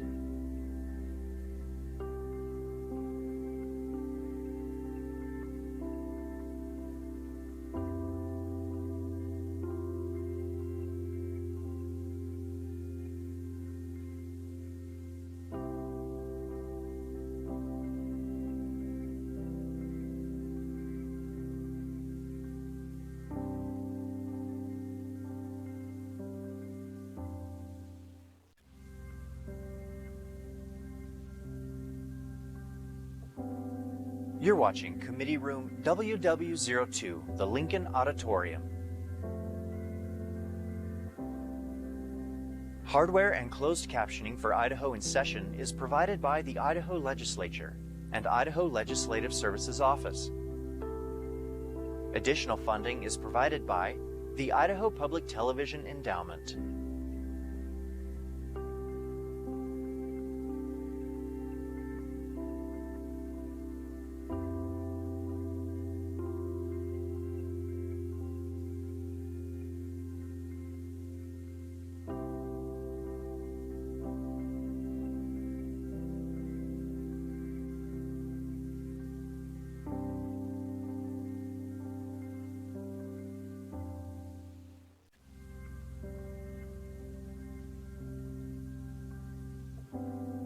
You're watching Committee Room WW02, the Lincoln Auditorium. Hardware and closed captioning for Idaho in Session is provided by the Idaho Legislature and Idaho Legislative Services Office. Additional funding is provided by the Idaho Public Television Endowment.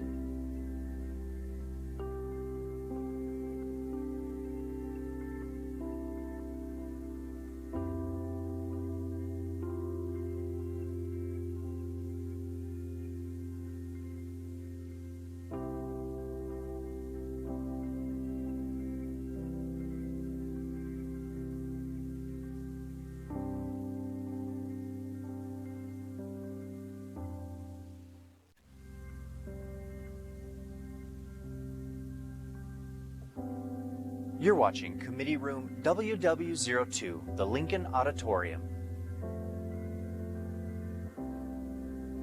Hardware and closed captioning for Idaho in Session is provided by the Idaho Legislature and Idaho Legislative Services Office. Additional funding is provided by the Idaho Public Television Endowment.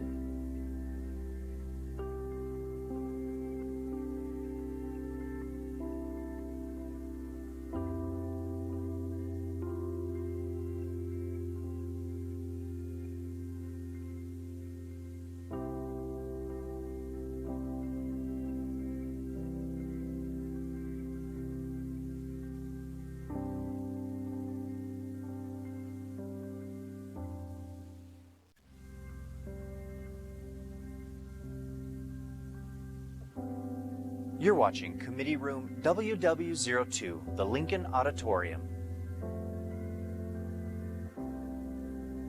Hardware and closed captioning for Idaho in Session is provided by the Idaho Legislature and Idaho Legislative Services Office.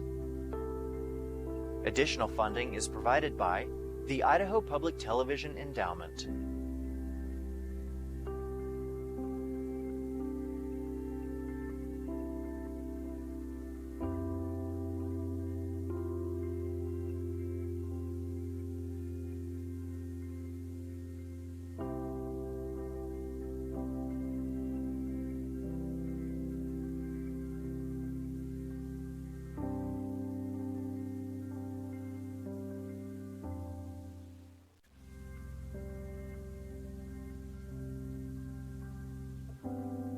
You're watching Committee Room WW02, the Lincoln Auditorium. Hardware and closed captioning for Idaho in Session is provided by the Idaho Legislature and Idaho Legislative Services Office. Additional funding is provided by the Idaho Public Television Endowment.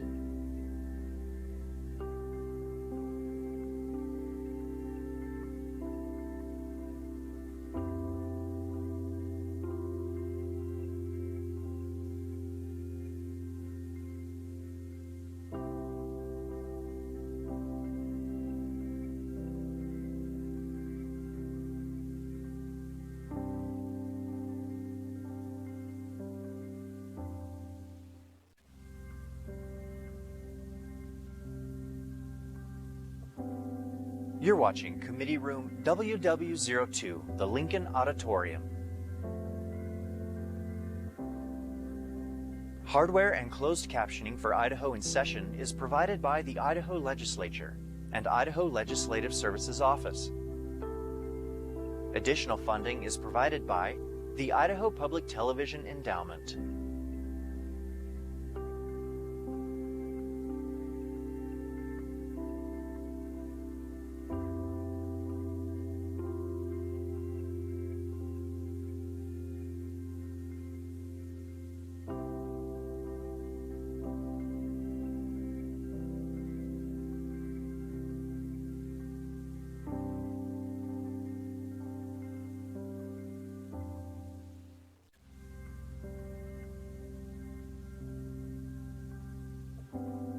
You're watching Committee Room WW02, the Lincoln Auditorium. Hardware and closed captioning for Idaho in Session is provided by the Idaho Legislature and Idaho Legislative Services Office. Additional funding is provided by the Idaho Public Television Endowment.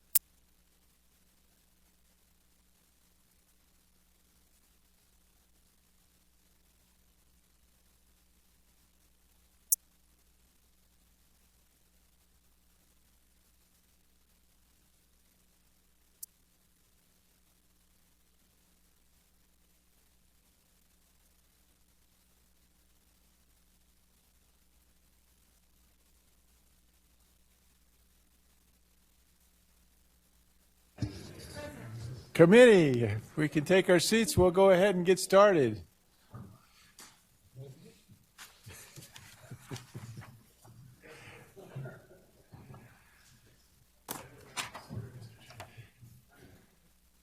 All right, welcome back. Hopefully everybody had a great lunch and you can stay awake and not fall asleep. First up, and that's no pun on our presenters there. Sorry. All right, our first up is Mr. Wayne Hammond, and just read a little bit about him. He is the CEO of the Idaho Associations of General Contractors. He's in his sixth generation Idaho native, joined the Idaho AGC in September 2012 and serves as the organization's chief executive officer.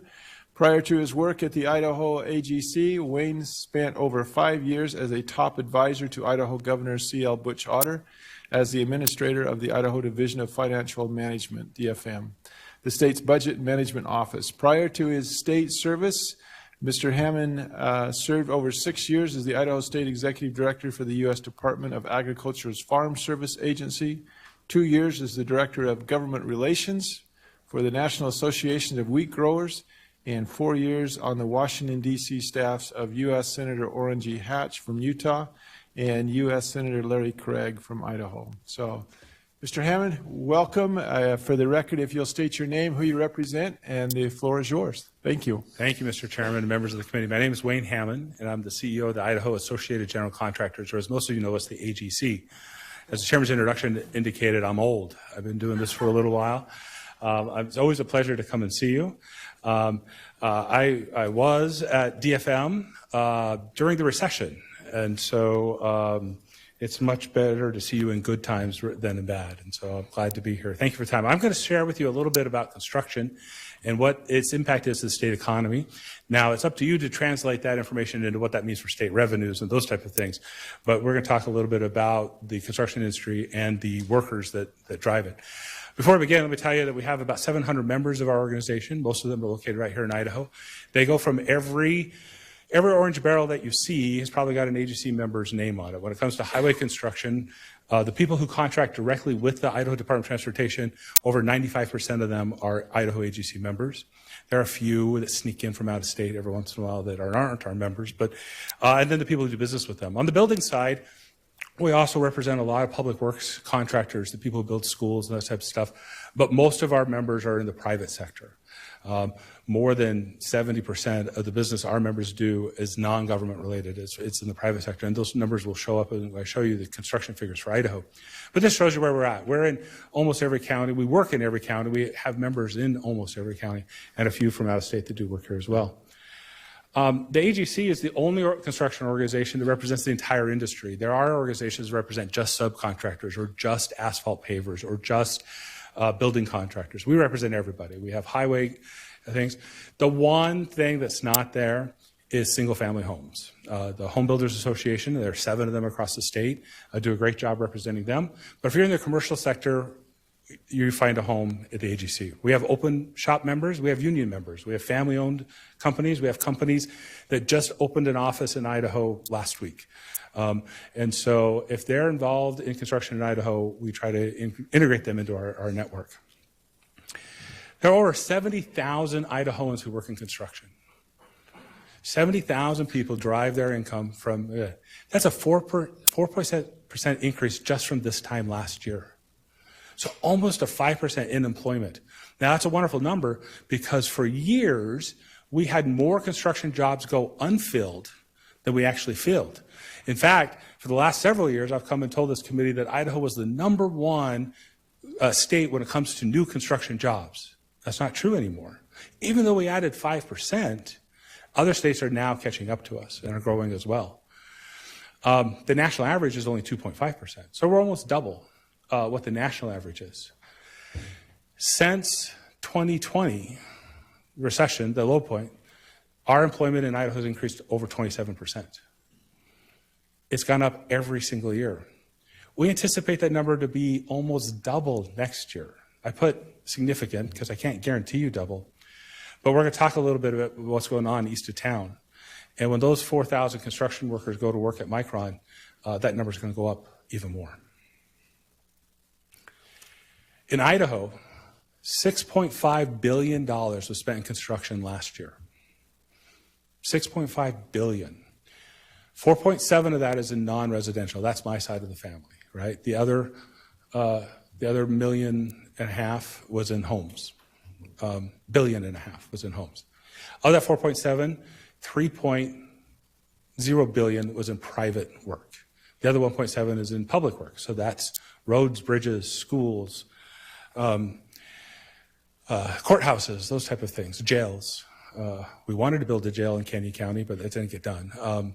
But there's a lot of private work being done across the state. There's $900 million in multifamily. Now, the multifamily folks are AGC members for the most part as well, and then another $900 million in single family. I mentioned that because all parts of the construction industry are interconnected. And even though I don't have single family members in my organization, we're directly impacted by how they're doing as well. And when the single family market gets hard, and you're going to hear it later from the realtors and those, it impacts us too. Because while most generally speaking, in the Treasure Valley especially, most general contractors do one or the other. Now, if you live in Genesee, there may be a contractor, and he'll build you a house, and he'll build you a barn, and he'll build you a warehouse. But in Boise or in Nampa, the guy building a house is not building a McDonald's, and vice versa. But the guy painting the house may paint a McDonald's. Not the contractor, the general contractor, but the subcontractors sometimes go across those. There are lots of subcontractors that specialize in one or the other, but there are people that go back and forth. The same guys that build roadways and bridges also build airports, right? And so no matter what you do, there's a little bit of crossover there. So what does that mean if we have 70,000 people doing billions of dollars of work? What does that mean to you?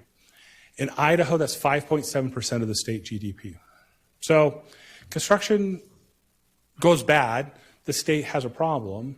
It doesn't die, right? If all construction stopped tomorrow, there's still over 90% of the state GDP going. But it's a significant number. In fact, it's larger than the national average. Construction is only 4% nationwide. We would expect that number to go up again next year significantly for two reasons. One, as we're going to talk about in a minute, there's going to be more people working in construction next year. And two, those people working in construction are getting paid a lot more than what they used to be paid. Both of those will then impact the GDP number. So let's talk about salaries. We've seen a 15 to 20% increase just in last year alone. So these numbers come from the AGC national figures, and these are 22 numbers, right? So all occupations across Idaho, the median annual pay, so not the average, but the median was around $40,000. You see that 4 out of the 5 construction ones that we track are higher than that. First line supervisors, these are superintendents who are on the job. They typically have 4 to 5 to 6 years of construction experience. They were really good as an electrician or as a laborer, and so then now they've been promoted into first line, are doing really well. Pipe fitters, electricians, carpenters are all specialty. They're all regulated by the state. You have to have a license to do those work. There's journeyman steps that are there. All of them are doing well. And even laborers, these are the guys that are just new to the job, are making $36,000 a year. Chairman Cook mentioned that I used to work for Senator Hatch. I did not make $36,000 a year working in D.C., but these guys are just on the job. Now, those are 22 numbers, so add another 20% of that for this year, and then add another 20% for next year. And you're seeing the talent pinch that we have. There are a lot more people doing a lot more work and being paid a lot more money. And here's one of the reasons why. Now, we love our friends at Micron. We're so excited about the fab being built, right? It's a $15 billion investment. $5 billion of that is directly in construction. They want to get it built in 4 to 5 years, and we'll see if they can get it done that way. But at its peak, there are 4,000 construction workers on this one job alone. 4,000 people. So much so that Micron's adding a cafeteria on site because they can't have 4,000 people leaving the job site and coming back every day. There'd be a traffic jam at the gate. So you're going to be able to have lunch on job site without ever leaving, right? Now, if you're a journeyman, so if you're working there, there's a wage floor for every classification there. It's established through the project labor agreement. There's a wage floor for electricians and iron workers and carpenters and laborers. There's a wage floor that the contractor guarantees Micron that they will pay their employees at least the minimum of the floor. If you're a journeyman, you get $10 above the floor.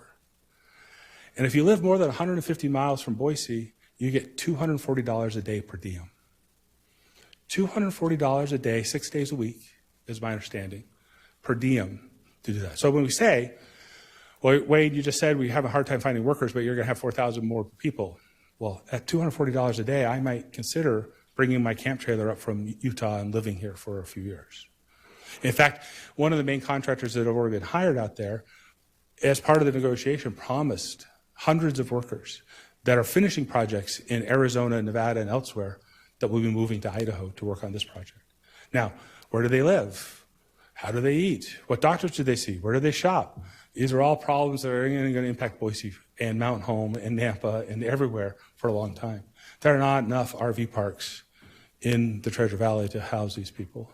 There are not enough open apartments and homes to house these people. So Micron has been very engaged on that. The city of Boise has been very engaged on that. The city of Mountain Home has been very engaged on that. We're going to have a lot more people doing a lot more work at a much higher wage than what we've experienced. So now, let's step away from Micron.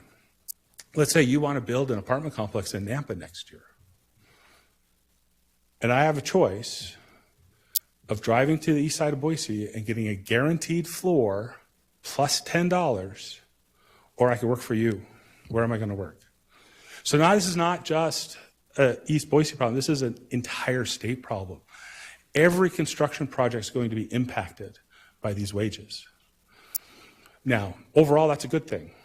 It means more people are working. There's more money circulating, which means more sales tax revenue for all of you. But it's going to be difficult. It's not going to be an easy challenge for us to face. So what are our challenges? The first is talent. The shortfall, and that we just covered. It's at all levels. We can't find people to drive truck. We can't find people to manage the projects, which almost requires a college degree. We can't find people to push a wheelbarrow. And when we do, they're much more expensive than they used to be. We still have supply chain gaps, right? While most of you're not paying through the nose for a sheet of plywood at Home Depot anymore, but if you want steel or iron or a high-tech component, you're going to wait. I was telling Representative Vanderbilt, I just replaced the 2 air conditioning units at the building the AGC owns right here in Boise. It took 16 months for them to be delivered and another 2 months to have them installed. From the day I signed the order to the day they were turned on, it took me 18 months to have an air conditioner. That's common. When you think about conductors, think about all the work that, and I won't want to speak for them, think of all the work that Idaho Power does across the state, and each one of them have got one of those little boxes. Those boxes are horribly expensive and they're very much delayed. Same with switches. We've got a couple of switch companies right here in Idaho. They're having record profits because those little gadgets, it's just this one little piece, is so expensive. Remember, a year ago we were told you couldn't buy an F-150 because it didn't have a microchip? Well, now you can't buy these electronics because they're missing the switch. If you just had that one switch, I'll drive to Blackfoot and see if I can get them.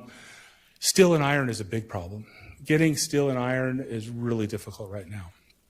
And then, of course, we're still worried about interest rates and availability of credit, right? If you're a building owner, a developer, and you had budgeted to build a building and you had budgeted to pay your electrician $30 an hour, and that electrician now costs $75 an hour, do you have enough credit to finish that project?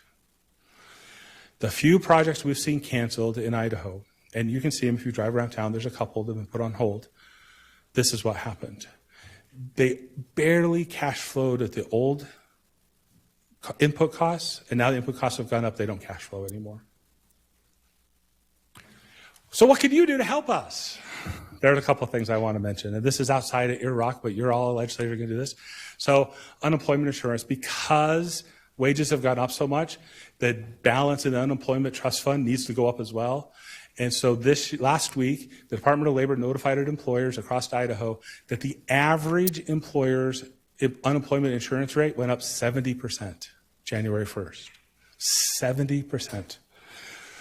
The Department of Labor has a bill to cut that in half, and we're supporting that. And we will hear more about that in the Germain Committee. The Biden administration has forced upon ITD and others, anybody who receives federal money, new Buy America requirements that are making it very difficult for us to get through the supply chain problem. We're now hearing efforts from our brothers in the unions that they want to put those on state projects as well, and we'd encourage you not to do that. Requiring that steel and iron, which we can't already get, be used on state-funded projects will make it very expensive and delay projects even more. And then just last month, the Idaho Supreme Court decided on a 3-2 split decision to upset 20-year precedent on releasing lien bonds. And so I anticipate you seeing a piece of legislation on that this year. It's a complicated problem, but it's a very thin line that was split 3-2 that we just need to go back and put the court back on the right side of the argument. And with that, I'd be happy to answer any questions. I can try. Oh, here's the look ahead. This is the last slide, I believe. Just where things are going. You'll see most things are pointed up. Nothing's pointed down. There's a lot of one-way arrows, but we expect across the entire market things to continue to look good next year. So thank you for your time. And if there are questions, Mr. Chairman, I will try to answer them. All right. Thank you, Mr. Hammond. Senator Groh. Thank you, Mr. Chairman. Wayne, good to see you. Good to have you here. You talk about Micron and the 4,000 employees, et cetera, and the construction work. Obviously, that'll have a huge impact. When will that actually begin to be revved up to that volume? I know they're doing things out there, but to that volume that will really impact this valley. Mr. Hammond. Mr. Chairman and Senator Groh, you're correct. There is a lot of work going out there already. There's a lot of earthwork and demolition and concrete work going on. It's my understanding that they're getting very close to releasing the next set of bid packages that could be imminent, and that means that construction could start as early as the spring.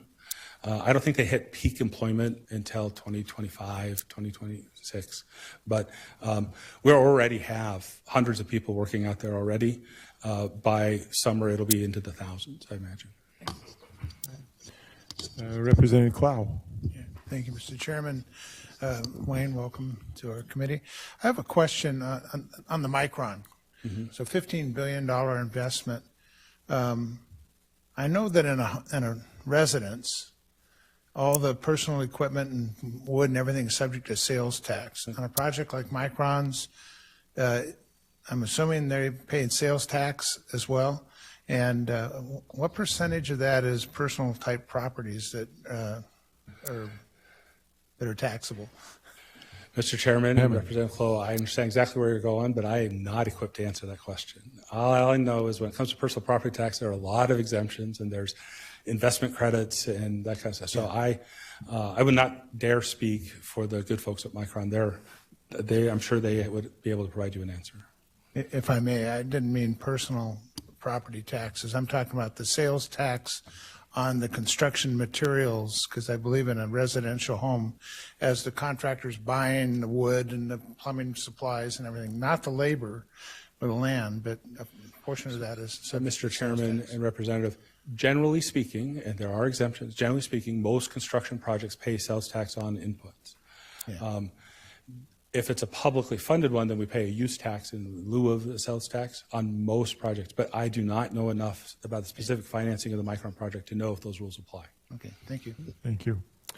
Representative Vanderwaal. Thank you, Mr. Chairman. And Wayne, I just was wondering if you could get on the citizen committee so we could up our per diem per day to $240. We're voting in. All right, Co-Chair Miller. Thank you, Mr. Chair. I had trouble understanding when you were talking about the starting journeyman wage. I think you said stage 4 or something. What? Mr. Hammond. Mr. Chairman and Mr. Co-Chairman, so there, the PLA, the project labor agreement that Micron has initiated for the project, sets a floor, not for it, but a floor. So there's a minimum amount that every construction worker who works there, whether they're in the union or not in the union, whatever, there's a minimum amount that they're guaranteed that if you work on the site, you make at least this much money. For a journeyman, you get $10 above that. For each sort of classification, there's a different rate. So there's a different rate for iron worker than there is for concrete worker, than there is for laborer. But whatever that is, if you're a journeyman, which is established rules by the state of Idaho, then you get a $10 bonus above the minimum. Follow up? Thank you. So give me some idea, just pick one or two of those and tell me what that number would be, because what I'm trying to ascertain, of course, is the impact on all the other contractors in the state, if you will. Mr. Hammond? Mr. Chairman and Mr. Co-Chairman, I believe that, again, and I've seen the numbers, but I don't have them in front of me right now. I believe the bottom of that scale is in the $30 to $35 range, and the top of the scale is in the $70 to $75 range, depending upon which classification you're in, if you're an iron worker or concrete worker, whatever. And so it's pretty good wages for construction. Follow up? Quick one, thank you. So to help me out a little bit, how would that compare with what a standard, without this impact? Do you have a feel for that? Mr. Chairman, if I had to do a back-of-the-envelope estimate, I'd estimate it's probably 20 to 25% above the standard wage here in Boise currently. Thank you. I don't see any other questions. Mr. Hammond, thank you. Thank you, Mr. Chairman. I appreciate the opportunity to be with you. And again, I share the example from Micron because it has such a big impact. But for your specific questions, I encourage you to talk to them. They've been very forthcoming and open with us. I'm sure they would be with each of you as well. Thank you. Thank you.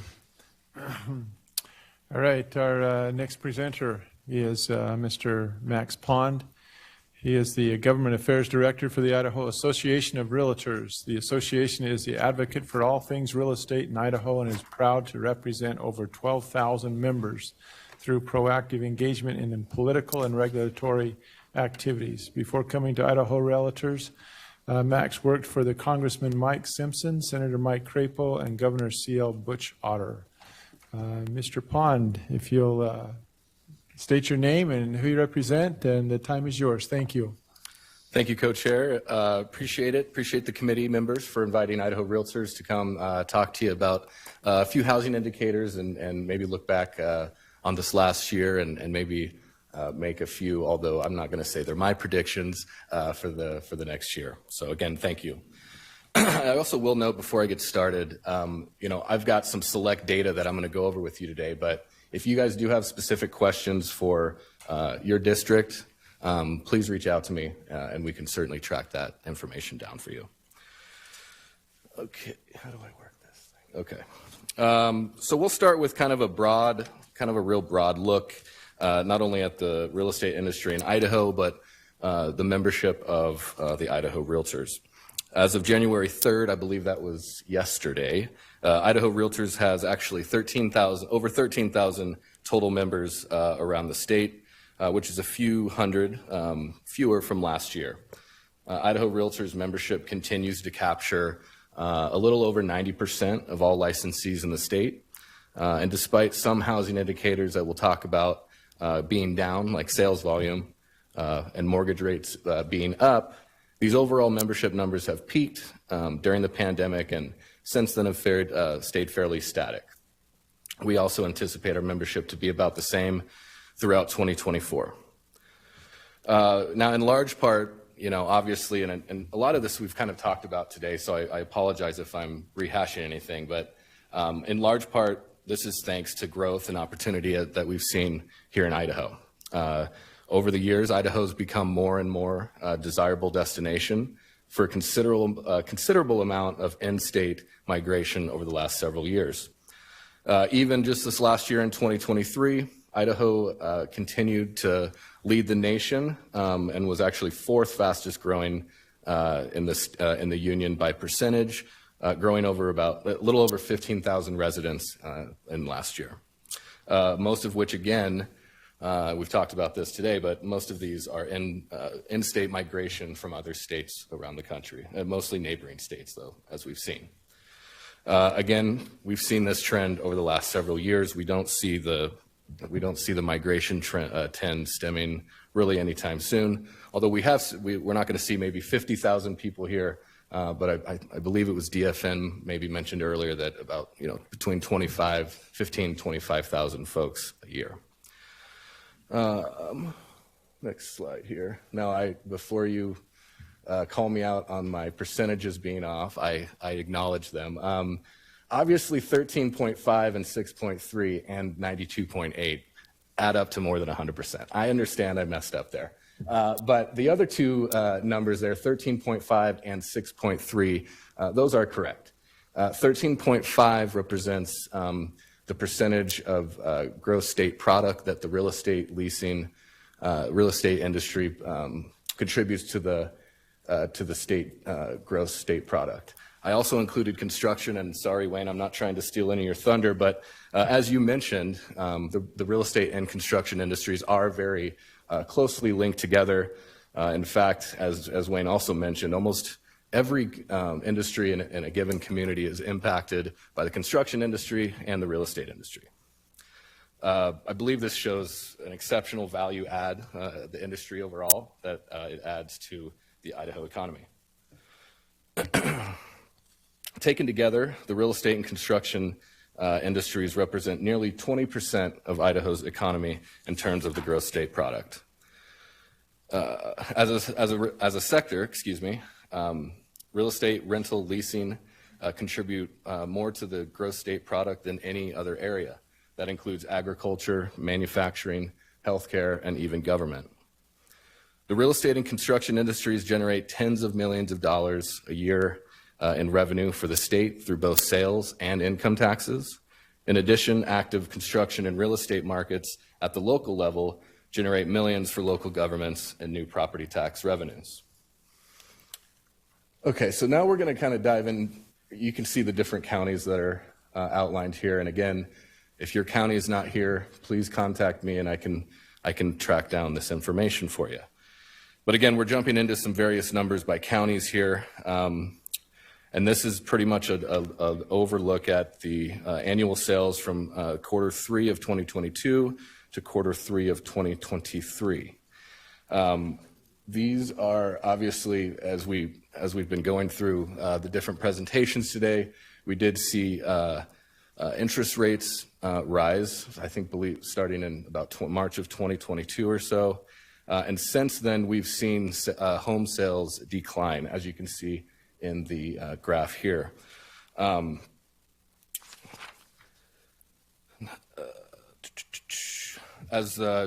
obviously this is very basic, but as we see the rates rise, the ability for homeowners to either get into a new home or especially first-time home buyers, it's becoming more and more difficult. I don't have it up here on the slide, but I can provide the numbers to you. But I did want to go through, excuse me, a few numbers of a typical single-family home in different counties and what that mortgage payment was a year ago to today. So I'll start out in Kootenai County. About a year ago, the average mortgage rate or mortgage payment was about $1,600 a month. 2023, we saw it at a little over $2,600 per month. It was about an $1,100 increase in the same mortgage payment. In Bonner County, it went from a little over $1,100 a month to $1,900, over $1,900 a month, a little over $800 increase. Canyon County, over $700 increase. Now, I could go through every county on here, but I'm not going to do that today. So again, if you do have questions for your district, your county, please let me know, and I can get that information over to you.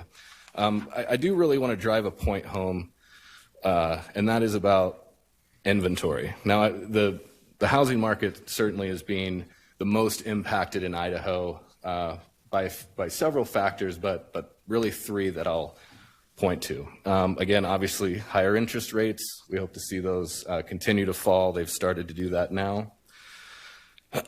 Excuse me. Large numbers of new residents moving from neighboring states.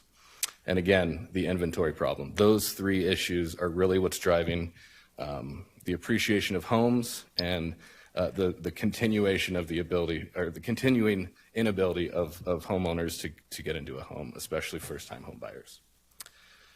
The inventory issue is not new. Since about 2010, we've seen a decrease, a really drop-off of inventory and housing starts.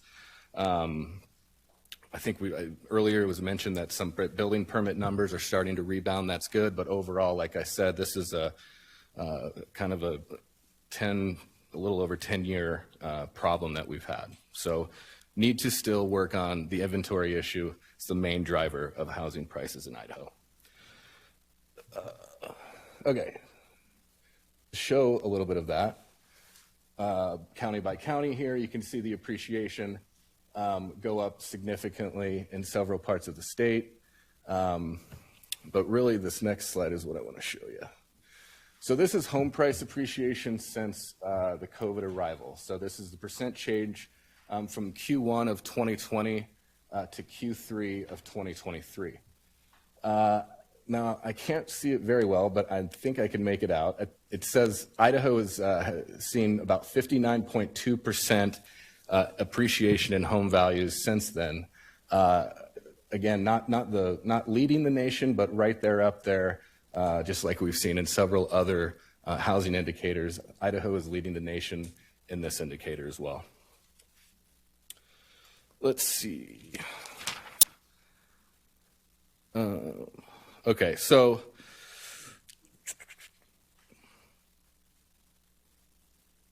all right. Idaho continues to experience a strong housing market, and I think that we will likely continue to see that moving forward. Again, the main reasons for that, and I'm sorry to drive this home for you again, but the population growth is really, and it's something that we can't do anything about, but it's certainly something that we have to react to, which is why, again, I mentioned the inventory issue.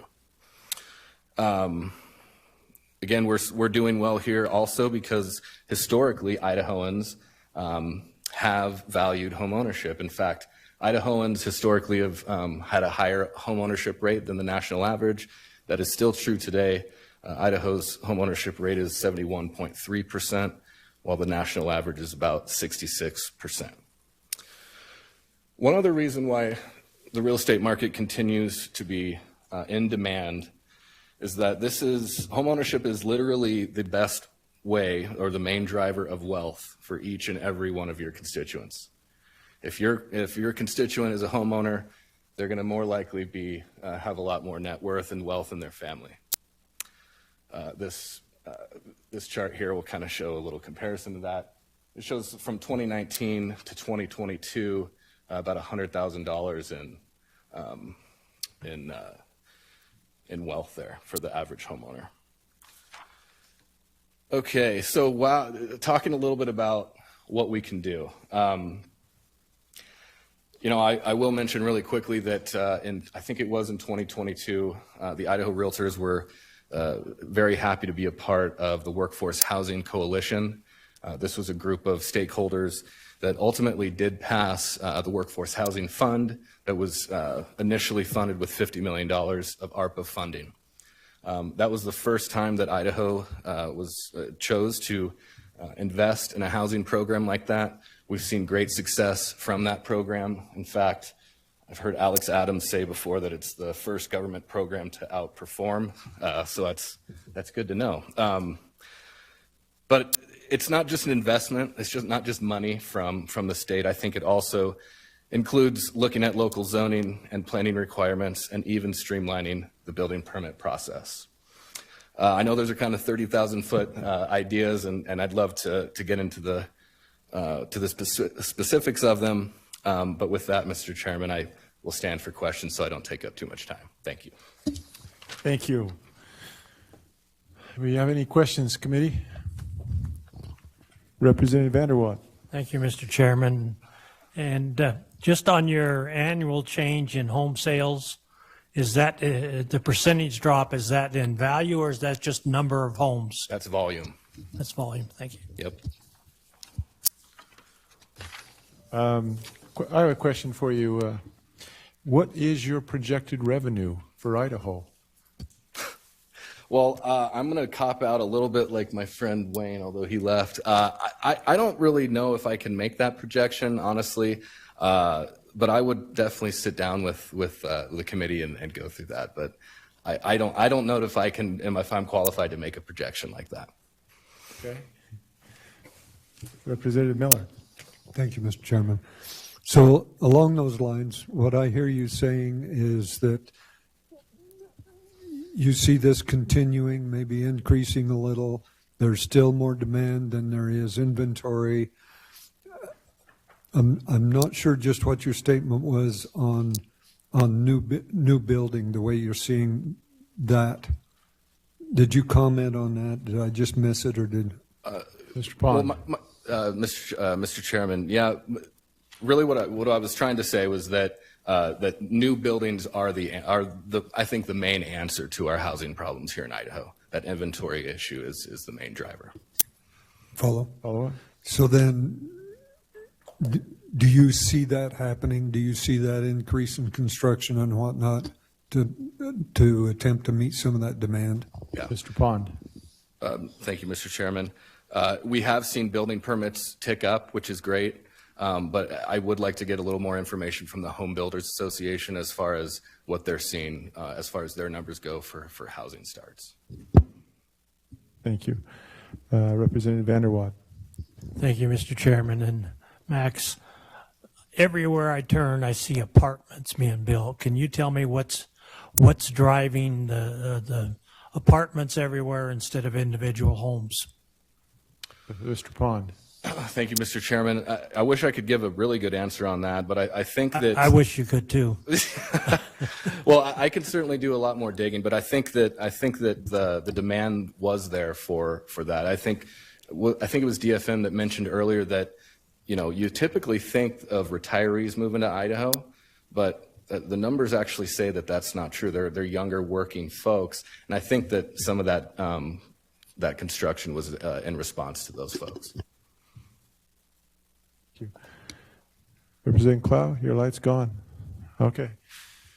Looks like Representative Berkey.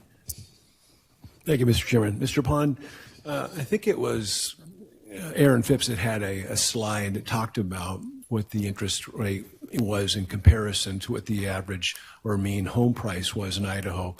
And it had something to do with the apartments that Representative Vanderwaal was talking about, what that effect might be. We're seeing on this chart here the wealth generation by single-family home ownership and all that legacy that you leave behind. Are we affecting people seeking apartments at this point? Are the rents going up commensurate with the prices of the homes based on the interest rate? And what effect is that going to have on the economy long term? Mr. Pond. Mr. Chairman, Senator Berkey, again, I wish I could answer that well. I'm not an economist. However, again, I think that the construction of a lot of these apartment complexes, at least in this area, has been in reaction to the demand for them. I don't know how it will be affected moving forward. What is under construction moving forward? It'd be interesting to go look at some of those building permits, but I can certainly go back and look at some of that for you. Follow up, Mr. Chairman. Go ahead. Yeah, I'm just hoping we're not creating a perfect storm here of providing more inventory for people that are coming here to work these jobs, and then being saddled with rents that are, outpacing what a normal mortgage payment might be for the same price piece of real estate. Comment? Mr. Chairman and Senator Berkey, I totally understand what you're saying. Let me do some more research and I can follow up with you next week, of course. Senator Berkey, I slotted your last name and I got your title wrong. I apologize. All right, any other questions? Okay, thank you, Mr. Pond. Appreciate it. All right, our next up is Mr. Brian Whitlock. He is the president and CEO of the Idaho Hospital Association. He served there as for the past 7.5 years. He has been a familiar face at the State House since 1987 when he covered his first legislative session as a journalist. Brian went to work for Senator Jim McClure in 1990 in Washington, D.C., and after Senator McClure's retirement, he returned to Idaho and has spent the last 30 years in senior leadership positions in government and government relations. He was the state budget director for 2 years under Governor Dirk Kempthorne before becoming the governor's chief of staff during his second term. He managed state government relations for the Idaho National Laboratory for 9 years before stepping into the current role supporting Idaho's community hospitals. So thank you, Mr. Whitlock. If you'll state your name and who you represent for the record, and the time's yours. Mr. Chairman and members of the committee, my name is Brian Whitlock, and I am the president and CEO of the Idaho Hospital Association. And my main objective today is to end before Aaron tells me I have to stop for your questions. The Idaho Hospital Association represents each of Idaho's 51 community hospitals from Bonners Ferry in the north all the way down to Bear Lake County in the southeast and everywhere in between. And as you'll see on this slide, we represent acute care, behavioral health, rehabilitation hospitals, and even the Veterans Administration Hospital here in Boise. Almost 35,000 of your constituents depend on one of our community hospitals for a good paying job. And in many instances, those community hospitals are the largest employers and the biggest economic drivers in those communities. In fact, a recent news report indicated that 2 of the 4 largest employers in the state of Idaho are health systems. The good news on this slide is that we have made a dent in the healthcare worker shortage, and hospitals have actually been able to hire and increase their workforce by more than 9% over a year ago when I appeared before this committee. That's the good news. The bad news, not really bad news, but something you ought to take note of, we still can't hire enough people to meet the current demand. And today there are more than 1,650 open healthcare positions posted at the Idaho Department of Labor. We'll talk a little more about labor costs in a minute, but please note at the bottom of this slide that while the workforce has expanded, wages and salaries shot up even more. The Department of Labor estimates, and we have about 1.1 million, and there was some discussion about this morning.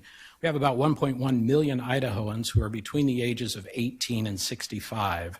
That means nearly 1 out of every 10 working age Idahoan is somehow connected to a hospital-related job, either directly in the hospital or a job that supports work at the hospital. With all the different industry sectors that hospitals touch, the total sales contribution is up 15.6% over a year ago. So the footprint of total hospital transactions, including the multiplier effects, is north of $17 billion. Hospitals contribute $9.3 billion to the Idaho GSP. That's a significant increase over a year ago when it was just $8 billion. What's interesting, though, is that while the dollar amount is up from $8 billion to $9.3 billion, the percentage has actually dropped. A year ago, we were 8.5% of the GSP. The dollar amount shot up, and yet we dropped in percentage of the GSP to 8.4%. To me, that says it's an indicator that the rest of Idaho's economy is growing at a faster pace than what we're seeing in Idaho's hospitals and healthcare. That holds true at the national level. Even though healthcare spending increased nationally from $4.3 trillion in 2021 to $4.5 trillion in 2022, you can see here on this chart that the healthcare percentage of the GDP has dropped back down to pre-pandemic levels. Just last month, the Center for Medicare and Medicaid Services noted that the slower national healthcare spending growth is, in part, due to slower growth in hospital care spending. The fastest growing portions of our nation's $4.5 trillion healthcare spend are found in retail prescription drugs, which increased 8.4%, and the net cost of health insurance, which increased 8.5%. Those are the cost drivers nationally of healthcare in our country. In Idaho, we are also seeing the same results of an overall economy that is growing faster than healthcare. As I said before, the hospital contribution to the state GSP dropped to 8.4% last year. So, your question to me, I'm sure, is what's ahead? Well, as we look down the road of all the industry presentations that you're probably going to hear today and tomorrow, I'm a little hesitant to say this is probably going to be the most pessimistic industry presentation that you will hear. A month ago, 6 hospital CEOs met with the governor and painted a pretty bleak picture of the current financial condition of their hospitals and what they expect in the near future. They were using words like fragile, in survival mode, and unstable to describe, in particular, many of our rural hospitals in the state. It doesn't matter who you talk to, economists, futurists, hospital CEOs, CFOs, or healthcare journalists, all the trade publications indicate the same thing. The stability of healthcare in 2024 and beyond is tenuous at best. Now, I have mountains of data, bar charts, and line graphs that show alarming trends for the future of Idaho's healthcare infrastructure and its contributions to the Idaho economy, but I didn't want to be too depressing to this group. So let me just try to leave you with an image of the current instability of hospitals in Idaho and across the country. I'm going to phone a friend and call in help from my 4-year-old granddaughter, Harper. Harper's going to help me explain a little bit about healthcare economics and its intricacies. This sweet little girl loves to play games, and Jenga is one of her favorite games. You all have probably played it. It's a game of strategy and suspense, but the rules are pretty simple. Rule number 1, remove 1 block from the tower. Rule number 2, place the removed block on the top level and form a new row 3 across. Then the game ends when you have removed enough blocks and the tower crumbles. When you have made it so unstable that the tower crumbles, the game's over. Watching my granddaughter play Jenga is a lot like watching what's happening in the healthcare space right now. These are some of the Jenga blocks that healthcare and hospitals are facing, and one wrong move with any of these Jenga blocks could potentially bring down any of our hospitals across the state. The threat is real. These are the hospitals across the country, from California to North Carolina, Illinois to Texas, that succumbed this past year to the pushing and pulling and restacking of healthcare Jenga blocks, including reimbursement challenges, cyber attacks, failed mergers, aging infrastructure, mortgage debt, negative margins year after year after year. And the reasons cited for each of these closures sound hauntingly familiar to the Jenga blocks that are creating uncertainty and instability for our Idaho hospitals. Compared to the start of the pandemic, hospitals in Idaho and our neighboring states have seen the following. Labor costs are up 25%, supply costs are up 24%, pharmaceuticals up 29%. All the while, we're seeing a demand for healthcare increase. Emergency room visits were up 20%. More people are coming, and it's costing us more to treat those people when they come. But on the revenue side, it's not keeping pace with those skyrocketing costs. Operating margins are down 31% from 2020 levels. Last month, the U.S. House of Representatives approved a $56 million cut in Medicare reimbursements to Idaho hospitals. And the current state budget for you all includes up to $80 million in taxes on a federal supplemental payment that hospitals receive to help offset the losses that we take on low Medicaid reimbursement rates. And this last concern up here is not just an Idaho issue, it is a national problem. A recent report indicates that initial denials of claims by insurance companies are up 18%. So imagine running your business where the customer walks out the door with your product and you have no idea if or when you are going to get paid for it. Across the board, payers are increasingly denying claims and in some cases not even saying why, which then requires additional time and resources from hospitals, health systems, and medical offices to try to resolve those denials. The result? Increased costs and decreased revenues. Not a recipe for success. Here's a snapshot of the financial condition of our hospitals here in Idaho during the third quarter of 2023.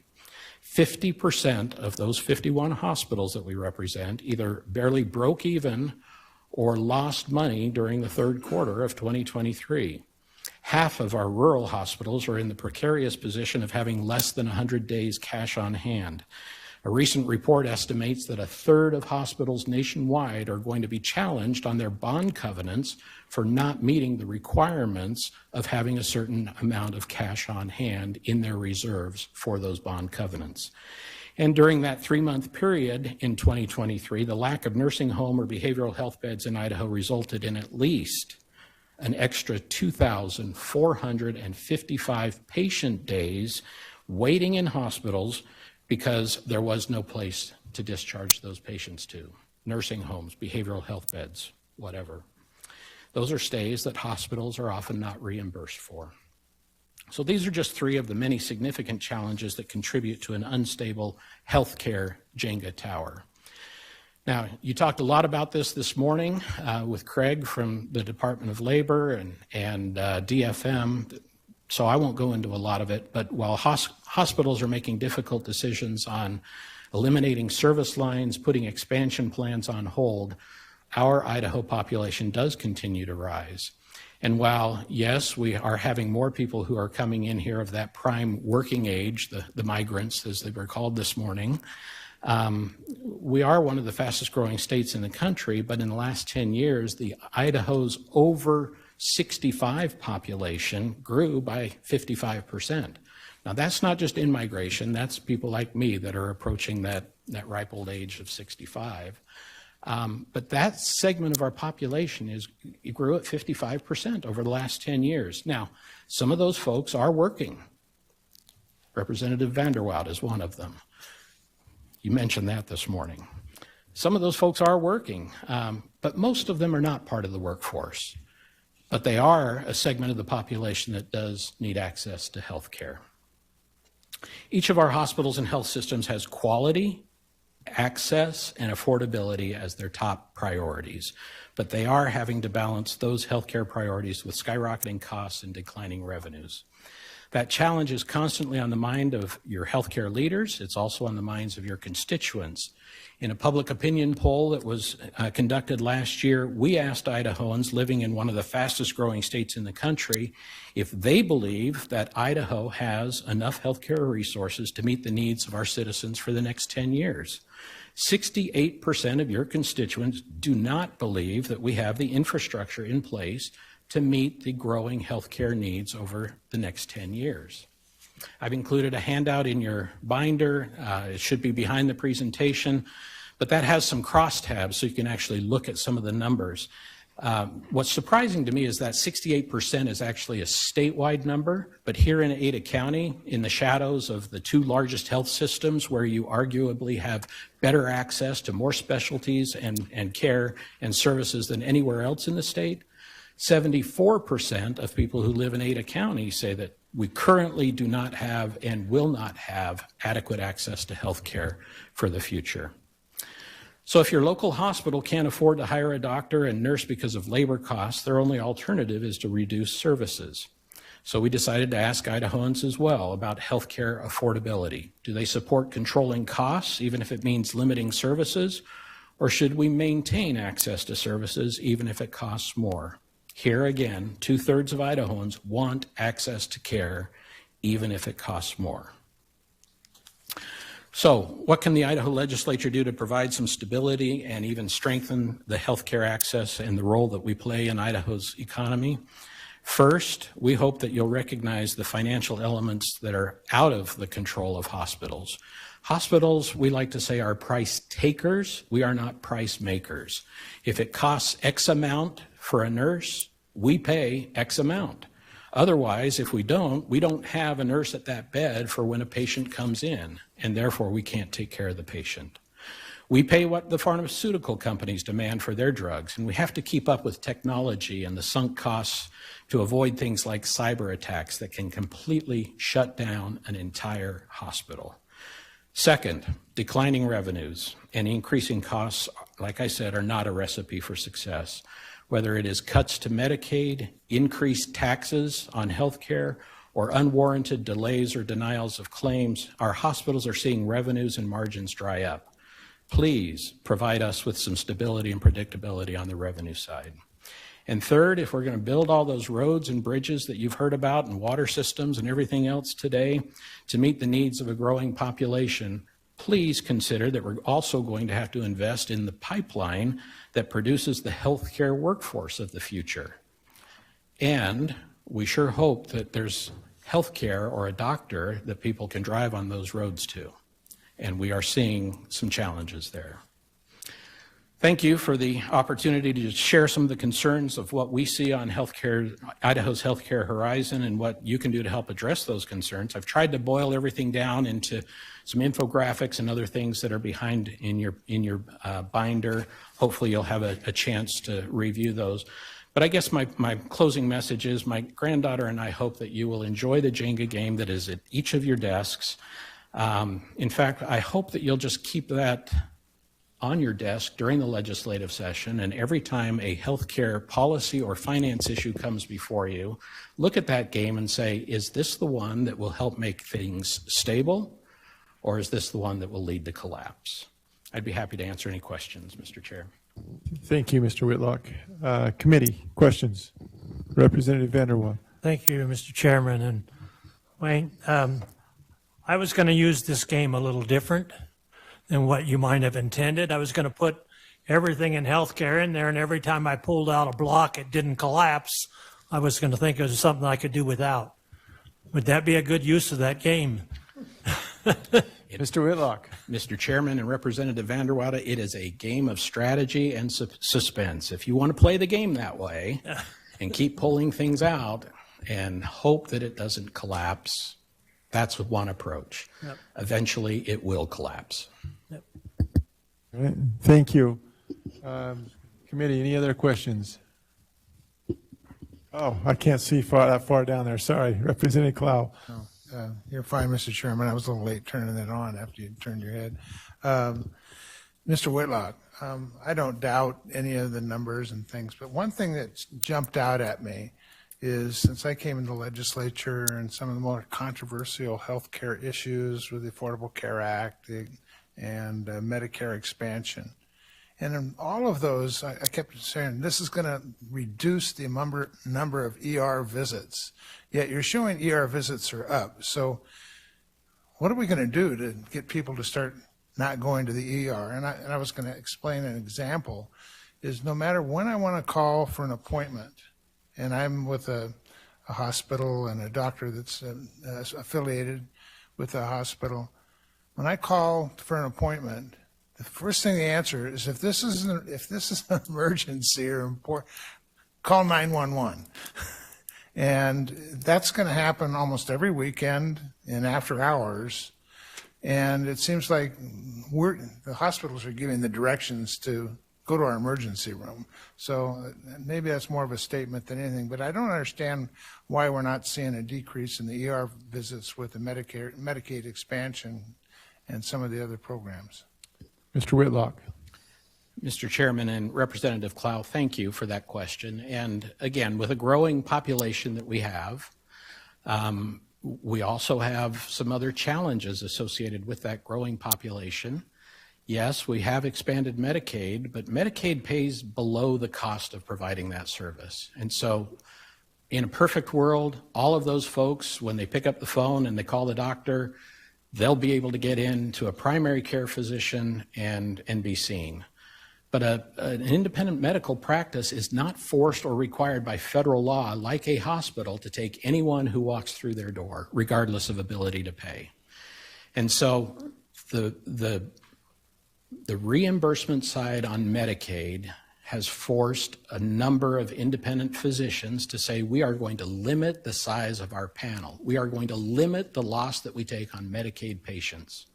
If you're losing money on all of those Medicaid patients and not making that up through commercial reimbursements, you're not going to be in business very long. And so that does push a few people. I'm not going to say it's a huge number, but it does push some to the emergency department. But again, we've got to look at this whole tower and how it's structured. And yes, there is going to be some pushing and pulling of some of those blocks and restacking and moving some things around. But we have to be extremely careful in how we do that as we move forward. But no, I hear your concern, and that's a concern that we have. We don't want to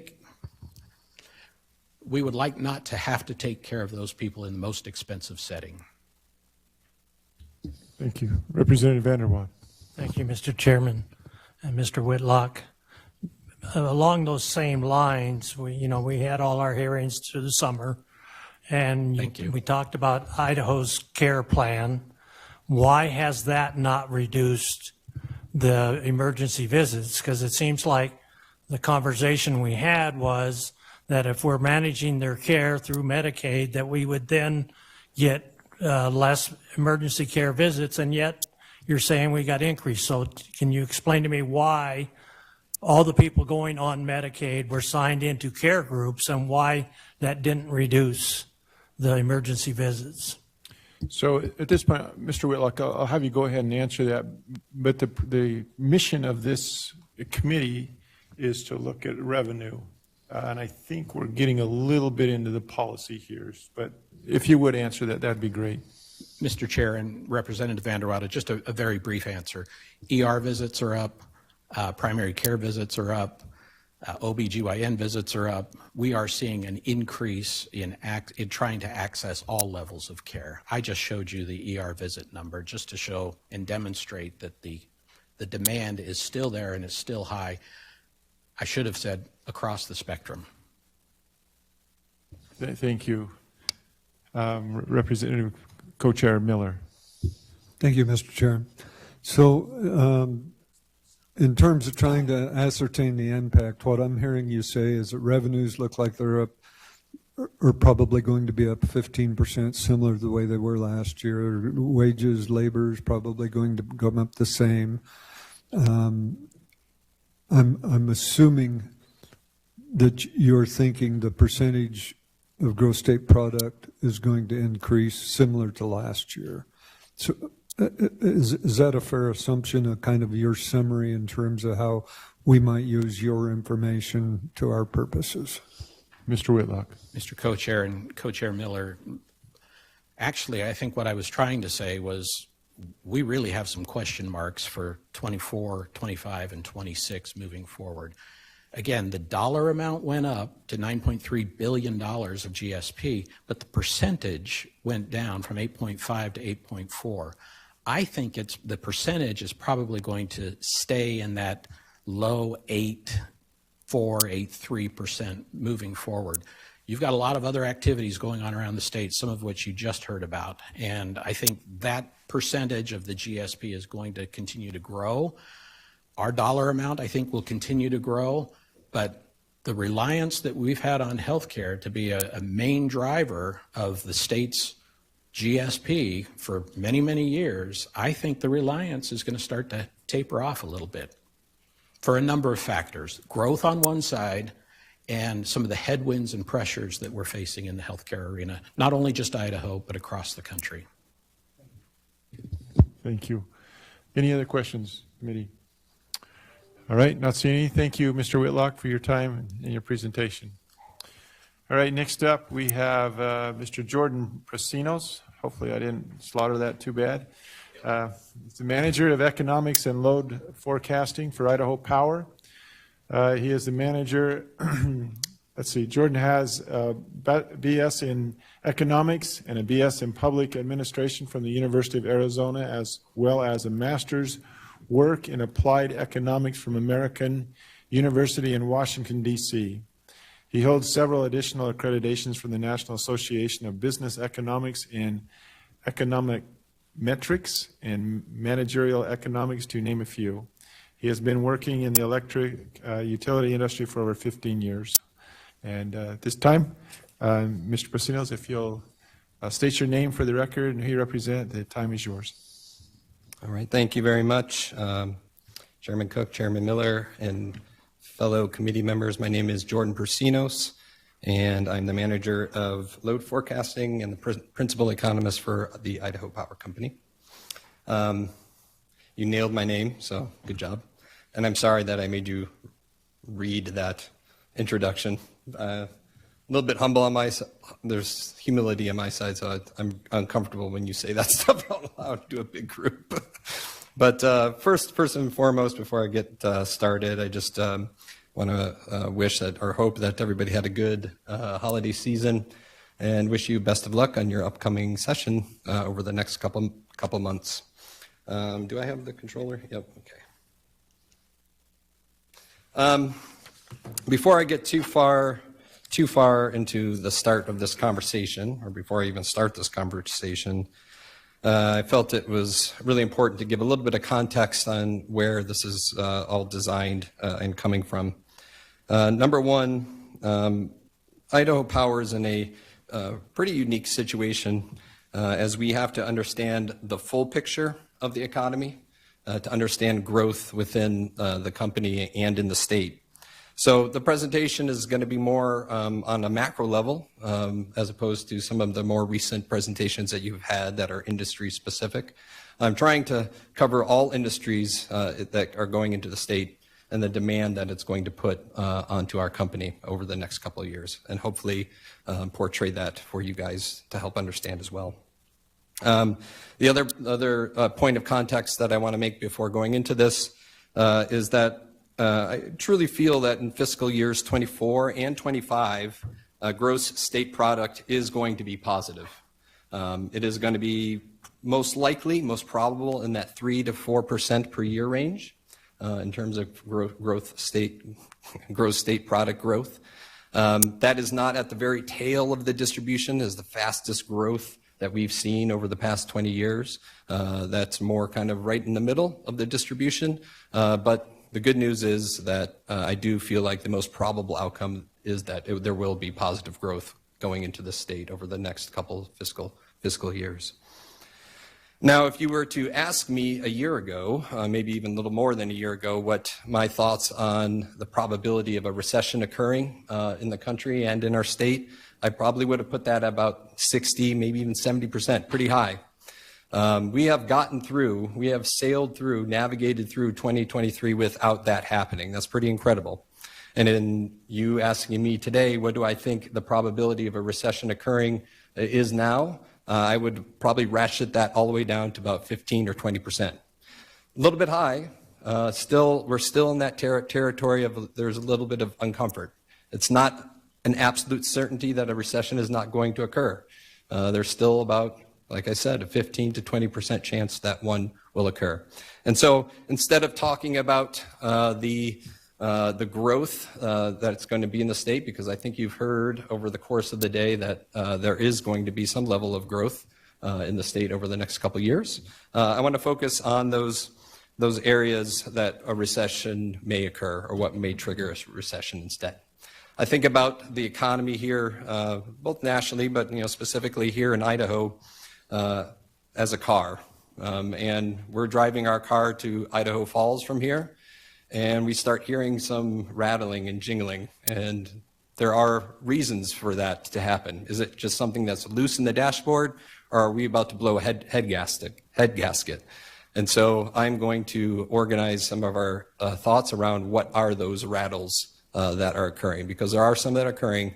I do feel like we're going to get to Idaho Falls in our car, which is without a recession, without us breaking down, but we have to understand what those rattles are as we make that travel. So to start off, this is what I call my wall of worry. I'm sure it's other people's walls of worry as well. But we have had a large amount of headlines over the past years, over this past year, that can be hard to interpret as far as what is the economic impact going to be from that. Some of these are more important than others, absolutely. Some of them we are told are very important, and they're really not that important, and vice versa. So given that, I've organized this information in what I am calling recession watch lanes. 3 main categories: shocks and overheating, consumerism, and imbalances. You can put all of those categories that we saw, all of those headlines that we saw on the wall of worry, into those 3 primary watch lanes that could cause a recession. And so the following presentation is going to be organized in talking about those 3 major categories. First up, shocks and overheating. So let's first talk about Fed policy error, specifically under this category. Now, I appreciate there is an incredible amount of information on this slide, a lot of data, and I'm just going to try to breeze over it pretty quick. But the Federal Reserve inflation anchor point seems to still exist at 2%. They are laser focused. They have been laser focused on getting inflation down as low as possible because they were afraid of the American economy overheating.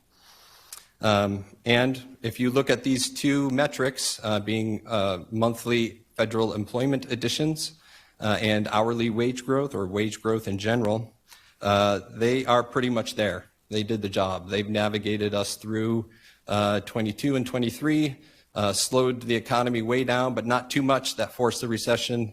And now we are in what I'm calling a green zone in both of those categories. In terms of wage growth, we don't want wage growth to go too high. That's incredibly dangerous. That could be a wage price spiral where inflation gets out of hand, and they look like they've brought that down pretty well. Depending on what metric you use to measure it, they all tell us a little bit different story. Here on the graphic, I'm showing hourly wage growth, but if you use, there's other ways to look at it that have different percentages. But the story behind it is that they're all going in the right direction. They're all going south, and they're all tracking down to that more comfortable level that the Federal Reserve is more comfortable with. Now, we have heard different industries having a different distribution of pay, hourly pay. For us, particularly the utility industry, we do have typically higher paying jobs. And if you look at the wage growth percentage for electric or electricity workers, they are growing faster than the average. And that's common. There are areas like construction jobs, their percentage wage growth is going to be going faster. Electricity generation and transmission and just distribution is growing a little bit faster, but there's others that are growing slower. So on average, nationally, we're sitting at that 4% point, which is really good. A good spot to be. Focusing in a little bit more on the Fed policy area, let's look at inflation specifically. Now, I just mentioned the Federal Reserve is laser focused in on inflation, trying to bring that down as low as possible to try to avoid overheating, and looks like they've done it. Look at that on the line graph on the right-hand side. You can see that that's the CPI. Those are CPI lines, both nationally and here in the region where we're sitting in the mountain region. And they've pulled that down. It has come down to about the 3% mark, or just north of the 3% mark. So that's where we should be at this point. That's really good news. What's interesting from this is that you can pull out from this is that in the mountain region, there was compared to the U.S., there was a pretty sizable gap that formed relative to the U.S., right? Look at that in 2020, at the end of 21 and 22, you see that spread start happening, and now it's compressed back down, and it's tracking basically 1-to-1 now. And the reason why that occurred is that very large piece of the pie over there on the left-hand side, shelter cost, home costs.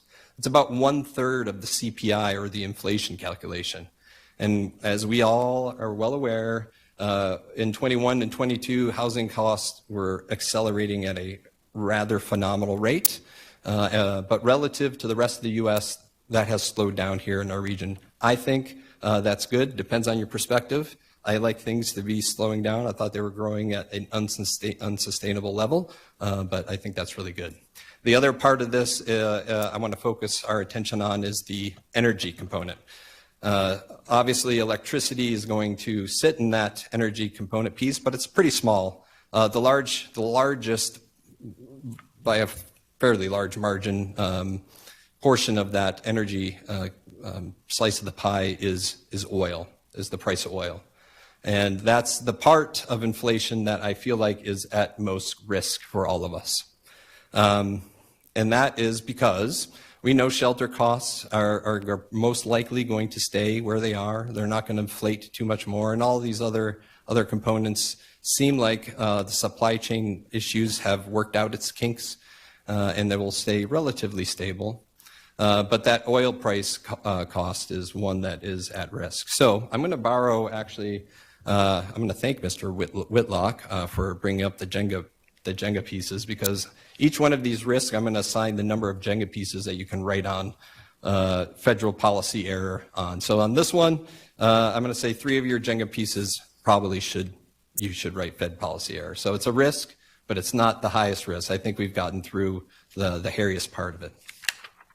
So let's focus on oil, the price of oil. That piece of inflation that I said is at most risk for us right now. So the impact, and really what I want us to understand from this is, if we go back to that wall of worry, is geopolitical unrest. And I'm categorizing that in the shocks section. A lot of the geopolitical unrest that is happening across the globe is happening in regions that are or closely tied to high oil producing areas. Luckily, there has been areas or regions that have propped up their production of oil, and the price of a barrel of oil today is actually below $70 or right around $70. That's pretty low relative to where it was before. To give you guys a little bit of context of how that impacts the economy, about a 1 cent increase in a barrel of oil will translate to about a $1 billion annualized impact to consumers in America. So every time the price of a barrel of oil goes up by 1 penny, consumers over a course of the year, all of them, not just you or me, but all of them together will end up spending about $1 billion more at the pump. So it's very impactful. And from my perspective, like I said, price of the barrel of oil right now is at about $70. If it gets up to about $90 to $100 for a barrel of oil, and that's sustained for a long period of time, that could be a trigger for a recession. That could push us into a recession. So that's something for us to keep an eye on. So geopolitical unrest, I'm going to assign 3 Jenga pieces that you should write down. The other one that's important for us to keep an eye on is residential housing prices. Now, everyone is going to be focused on this because that's what caused the major financial crisis in 2008, and so a lot of people are going to bring it up. Is that going to happen again? This is going to get a little bit thorny, but hopefully I can guide us through this a little bit pretty good. So here on the left-hand side, the bubble chart, I'll call it, all those bubbles represent different cities across the U.S., major cities across the U.S. Boise's in that gray, I kind of highlighted in red there, so it kind of jumps out to you. You remember me saying that in the inflation calculation, Boise and Idaho their home prices were appreciating much, much greater than the rest of the country, which is true. Now they have pulled way back. And how that data flows through that CPI calculation, there's about a year lag. So that's why I don't think the shelter costs, a year lag into the calculation of CPI. So that's why I don't think the shelter costs are going to have near-term impacts on inflation, because home price appreciation has slowed down. However, it's still appreciating. How are home prices still appreciating?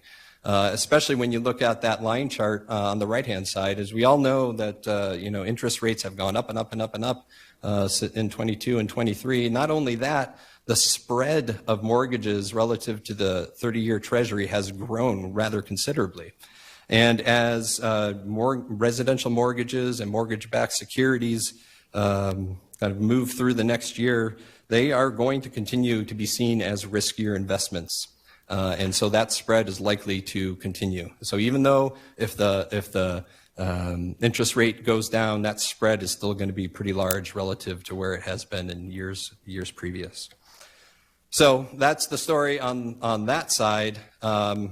But why have prices, so you can look at me and say, well, Jordan, why have prices not decreased then if you have all of these increased costs? And the reason for that is the supply side of the conversation. So in the tug of war between, think back to Econ 101 and that tug of war between demand and supply, supply is very, very low of new homes. This is new home permits. This both these graphics are new home permits.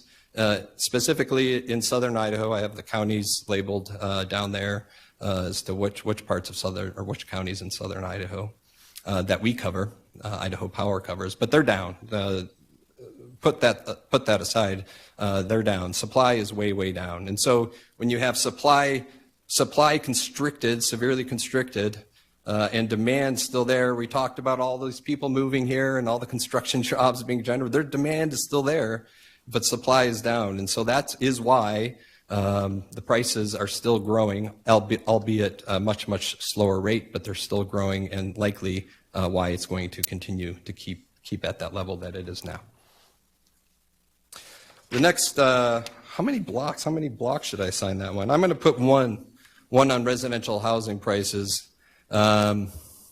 I don't think it's a major concern for recession. I think we're just going to kind of fumble along, but just wanted to bring that up to you. So the next part, the next lane of our discussion is consumerism. So there's a lot of information again here on this, but I'm going to try to summarize it for you pretty quick. The excess savings that we built up from the COVID stimulus, as a nation, we built up about $1.8 trillion, I said trillion dollars of excess savings, all of Americans, during that time. That has pretty much gone. That's gone. We've spent it all. That's what you can see on the right-hand side. That's the buildup of savings. That's the peak of that graph. And then the downslope is the spending of that savings. That is the impact of inflation, essentially. This is how I look at it. We've spent through all of those excess savings to get through that 10% inflation period that we all went through. And now that's gone.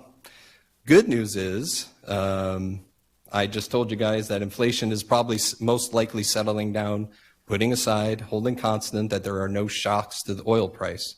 So if that continues, I think we are in good shape, and the American consumer is in good shape. Consumers are still spending here in the U.S. They're not spending at rates that are making me incredibly nervous, and they're not hoarding everything. They're still out there spending. So I think consumerism as a whole, you can put one Jenga piece on that.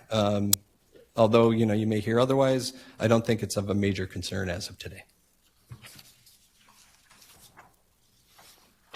Now we're going to get into the more interesting part of the conversation, where I think there is a lot more risk to start taking note of. And that's the third lane. That's imbalances that are happening in the American economy.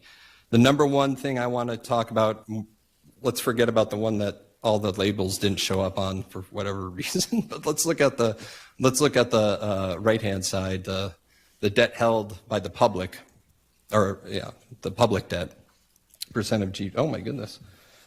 Aaron, I got to speed up. Post-World War II was the last time debt got to 140% of GDP. Congressional Budget Office forecasts that to be at 180% of GDP by 2050. That's incredible. That's not sustainable. Something is going to break because of that. It could be social programs, and God forbid, even defense or other essential services that will falter, because the U.S. is not going to want to default, but something is going to break, and that is something that we have to get our hands around in the long term. Loans and banking, this has a lot of thorns on it, and I'm going to have to skip this because this is a lot longer conversation than 2 minutes. The main thing I want to say here is commercial real estate. You hear a lot that commercial real estate is in major trouble. I don't think it is.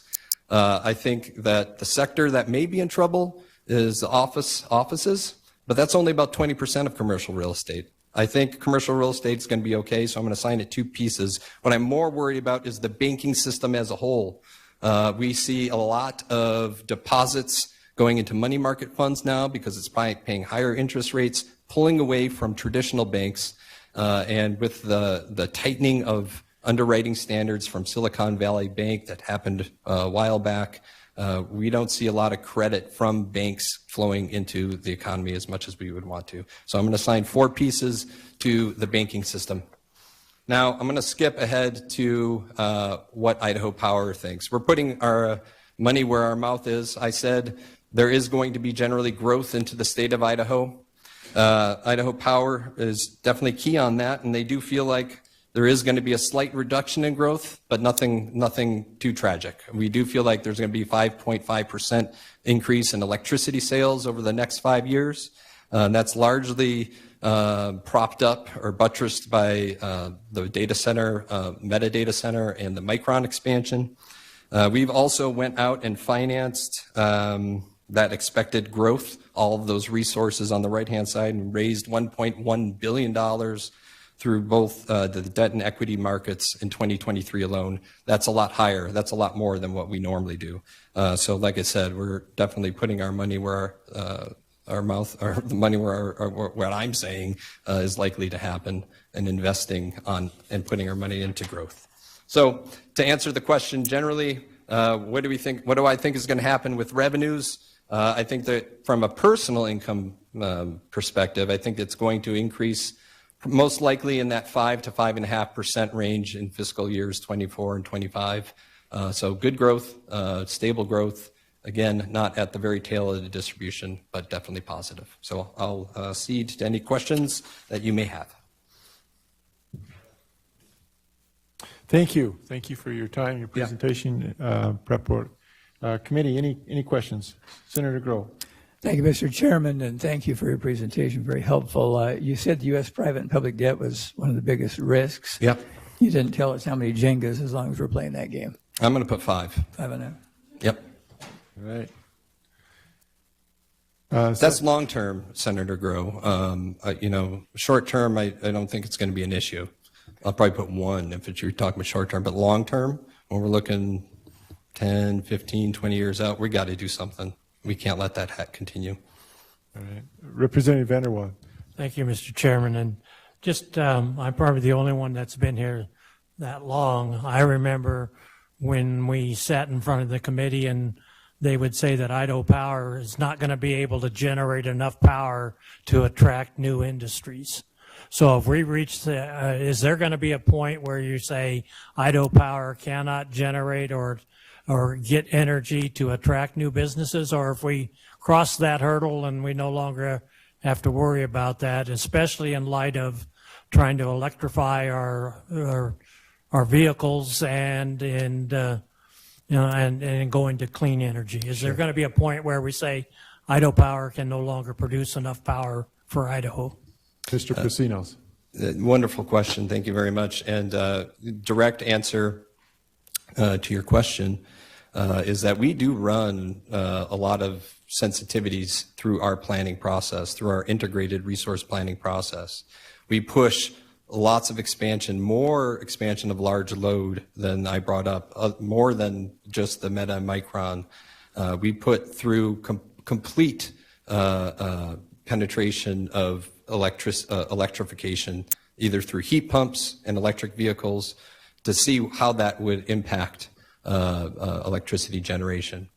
The answer to that is that we do plan for it, and it is a risk that we are very cognizant of, and we are well aware of it, and we are actively planning for it. We don't take a passive role in doing that. So I would say, there are some constraints.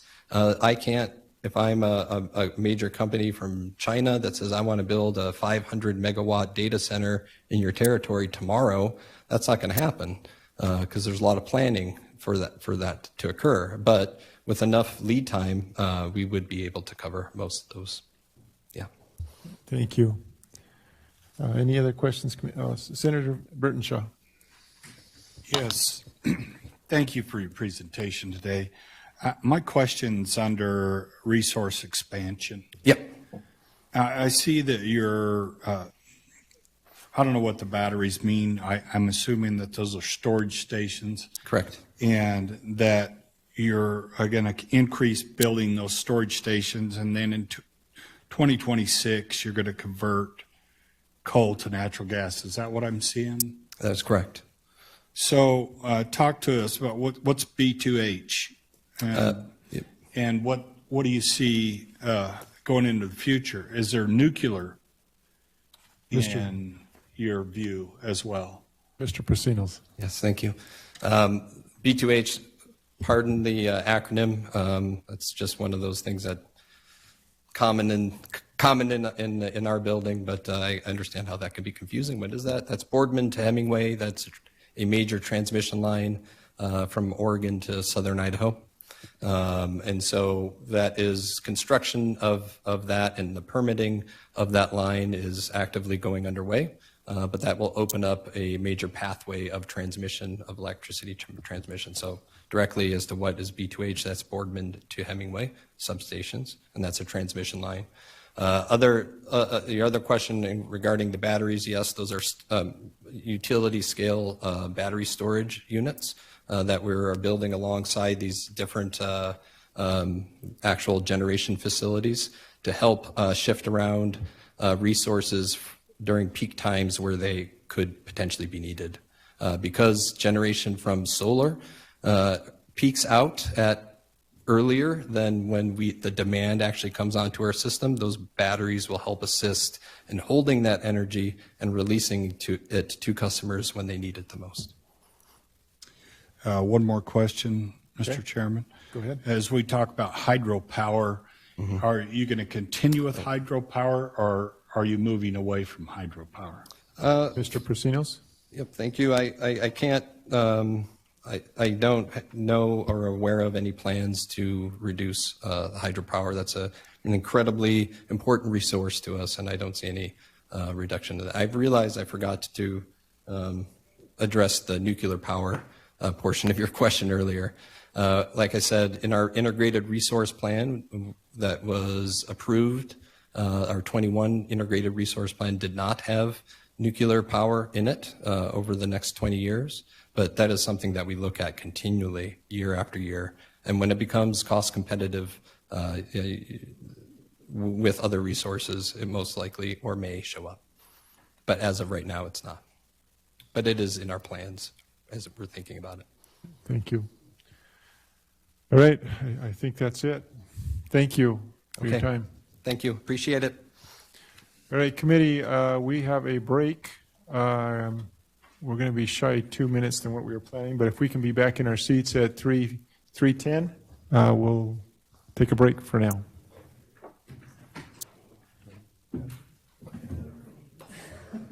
Guess not. They're moving.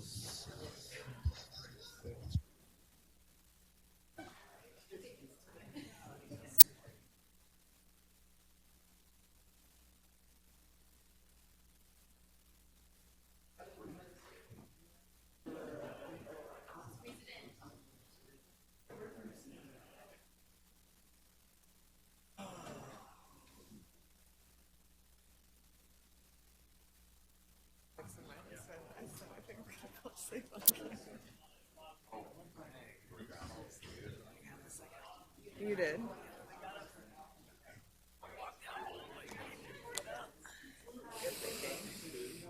Oh, gosh.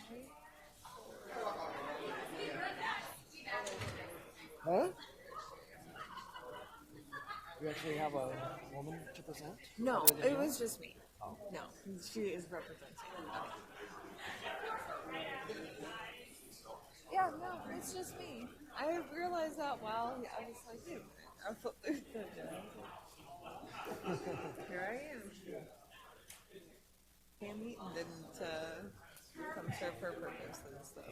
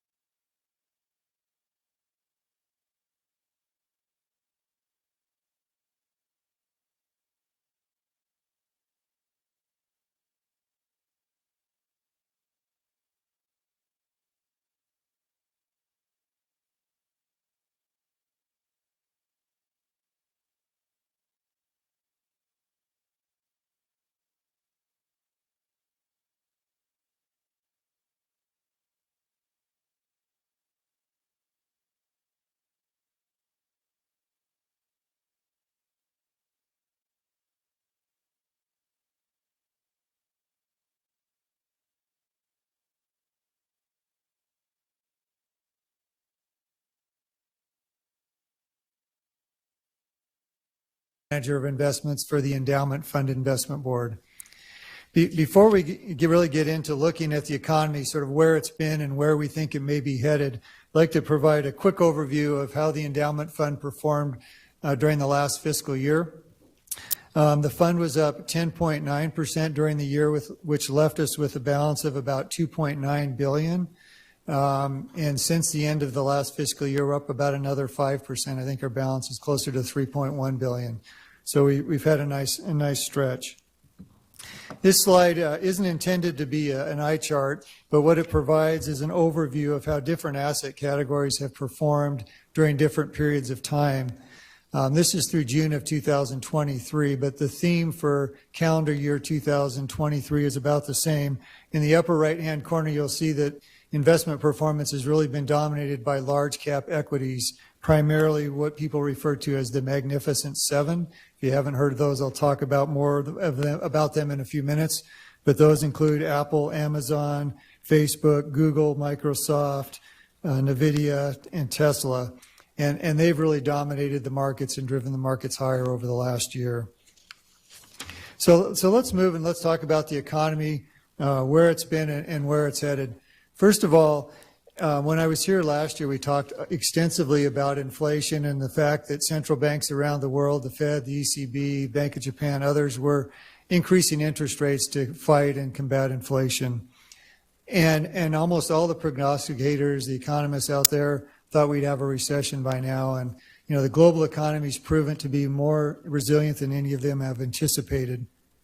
In the U.S., the economy's remained sturdy, really driven by healthy consumers and strong businesses. And looking forward, we do expect global manufacturing and trade should rebound and continue to grow next year, which will help a lot of the countries outside of the U.S. The euro area should benefit from strong global trade, particularly Germany, who struggled over the last year, and even China, who's really had a tough time coming back from their COVID-0 policies, and as a result of some of their other policies with the U.S. and others, they're still growing at a reasonable clip, which is low by their historic standards, but close to 5%. So let's look a little bit more. Let's focus on the U.S. I think people have been surprised, as I mentioned earlier, that GDP growth has remained as strong as it has despite restrictive monetary policy. You can see in 2020 the huge contraction that we experienced with GDP during the pandemic as things were closed down. And then coming out of the pandemic, as vaccines were developed, as businesses were reopened, as fiscal and monetary support was injected into the economy, GDP went through the roof. Those rates couldn't have been expected to stay as high as they have. But what's a surprise is GDP still running about 4%, even after the Fed's been fighting inflation for about a year and a half. And similarly, personal consumption rates remain very healthy. So how has that happened? The U.S. has really done better than almost all other economies during this monetary tightening cycle. And I think it's driven primarily by a few things. One is we went into it with extremely strong labor markets. Our employment rate or unemployment rate was near 50-year lows. There were about 2 job openings for everyone looking for work. That helped us. It provided a nice cushion. The other cushion was that we had significant consumer savings. Savings rates were excessive as a result of the fiscal stimulus packages that were put in place during the pandemic, and the fact that consumers were stuck at home and they weren't spending as much as they would have. So we had significant savings that helped us during this first part of the tightening cycle. In addition, in the preceding 10 or 12 years, we had extremely low interest rates. And so most debt that consumers and businesses have still are at those lower rates. So the debt service levels still are very attractive despite where we are today. So let's look at a couple of those variables. First of all, this looks at the consumer, the fact that household debt has come down. It's less than 100% of disposable annual income. Net worth has grown. If we had this through December, it'd probably be even higher. The market had a nice bump in December. And the savings rate, although you see it started to tail off there recently, was at excessive levels. So the cushion has gone, much of that cushion has gone away, and that's a variable we need to think about and we'll talk more about. but it's still at a very healthy level. The job market as well remains very healthy. You can see payroll employment is still strong. The unemployment rate has ticked up. I think the low is about 3.4%. Today it's about 3.7% nationally. So we're starting to see it tick up, but still at very, very low levels when you look historically. And if you look at corporations, cash flow relative to GDP is healthy, and cash flow relative to net interest is extremely healthy, again, because most of the interest that they're paying is at a very low level. So most businesses are kind of holding their breath, hoping that they don't have to take on more debt or refinance their existing debt until the Fed brings rates down. So right now they're still in very good shape. So our prior presenter talked a lot about inflation, and he's right. Inflation has dropped dramatically, but it is still above the Fed's target of 2%. Headline inflation peaked at about 9.1% and is now down to 3.1%. This graph shows core piece CPI, which is what the Fed looks at. It's declined from about 6.5% to 4%. And if you take out, and we'll talk a little bit more about this, if you take out shelter costs, it's really starting to approach the Fed's target of 2%. The other important element of inflation that's helpful to look at, if you look at the graph on the bottom, you'll see that goods inflation is really back to zero at this point. So why did goods inflation spike so dramatically? First of all, if you remember last year, the Fed was talking about inflation being transitory, primarily because there were supply issues from COVID. So that's part of what drove goods prices up, is the supply was constrained. The other thing is consumers were sitting at home, couldn't go out and spend money, and they were ordering everything online and bringing it in, and it drove goods prices up. We seem to be through that cycle. Both supply chains have improved, and consumers have started shifting their focus more towards services. And so service inflation has been what we've been wrestling with recently, but it is contracting as well, as you see on that chart.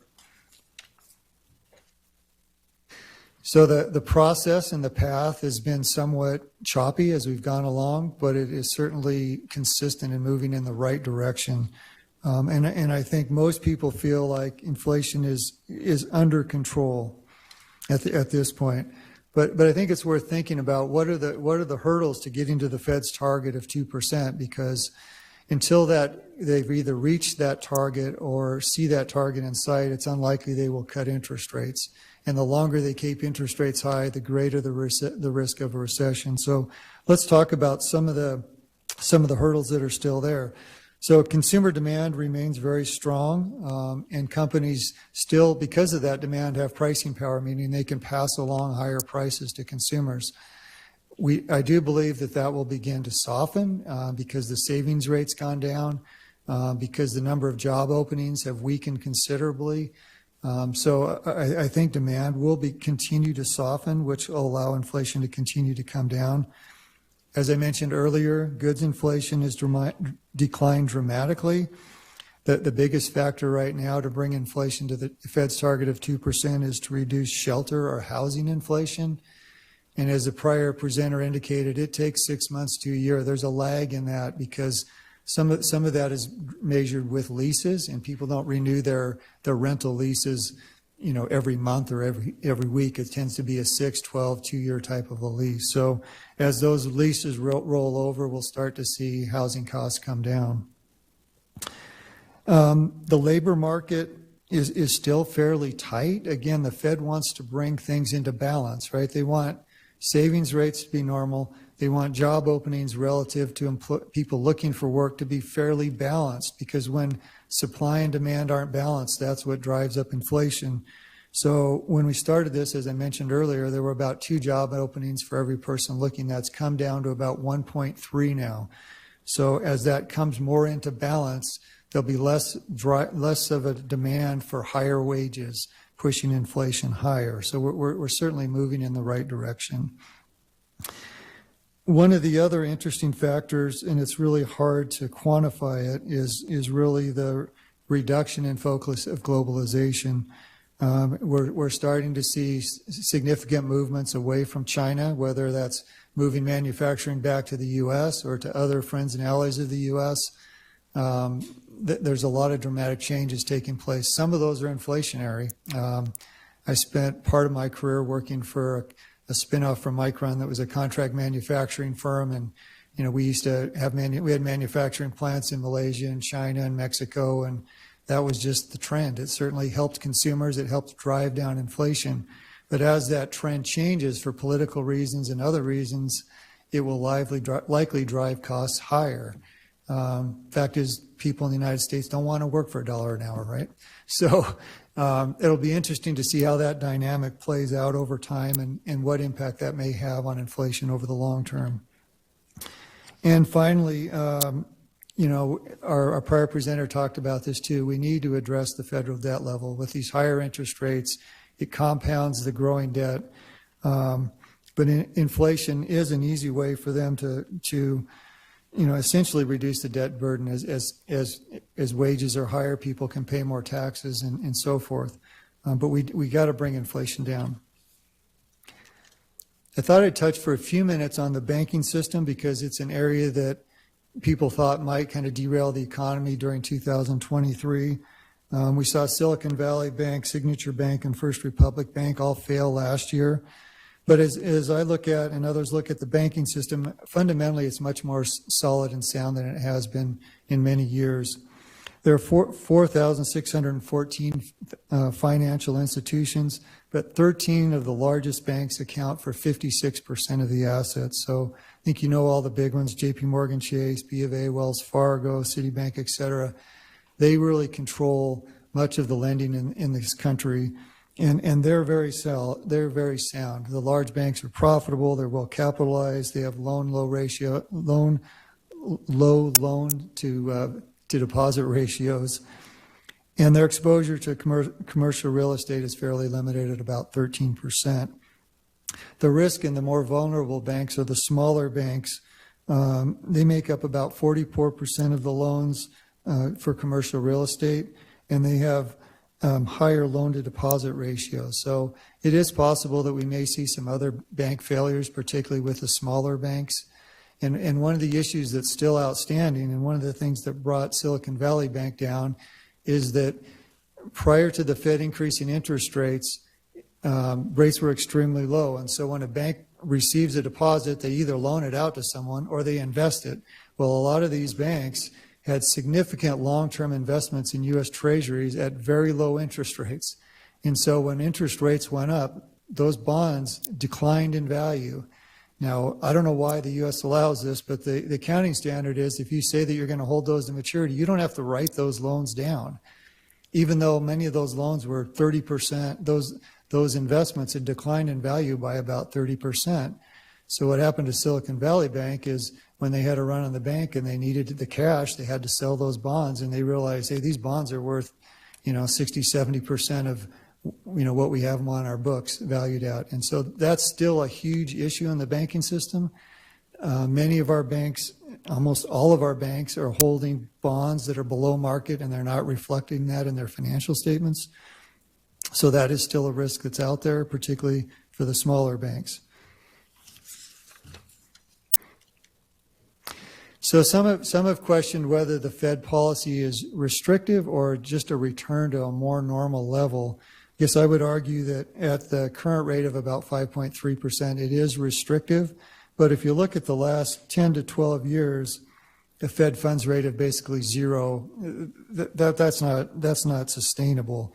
And that really drove excess stock market values, other asset values. And so probably a return to something closer to 3% is probably a more reasonable long-term level. Certainly they would go below that if we go into a recession and bring it down lower. But we are in a restrictive situation. We are starting to see pain in the real estate market, in the automobile market where people have to borrow money to buy cars. It is starting to affect the economy. One of the challenges is that investors think we've won the war, that the battle's over, that the Fed's going to start cutting interest rates in March. In fact, the market assumes we're going to have about 5 rate cuts next year. That's probably more like, that's probably a little bit optimistic, although I do think the Fed will begin reducing rates next year. But the market is certainly assuming rates are coming down, that the battle against inflation is over, and that's really what's driven the market up significantly the last 2 months. This graph shows you kind of where 10-year U.S. Treasury yields have been. You know, I think it's clear that the last 10 years have probably been unreasonably low, but we have backed off from 5% to this morning we were at 4%. I think the Treasury rates are going to stay a little higher than they have been the last 10 years. I don't think we're going to be down at that kind of 1 or 2% range, that we're going to be more in the 3% range. Things are going to cost more going forward. The other sector that people talk a lot about as being a risk is commercial real estate. There's currently about $3.6 trillion in commercial real estate loans. About 10% of all outstanding loans are commercial real estate, and as I discussed earlier, most of them are held by small banks. Overall, I think the real estate sector is fairly healthy, with the exception of offices, particularly big city office buildings. We're just not seeing people go back to work in a traditional setting like they were before. We've certainly seen some of that. Many businesses have forced it. I know the legislature is talking about that for state employees. But in some of the big cities, people are still working significantly from home, making those leases in those buildings not as necessary. And so that's the area where there's risk and pressure. But overall, commercial real estate, particularly for industrial and residential and retail, seems to be fairly healthy. Housing is soft due to the higher mortgage rates, but it really isn't following. If you look at the first graph shows mortgage rates, I think we're at about 6.7 or 8 today in terms of 30-year mortgage rates. They've come down a little bit. Building permits are still relatively strong, and home prices have held in there. A big part of what's going on is people just don't want to sell and buy another house and pay a similar price with a lot higher mortgage rate, right? I think my mortgage is at 2.6%. Why would I want to sell and go take on a mortgage at 6.7 or 8%? So because people aren't selling, there's a limited supply of houses available, which is causing some of the new construction and keeping prices relatively stable. So I don't know if we can say that that's good news or bad news, but things have held in there because of that interesting dynamic.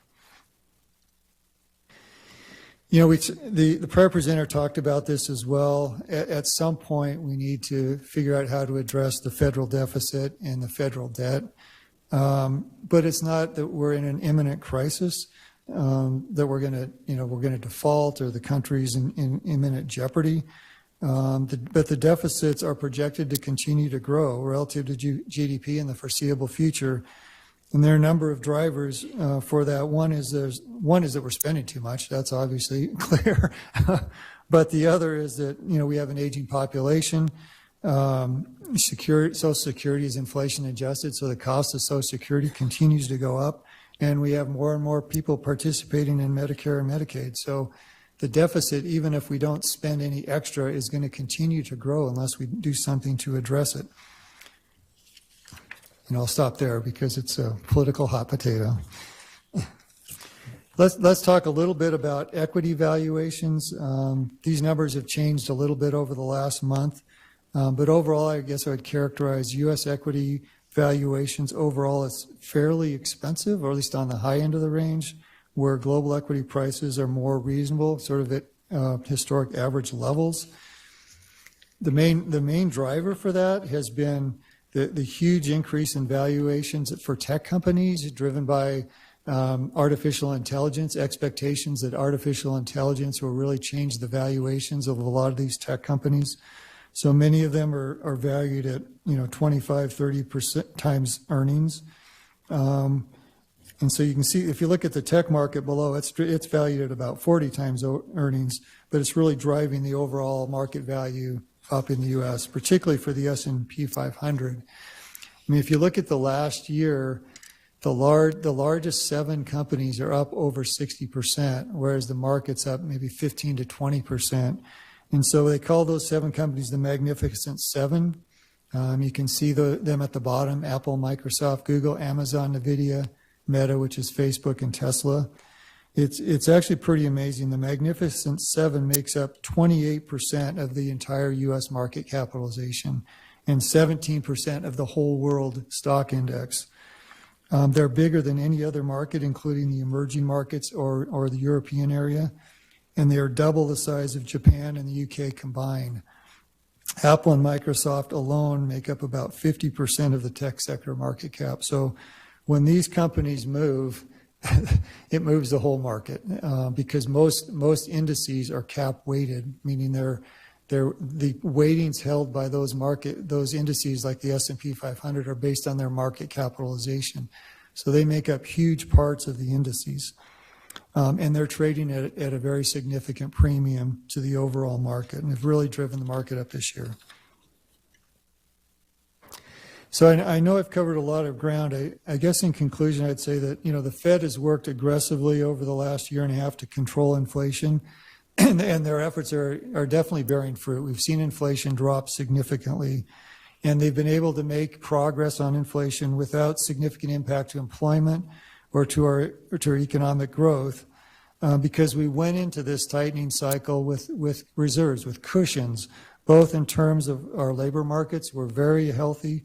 We're excessively healthy, one could argue, and because consumers and corporations had very strong balance sheets. I would argue that those cushions have come down now. So the next phase, while it sounds like it's a done deal, the next phase is really tricky. The phase where the Fed has to decide, when do we start to pivot? When do we start to reverse and reduce interest rates? And they're going to be reluctant to do that until they've either achieved the 2% inflation target or it's well in sight. And why is that? If you look back at the Volcker era in the late 70s or early 80s, excuse me, it took 3 tries. So they reversed course, they cut rates, and inflation reaccelerated. They had to do it 3 times. And I think the peak Fed funds rate ended up being 22%. I mean, I don't know if any of you, I'm getting to be an old man here, but I remember when I was in college, the money market rates were like 14%. We don't want that to happen, right? So the Fed has learned that lesson. So everyone thinks it's a done deal. They're going to cut interest rates, but they're going to be cautious and sometimes slow to act. And if they're slow to act and we've lost a lot of our cushion, there's still some risk that things could really slow down in the economy. I'm not saying it's a big risk. The risks come down, but it's still out there. And I think we need to be mindful of that. Financial markets are assuming it's a done deal, that we're going to have a soft landing, that inflation will come down without us going into a recession. And I certainly hope that is the case, but I do want to highlight there's still some risk out there. So timing this interest rate pivot is extremely important. If the Fed cuts too soon, we may see a real reacceleration in inflation. If they wait too long, we could have a recession. So with that, I'll stop and stand for any questions. Thank you, Mr. Anthony. Committee, any questions? Representative Vanderwaal. Thank you, Mr. Chairman and Mr. Anson. Right now, I'm looking at the investment endowment fund, and I think when I came here, it was less than $1 billion. Now it's $3 billion.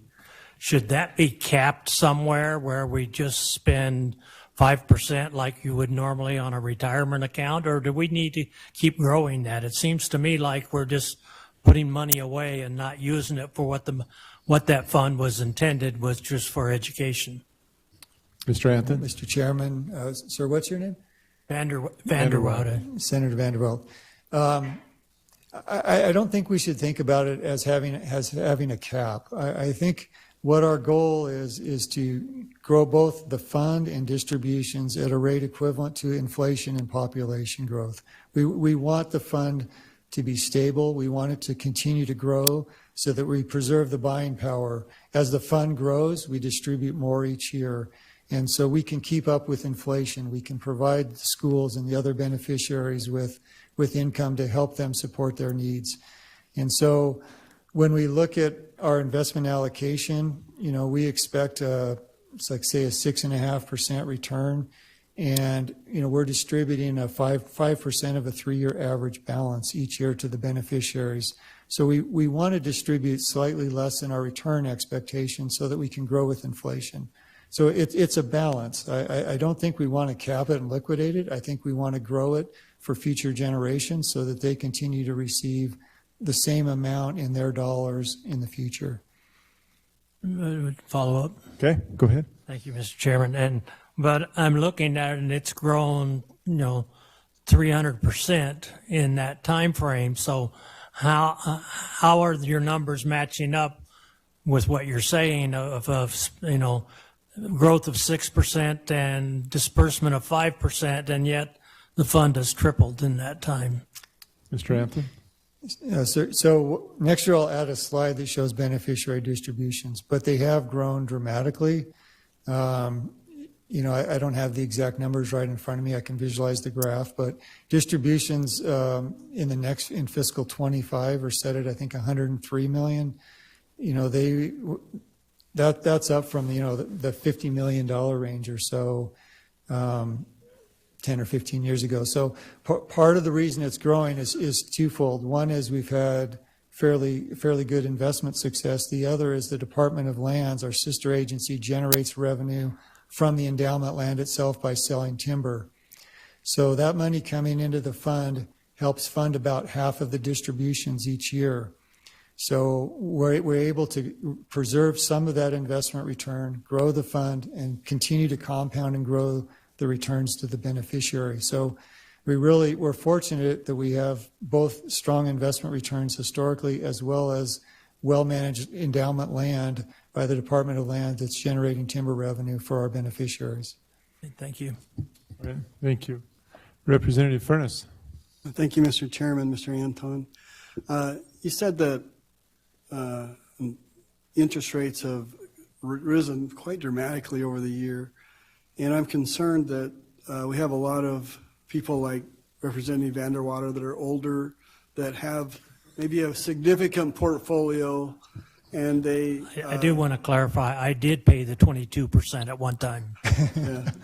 And they have bonds in their portfolio, so those bond prices, because of the rise of interest rates, those bonds have actually decreased in value.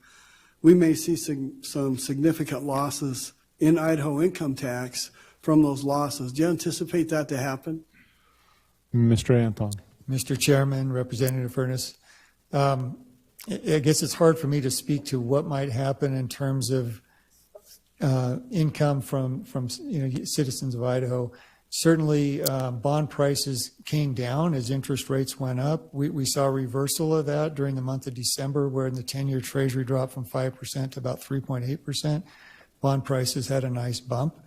One of our other clients, I didn't mention them, we manage about $1 billion for the state insurance fund, and by statute, they have about 80% of their portfolio in fixed income. So yes, it was painful as rates went up, but now that rates are higher, they have greater income, and if we have a recession, they have a lot more downside protection. And they had a great couple months. The last couple months, they did really well. So I guess that's all I can say is that, it's painful getting there as rates went up, but now we're in a better position to generate more yield going forward. Just a quick follow-up. Okay. Thank you, Mr. Chairman. When you're managing the endowment fund, and we saw those interest rates rise, what was your process in minimizing your losses when those went up? Mr. Anton. Mr. Chairman, Representative Furness, it's a challenging thing because you run the risk, I think, at times of trying to be too tactical and to try to really change your whole philosophy of how you invest the portfolio. So we tend to generally stick to our long-term allocations. That being said, we did try to reduce the duration slightly of our fixed income, because the shorter your duration, the less interest rate risk or pain you feel as rates go up. And about half of our fixed income portfolio is actively managed, and those managers did that. The benchmark is about a 6-year duration. They brought it down closer to 4-year duration. But we didn't make drastic changes because when you go into it, you think, okay, fixed income is the only thing that's going to feel the pain. Well, equity feels the pain too, because if rates go up, the cost of doing business for firms goes up, and equity prices for a while there at least, came down as well. So during 2022, there was really no safe place to hide, right? Rates went up, which made bond prices go down, and equities went down because cost of capital went up. So there was really no win, and if you tried to get too tactical, you ran into a lot of trouble. So we tried to keep our high-level allocation consistent, but be thoughtful in terms of duration on the fixed income side. Representative Miller. Thank you, Mr. Chairman. So our job is to come up with some kind of a revenue projection, and I wondered if, I appreciate the summary and the information that you put together. Would you give us your thoughts on where you see this going for the next couple of years, please? Mr. Anton. First of all, good luck with that. That's a challenging task. I guess I'd say that, you know, the U.S. economy, again, has proven to be extremely resilient. I mean, we've had so many things thrown at us, whether it's inflation, you know, there's geopolitical risk with China, there's wars in Ukraine and Palestine. There's a lot going on, but the economy has continued to chug along. And in Idaho in particular has been stronger than most of the U.S. economy. So if you look worldwide, the U.S. is the strongest, and Idaho is one of the strongest states within the U.S. So, I mean, I would think we could continue to expect reasonable growth in Idaho going forward for the next few years. It may moderate somewhat, and you know, it may slow, but I think it should still remain relatively healthy. I know that's not a very specific answer. Hard to put a number on it. That's better than some of them. All right, thank you. All right. Oh. Representative Clow. Thank you, Mr. Chairman. Mr. Anton, if you go back to slide 12, that's where my question's going to come from. Yeah, that's okay. Yes. Yeah.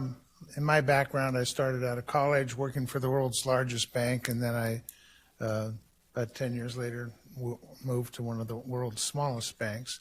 And so when we talk about large banks and small banks and their volumes, and I look at this and I think, oh, that really sounds at risk. I want to make sure. So 13 of the largest banks account for 56% of total assets, which doesn't surprise me. That's total assets. But then you reference a couple lines down. Smaller banks are more vulnerable, with commercial real estate making up 44% of loans. Is it 44% of the value of those loans, or is it the numbers of loans? Because I'm guessing it's the numbers of loans and not, because there's a lot more of them making a lot of small loans. Mr. Chairman, Representative, I apologize, I can't see. Clow. Representative Clow. I don't know the answer. I can get back to you on that. One thing I didn't talk about on this slide is you've probably all heard a lot about private credit. So there's been this huge industry that's developed because the banks have really changed how they operate and who they loan money to, particularly the large banks. They've been much more conservative on their lending, and so now there's this whole private credit market where people invest in private credit funds that loan money to all kinds of businesses. I mean, it's huge. So there's almost this banking sector that doesn't call itself banking that provides all kinds of loans in the economy now, and it's huge, it's massive. I think my main point there is the smaller banks are a little more at risk, or a little more exposed, I guess, to commercial real estate. And there are some risks, particularly in the office segment, than the big banks. Okay. Yeah, follow up, if I may, Mr. Chairman. Okay. Yeah. So I'd like you now to look at slide 16, and this is why I'm curious about this, partly. On the first line, it references U.S. Commercial real estate loans total $3.6 trillion, or 10% of outstanding loans. And you're saying, okay, it's not a big part of the national outstanding debt.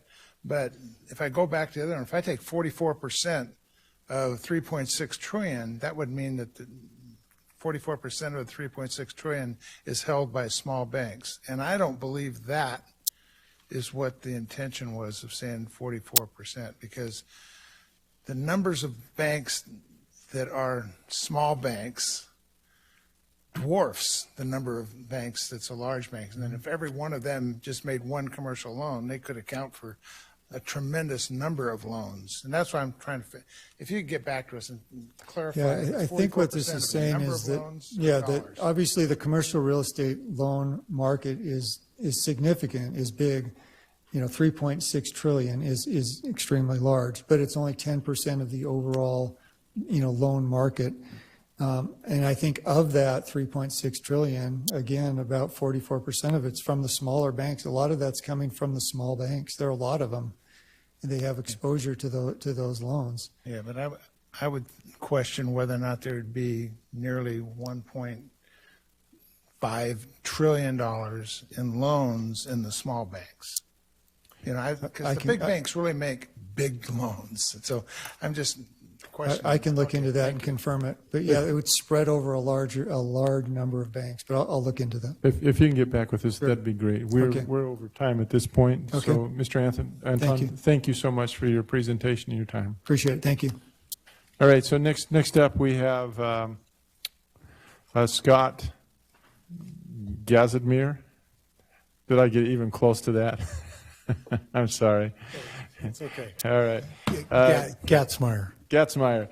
Mr. Gatzmeyer is the Corporate Vice President of Front-End U.S. Expansion and Micron Technology. Has more than 25 years of experience across probe, fab, engineering, operations, and technology development.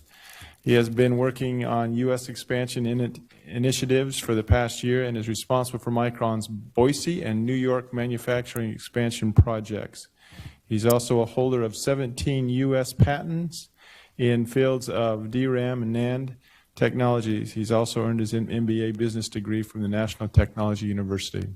Mr. Gatzmeyer, if you would, for the record, state your name, who you represent, and the time is yours. Hi, I'm Scott Gatzmeyer from Micron Technology. Thank you for having me today. I actually started here as an intern in 1997. Is when I moved. Grew up in Montana and then came out here. So been with Micron for a long time, and then went down to help start up the Intel Micron joint venture in Utah. So I was down there, ended up down there for 9 years and ran that site for the last 5 years that I was there. Then came back to Boise 8 years ago, working in R&D. Then the last 2 years, I've been working on Micron's expansion projects, which I'm very, very excited about. And I'll kind of talk about that as we go through the presentation. So here, let's see. So just real quick, a little bit about Micron. Last year, our revenues were $15.5 billion. It was a down year for us. The year before was really a record year at over $20 billion. And then we're hoping that this year, right now, it's showing signs of recovery and we'll be back up, hopefully above that mark. We have over 43,000 employees globally, truly a powerhouse. Obviously, we were founded right here in Boise, Idaho, in the basement of a dentist office in 1978. So really an unbelievable story that I'm sure all of you know quite well. We have right now about 6,000, 7,000 employees in our Boise, Idaho campus where we do our research and development. But today we don't do any manufacturing in Idaho. In 2009 is when we closed down the manufacturing here. So this opportunity to bring it back is what I'm really excited about. Something else, it's interesting to hear the previous presenter talk about the Magnificent Seven, technology companies. I don't know if everybody knows how much true technology we develop right here in Boise. It's really a magical place. We do DRAM design, we do photolithography mass development, we do research and development all the way across the board. We have some of the smartest people in the world. Really, in the U.S., there are only 2 locations that this type of work is done, Hillsboro, Oregon at Intel, and right here in Boise, Idaho. We really have a crown jewel of Micron right there. So we have over 50,000 patents. The majority of those come out of Boise where we do it. We've got a lot of innovative first and a tremendous IP portfolio that really helps us with a lot of our technology products that we have. Data is really transforming the world. When I joined, it was kind of the internet era and the dot-com boom that saw Micron stock go from $11 when I started, 98 the first time, Then we saw the dot-com bust and it went right back down. Since that time, I've watched it grow a little bit more slowly, but we've been through the mobile era, which I would argue a lot of what we did with NAND flash helped enable, and the smartphones, and the IoT and the data, the cloud storage and everything. You've seen kind of continuous growth. And now we're really starting to see tremendous growth with artificial intelligence. And that's going to disrupt every single industry. It was interesting to hear the last presenter speak about that as well. And we're really on the cusp of it.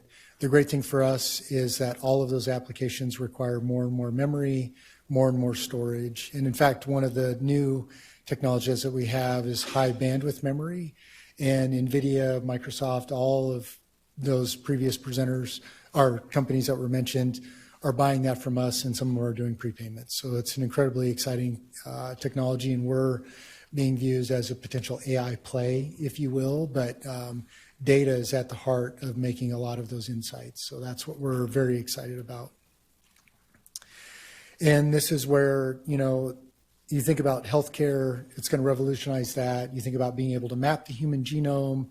Now you're able to do it instead of, maybe a year, you're able to do it in 24 hours. So you think about custom chemotherapy cocktails, personalized medicine. It's going to change the way we do a lot of things. You look at manufacturing technology, we use a lot of data science in what we do, and it's how we make our products. It's going to revolutionize manufacturing. Transportation, autonomous driving vehicles will be the way of the future, right? You already see Tesla, many others doing it, heading down that path.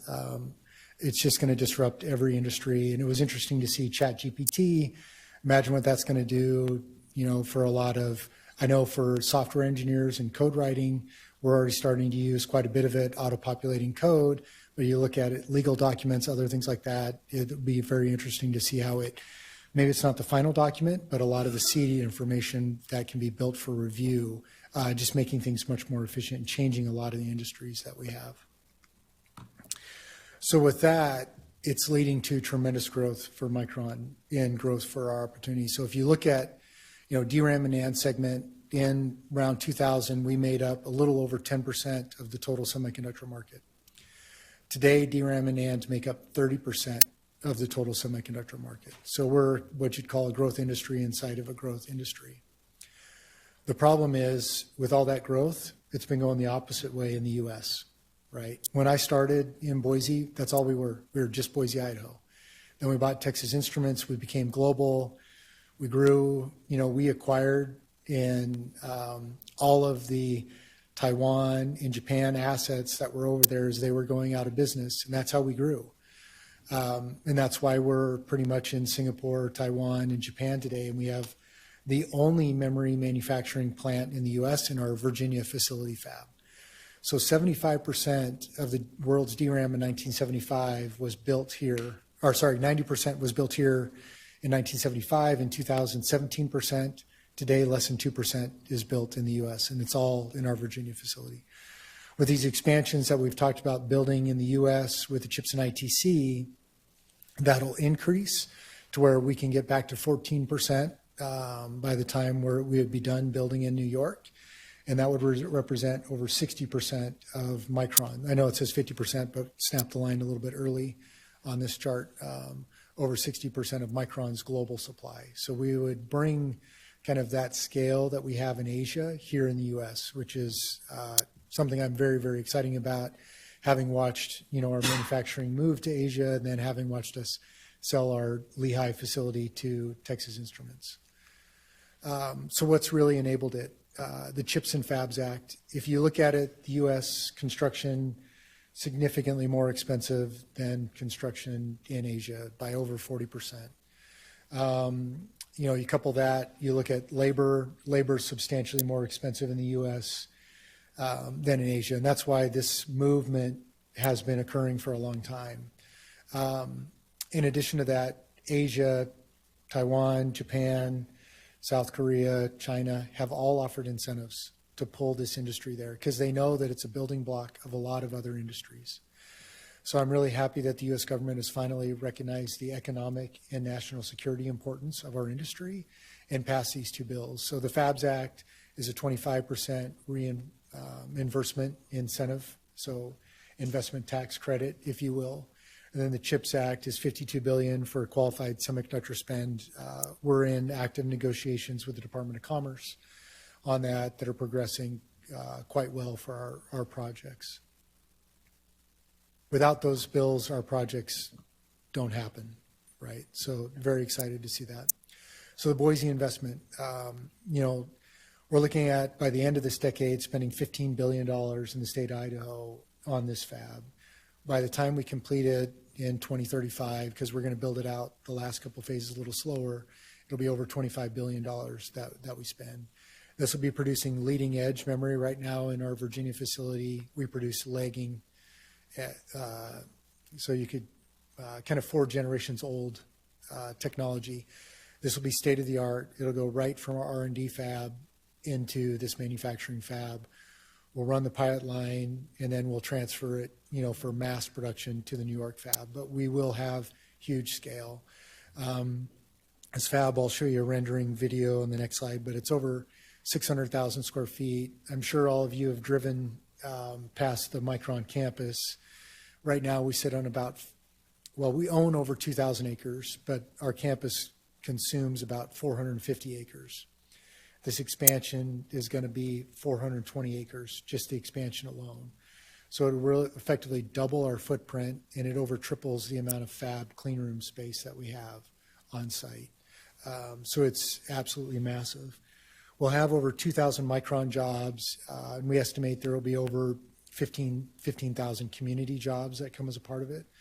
Some of those are direct jobs, so like Applied Materials, ASML, Lam, all of our technology partners, they'll have team members who work directly on our site, so contractors there. Tremendous number of construction jobs created associated with this.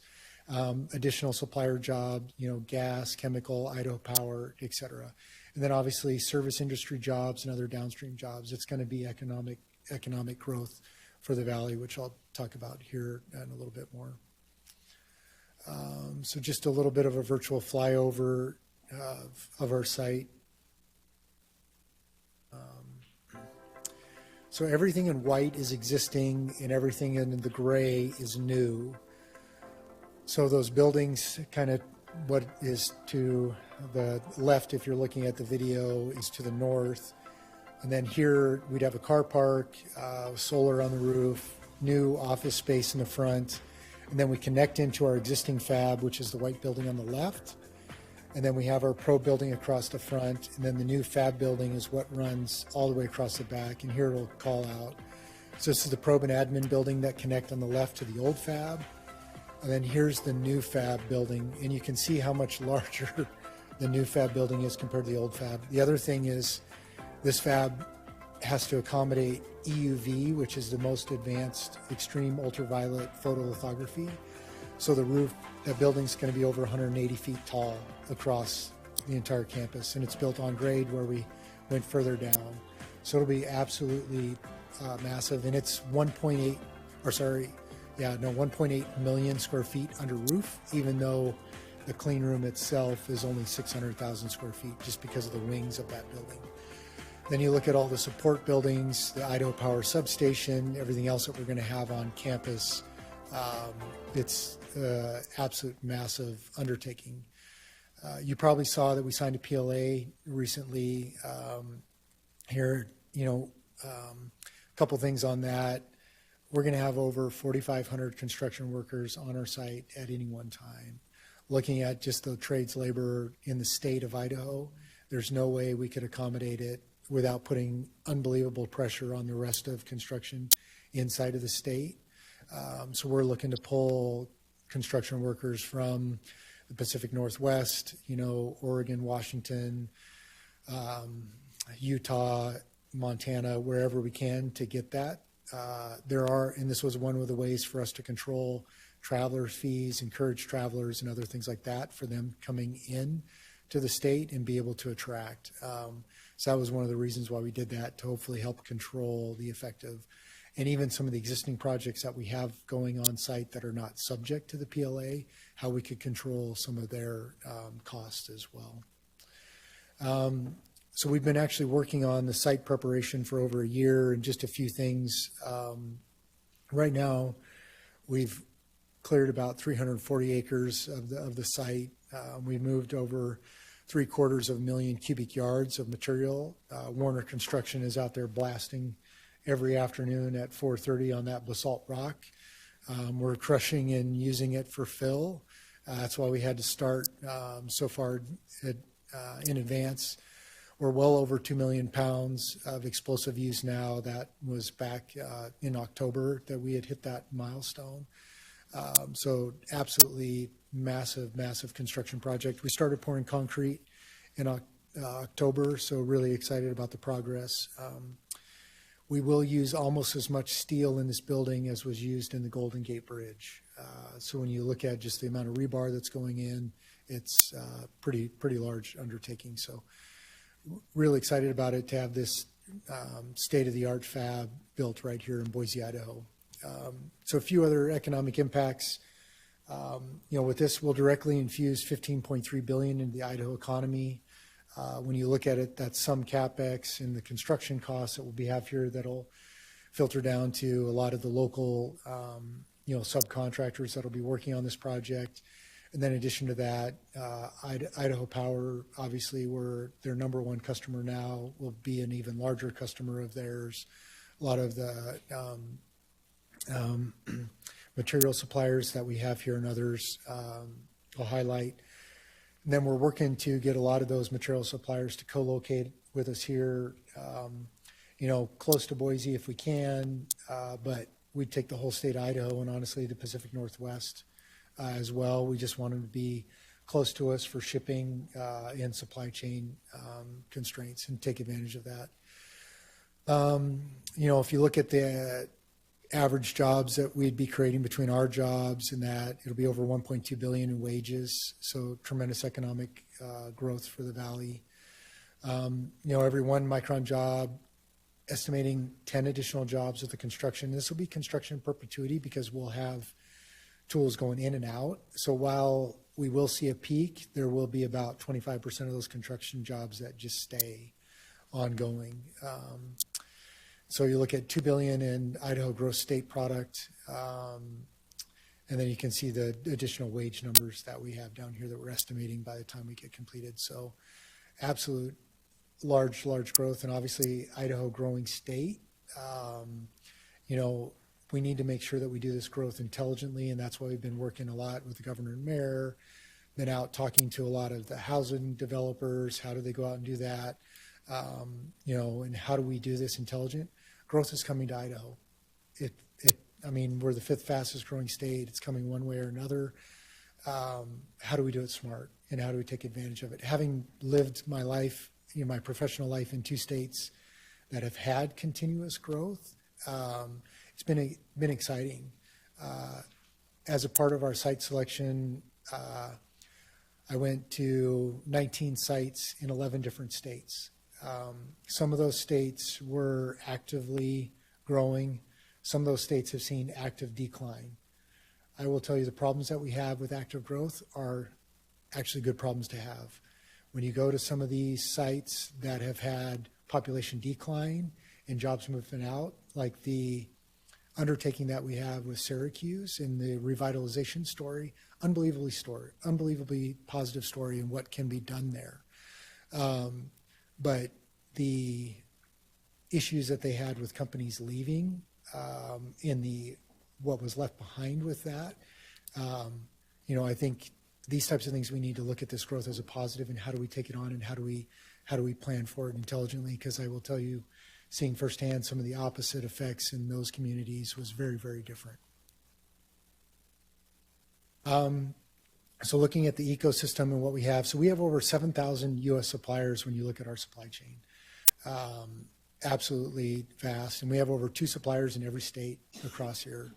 And so this is a tremendous opportunity for all of those suppliers, not just with the Micron expansions, but with the semiconductor industry expansions that have been announced across the U.S. And so you look at, our top suppliers here, I mentioned Idaho Power, but DFS, are in mechanical, are a couple of other large ones, and we're looking for more of them to potentially relocate and take advantage of the opportunity here. So we see huge opportunity with that growth. One of the other things that we see is a real talent shortage in semiconductors and heavy competition.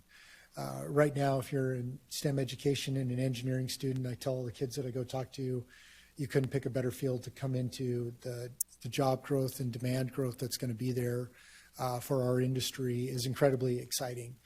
One thing I will say is with the growth in Asia of our industry, and it's not just Micron, it's, all the major players have grown in Asia, there's really a lack of awareness of it. And we've been losing it more to software engineers and some of those other, you could call it maybe the Magnificent Seven. So really, educating them on our industry, getting it out there, talking about the career path options, going out and do that, starting up an apprenticeship program. We're really starting a full prong approach, and we have been doing it for the last couple of years, been working with Wendy, even as we were negotiating with the state of Idaho from the Idaho Workforce Council and others to really, how do we go tackle this all the way across the board and think about it, K through career, and how do we even, people that want to transition careers, how do we help them to do that? So first, expanding the talent pipeline, how do we get more people into the talent pipeline, and how do we make our jobs more accessible?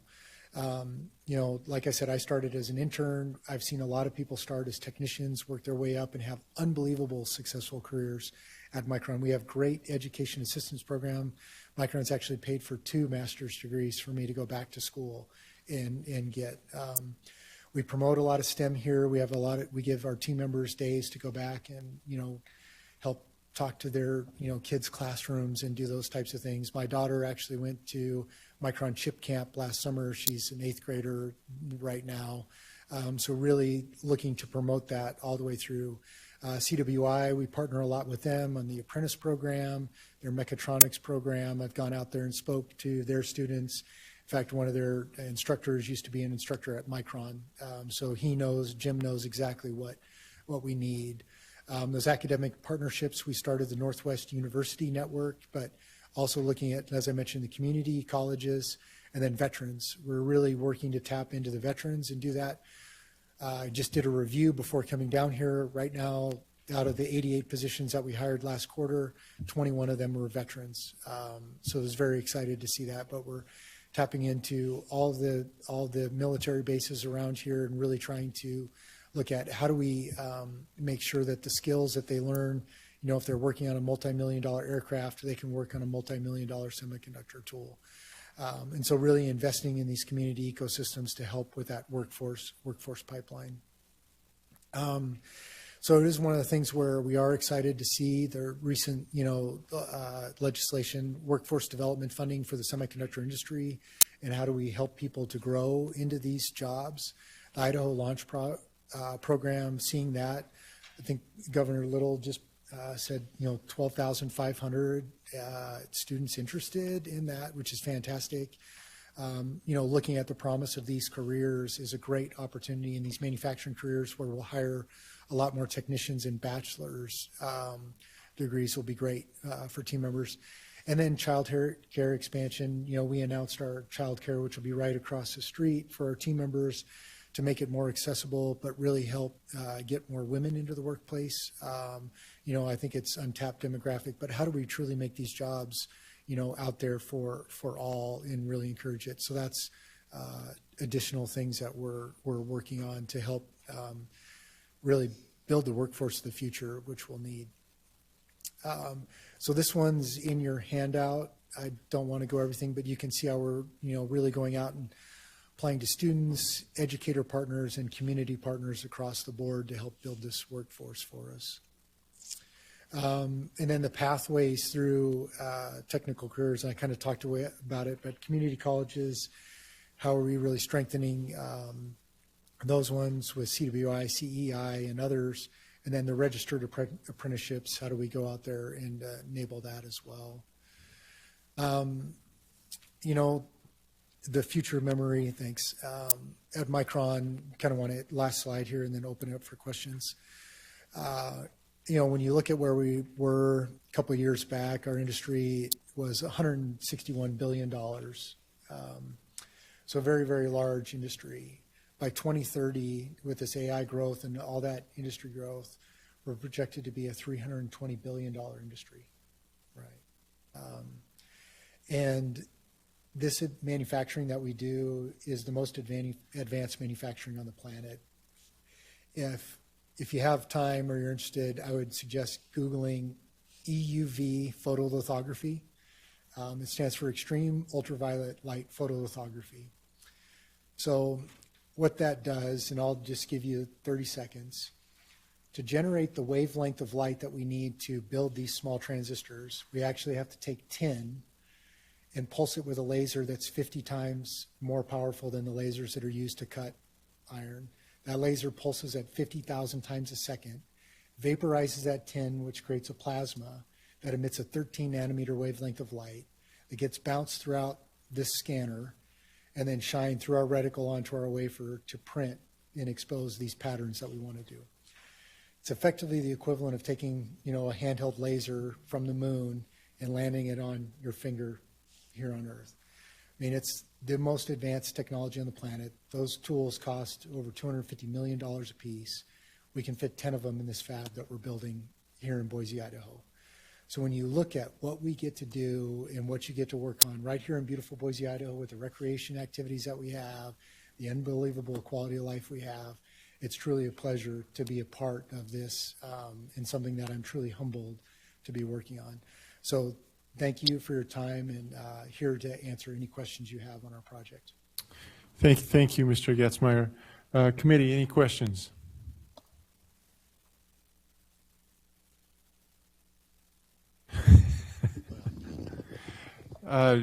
Quick question: that do you have any revenue projections for the state of Idaho? For the state of Idaho? Yeah. I don't know about for the state of Idaho. Revenue projections for Micron, we announce those as part of our quarterly earnings statements, and we project the next quarter. We have shown that our projections are going to go up and the memory industry is starting to turn around, but we don't necessarily break it out per each state. All right. Thank you. Senator Groh. Thank you, Mr. Chairman. Thank you for that presentation. Very captivating, frankly. Question I have, all these new employees will have for Micron 2,000, another 15,000, and the construction workers 4,500, et cetera. That all sounds like it's coming immediately. I know it's not. Yeah. So can you give us an idea, as we're trying to project the revenues around here and the impact from Micron, what percentage of all of that stuff are we going to see in 2024, 25, 26, for example, as we ramp it up? No. Mr. Getzmeyer. Yep, great question. So what you're going to start to see first is really construction workers coming in to build the project.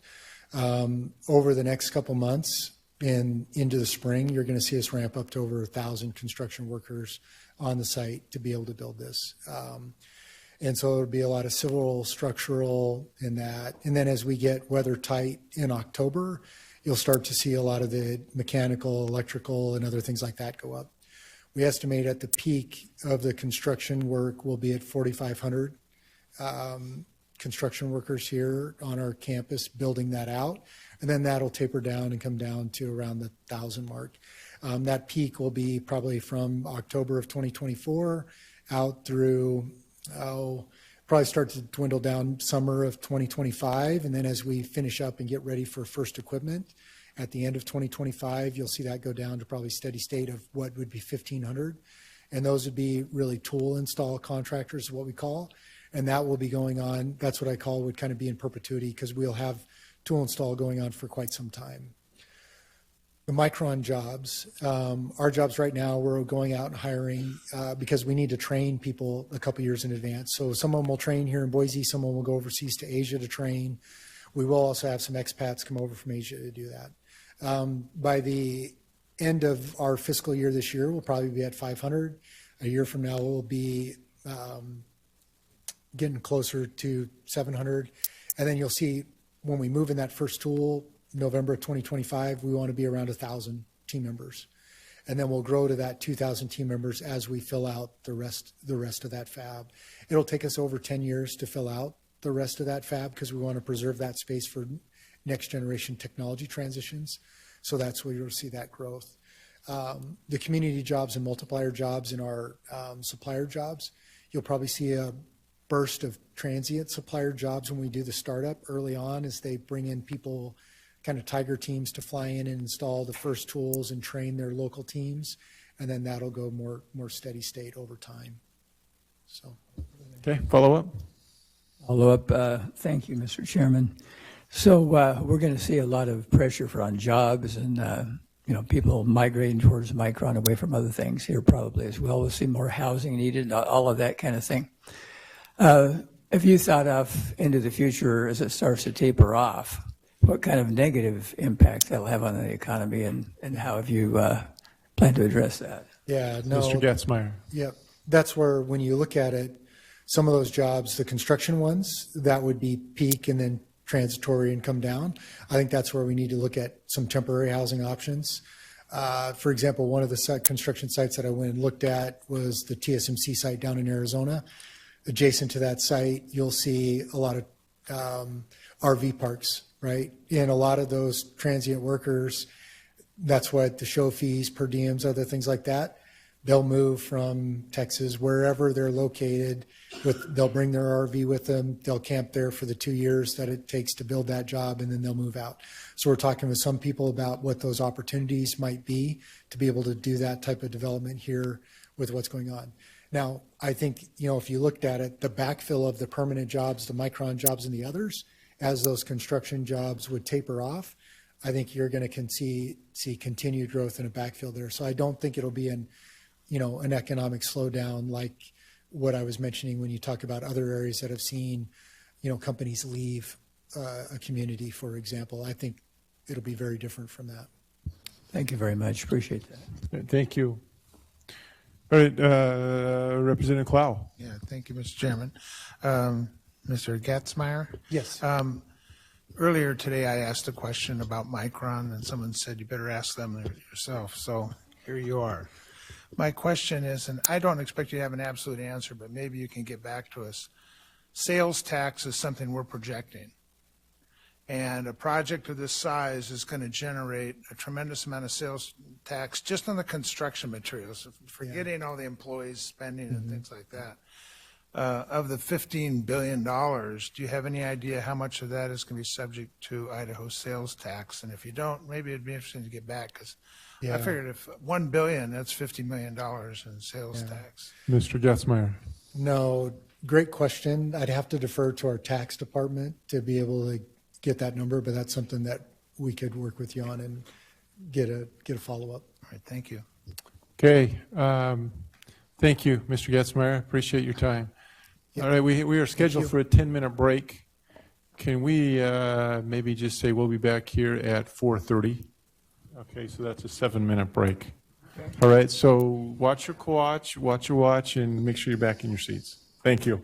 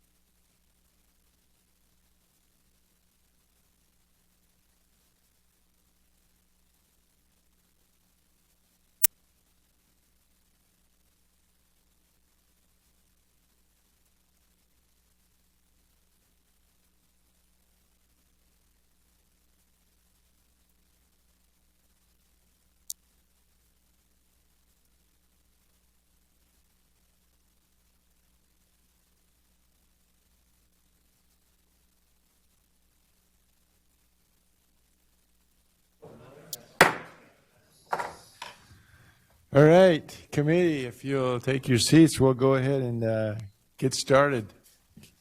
Get this show on the road here. Let's see. Our next presenter is Mr. Phil Dean. He serves as the chief economist and public finance senior research fellow at the Chem C. Gardner Institute after joining the institution in 2021. In this capacity, he has published on the impacts of federal fiscal stimulus on Western state budgets and recently published a summary of state forecasting challenges during the pandemic. Prior to joining the Institute, Dean served as former Utah Governor Herbert's executive director of the Governor's Office of Management and Budget. He served the National Association of State Budget Officers on the executive committee as a Western Regional Director. He also teaches economics, public policy, and public finance as an adjunct instructor and serves as a co-chair of the Utah Economic Council. So we welcome Mr. Phil Dean, and if you will, for the record, state your name and who you represent, the time is yours. Thank you. Thank you. I appreciate that, Mr. Chair. There we go. Are we on? Thanks. And members of the committee, Phil Dean. I'm with the Gardner Policy Institute at the University of Utah, and happy to come share some thoughts. I think my presentation may be a little bit different. Going to provide some national perspective of kind of what other states are experiencing, maybe to give you some benchmarks to kind of see what's been happening in other states, and I'll also have some macroeconomic ideas or thoughts that I'll share with you. So three main points I want to cover today. One is more a forecasting strategy and thinking about how forecasting fits into the broader state budget discussion. The other one, the second one, just talking about 2024 forecast and kind of we're putting out as the Economic Council that I help chair, we're putting out a forecast next week. And we're very much in this time of uncertain normalcy, where things aren't quite as crazy as they were, but they're still not fully settled. And so talk a little bit about that. And then just talking about, I think it's a good practice to think consciously about your risk assessment. And I'll kind of talk through that. So first, for those of you that were here last year when I presented, I had this. I'm not going to spend time on it, but just want to make sure you had a link to that publication that talks through a lot of this. And different challenges in forecasting. As somebody that's been involved in this, for a couple decades and seen the ups and downs of the economies, there are a lot of challenges, a lot of uncertainties, and I've kind of come to the conclusion you're never going to have a perfect forecast. I think I knew that going in, but you're never going to have a perfect forecast. Your goal should be to get it in the right range, right? A good enough forecast. You can spend a lot of time and resources focusing, trying to get the perfect forecast, where maybe those resources are better spent elsewhere, that time and energy. So just a fairly long-term time series here, looking across the nations. This is all 50 states, looking at general fund growth in nominal terms, and then in the blue in real terms and inflation-adjusted terms. And 2022 and 23 were a massive anomaly, and I think it's sometimes hard for people out there in their businesses or in government to readjust that. But I think there's a re-benchmarking mentally that needs to take place. So those were not normal years; those were fairly abnormal years, and we're kind of returning to more normal levels. And so I think that's a place to start thinking about. And again, here's another visual to kind of highlight this. So a 50-50 forecast, equal chance of being higher or lower than the forecasted number. And to me, that's the highest you should go in terms of riskiness that you take on in a forecast. But there may be times where you don't want to do a 50-50 forecast. There may be times when you want to intentionally hedge.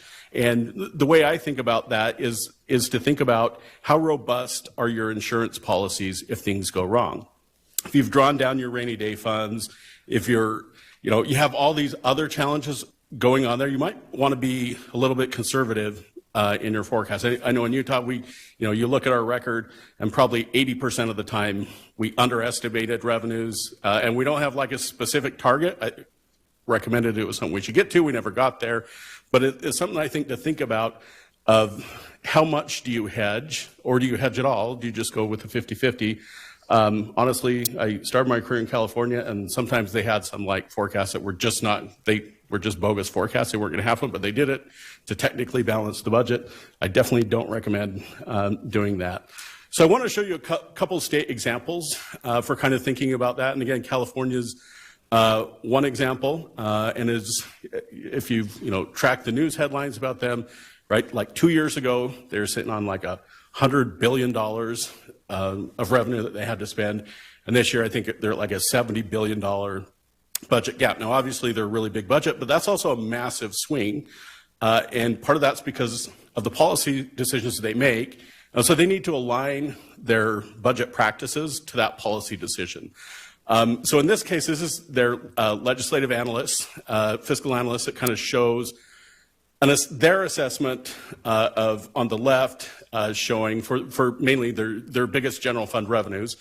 They're saying the governor is probably hedging too much, was essentially what my takeaway from that graph. He could probably be a little bit more aggressive, right? So in their assessment, there was a 90% chance that the governor's assessment would be met. So they're kind of saying you can maybe take on more risk if you wanted to do it. So on the right is another way that they kind of show this, looking out into the future at that uncertainty. And the further you get out, the greater the uncertainty there, right? If you're halfway through your fiscal year, you have 6 months of collections, you have a decent idea where things are going. But the further out you get, the more challenging it is. This is one from Minnesota that I think has some really good budget practices. And it's kind of their assessment of how accurate their forecasts have been. They have a biennial budget. So, their first forecast is 2.5 years out from the end point of actual collections, and kind of showing their error range in the forecast, somewhere in that 5 to 10% range, and then it gets better and better as you get more actual data. So this is something Utah did last year that I think is an interesting example, where kind of sitting on a very strong revenue growth, but uncertain about how much of it's sustainable. So they identified a portion of that of high risk revenue, and because of that, they took a different budget action with that revenue than they did. They didn't put it into ongoing expenses. Well, let me come show you what happened. So this is what actually happened with revenues. They came in below the forecast, which wasn't like a super optimistic forecast, but revenues actually came in below, especially in the individual income tax revenue with like the SALT payment, all that. I'm guessing you guys may deal with that too in some of your forecasts and uncertainty around how all that works. But because back here they had put aside a portion of that they thought was a little bit sketchy, weren't sure if it would materialize, and actually didn't materialize, they put it into a future bond repayment fund. So it was kind of into a sinking fund for when a call date came due on a bond, we could pay off the bond. But they said if that revenue doesn't materialize, then transfer how much up to this. It was like $700 million they put in there. Said transfer up to $700 million. But if that revenue doesn't come in, so I think if I remember, I was like $200 million short, so they're transferring $500 million in instead of $700 million in, as opposed to like putting that into state employee salaries or some permanent commitment. It was a process, and this is, I think, the first time that was done, but it's because there was a lot of risk perceived in the forecast. Here's another one from a couple years ago. So this wasn't last year, but the prior fiscal year. Basically, every state but one underestimated. So it just kind of gets this challenge of accurately forecasting revenue. Again, as I look at it, kind of as both having been in that role and looking at it from an analytical role, states by and large hedge a little bit. That's why the green that you see there, revenues come in most years higher than projected for most states. And then the orange is when they come in lower, and that's essentially when recessions or other like unexpected economic events hit. But I just bring this up to kind of, show what's happening in other states and also have some food for thought. I mean, it's really interesting to me how few of those are actually on target, right? And I think that's like plus or minus 0.5% is the definition there. But it's I think it's kind of interesting. So as you look at your forecast, you have different risks from the forecast being high or forecast being too low. So if it's too high, right, you may have to cut budgets. You may have to increase taxes somehow to balance the budget. You may have to draw down rainy day funds. So usually there's more risk perceived there than the other side is if we underestimate, then we can spend the revenue next year, right? And so I think that's part of why that hedging occurs. But again, I think it's important to consciously think about some of this. Again, how solid are your insurance policy if things go bad? Coming back to California, I'd pay a lot of attention to your revenue structures. Over time, California has become highly reliant on individual income taxes and especially on the very highest earners. They have very, very high marginal rates, which again can be great in those $100 billion years, $100 billion of new revenue years, the $70 billion cut years, not quite as good. But even that you can manage from a budget standpoint if you decide to do it, but it probably means you need massive rainy day funds. You need all of these hedges built in to your forecast. And so looking at nationally where rainy day funds are at, definitely through the pandemic with the revenue windfalls states received, a lot of that did get put into budget reserves in different ways, right? Formal rainy day funds, kind of the other informal or squishy rainy day funds, right? Put in some restricted account or something that's not officially the rainy day fund, or just sitting there in general fund balances. And then the last part I want to finish with in this section is just talking about state budget stress testing. So this is something that we started doing in Utah in 2015 when I was there as a way of trying to do this comprehensive evaluation. And you can do this in a very complex way or a very simple way, but it's essentially saying, looking back historically, what's our risk for revenue downside? What's our risk for spending upside? So especially on Medicaid during a pandemic, during a recession, including the pandemic recession, that you see those upticks in Medicaid. So like how much do Medicaid rolls go up? They don't double, but they might go up by 15 or 20, whatever the percent is. And that's your risk that you need to manage against. And then you look at all your tools that you have available, like rainy day funds, like budget cuts, like whatever that set of tools that you're looking at. And I think it kind of gives you a sense for how well prepared you are.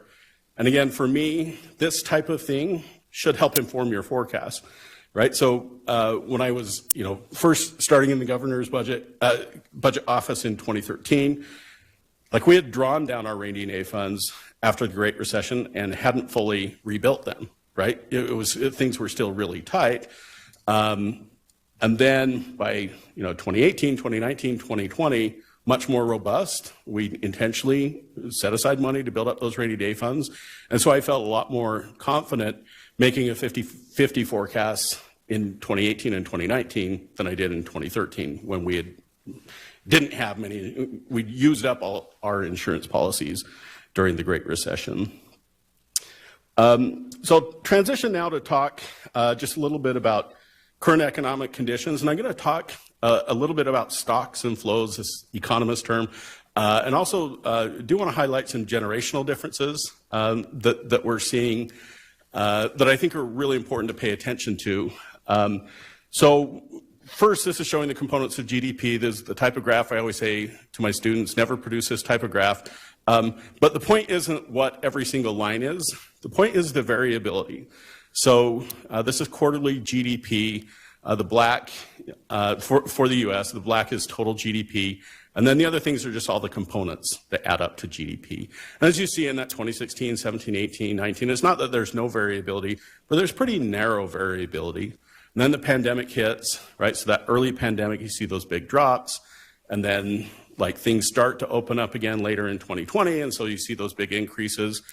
But the really interesting part for me as an economist, and I think it's why we're struggling so much to accurately forecast, is what happened from 21 and 22, and especially the first half of 2023.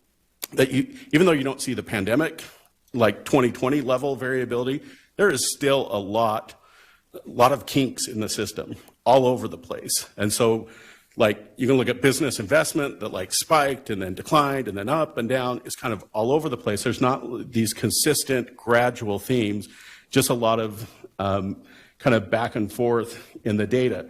As we get into into 23, you're starting to see some normalization there. It's not fully back, but you're starting to see that.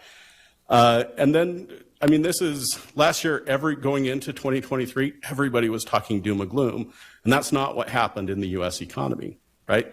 Every quarter we saw growth. It's the fourth quarter. This isn't an actual number, but we're probably going to be somewhere in the range of 2 to 2.5% based on data that's out so far. And so the economy definitely grew. That crazy high 4.9% growth in quarter three. Everybody was talking recession heading into 23, and that's not what happened. There's remarkable resiliency in the U.S. economy that I think is important to pay attention to and try to understand better. This is like the Federal Reserve Bank of Atlanta does this like real-time estimate of GDP. This is where I got that 2% number from. But to me, that's not the point of focus. Like, to me, this shows the blue bar, the blue area there, shows all the the major national forecasts. So this is the blue chip, the middle there, the median is they call it the consensus, but it's just the middle of these like 50 national forecasts. And basically all the national forecasts even in the fourth quarter of 2023, under forecast, what it looks like at least initially, third quarter GDP. So we have things going on in the economy that honestly we don't fully understand. It's pretty broad-based growth in many areas, but certainly seeing some areas of decline. Labor markets, this is a little bit complex graph, but essentially the further out you are, the stronger labor markets are. So the blue showing right before the pandemic, the green is showing the early pandemic, April of 2020, and then November of 2023 is the orange. Labor markets are still really strong, I think largely driven by demographic issues, that baby boomer retirements, and we don't have these massive larger cohorts continuously filling in behind like we used to. I think inflation's still a bit of an open question. It's definitely moderated. I think one of the things to pay attention to is it going to go back up at all? You look at these other periods when we've had high inflation, it didn't just continuously drop all at once. There was some back and forth until it finally got back under control. It's part of why I think Federal Reserve is probably going to be slow on interest rate decreases. I think they will probably start doing that some in 2024, but I don't think it is going to happen as fast as people expect. I could certainly be wrong on that. Interest rates, like mortgage rates, are actually higher than inflation, like they should be, right? So that people are earning an actual real return. So that's, again, another period of normalization that it seems that we're getting back to. So just the last couple here as I finish up, nominal household wealth has risen dramatically. This is one of the things I think we're not tracking well, that people are not only spending from current income, but they're spending from accumulated wealth from prior years. So this shows up in checking account balances. They've certainly been drawn down some, but still quite elevated compared to before the economy. You've seen people upwardly revise their estimate of the so-called excess savings, where it's like, yeah, now maybe we will make it all the way through 24. People have been worried about those low new savings going into savings accounts. I'm not as worried about those because the stock of savings is still quite high. People have been worried about debt. And certainly it's something to pay attention to. But as you look at the debt service payments, they're still reasonably aligned with incomes, and certainly lower than we saw in the 80s and 90s and 2000s. And so even though debt is up, some of that's just the impacts of inflation. I saw one number and didn't do the math myself, but, saying if you adjust for inflation, it's still like 15 or 20% below that peak that you see there, just in terms of the dollar amount of total debt. Again, delinquencies on debt definitely increasing. This is the part I want to highlight just here to wrap up, of looking at the generational impacts. So you look at who holds that wealth. The baby boomers are the wealthiest generation ever to retire, and they're out spending that money. I've had people, tell me, yeah, I'm spending my kid's inheritance. It's happening. That's supporting spending, and that's not interest rate sensitive. It's not like it's just money they've accumulated for retirement that can be spent. Where I think a lot of the economic pressure is going to show up is in younger generations. And that's always true, right? People tend to do better financially at the end of their life than they do when they're very first starting out. But I think it's a trend, especially with housing, that for those of us that have owned our house for a long time, we like the high home prices. If you're somebody just, getting into the job market, trying to find a house, not such a good thing. So again, my takeaways, we're still in this process of resorting. There's strengths and weaknesses. Be adaptable and really focus certainly on doing as best you can on forecasting, but also on building some resiliency as much as you can through rainy day funds, through these other mechanisms that you can use in case your forecast goes wrong. And Mr. Chair, that concludes my presentation. At your discretion, happy to respond to questions. Thank you, Mr. Dean. Very interesting presentation. I loved your graphics. Very, very good. Thank you. Thank you. Committee, any questions? Okay, I don't see any lights. Oh, we got one question here for you. Representative Miller. Thank you for your presentation. There's no way we're going to let you go now. As you know, and I appreciate the risk assessment when you talked about that before, you opened a lot of doors, and it's very interesting to hear you this presentation in light of past, and how we look at that and how we can assess or attempt to assess upside, downside, and the various things that can happen. But back to looking at numbers where we're looking from this point on, how do you view your crystal ball in terms of what we might look at in terms of Idaho revenues, which is our primary job here today? Right. Mr. Dean? Thank you, Mr. Chair. It's so I'm not, first of all, I'm not an expert on the Idaho economy, but I'll give you my, how I think just generically about the economy and try to roughly translate the best I can. So I always think about where the economy is growing. So, for the Utah Economic Council, we produce a forecast. We're projecting continued economic growth, continued GDP growth for the U.S., but at a lower rate, right? That we're projecting moderation, maybe somewhere in the 1.5% to 2% range of GDP, where this will, for 23, it'll probably be high 2s or maybe even 3% growth. So we're definitely projecting moderation. And so as I think, but continued growth. And so as I look at translating that, I always start with population growth and inflation in thinking what's happening. So it's, as I understand it, you guys are somewhere in the range of 1.5% to 2% population growth. I think inflation will still be above 2%, but I think it'll probably keep, I think it's going to be more resistant to get all the way to 2% than it has been from 9 to 3. So maybe 2.5% there. So that kind of puts you maybe in the range of 4%, 4.5%. And I'd maybe go a little higher than that. So maybe somewhere in the range of that 4.5% to 5% range revenue growth if Idaho is kind of tracking nationally. And then the next year, I think you'll see more growth, because I think by then you will see interest rate decreases that'll help facilitate some additional capital spending and whatnot.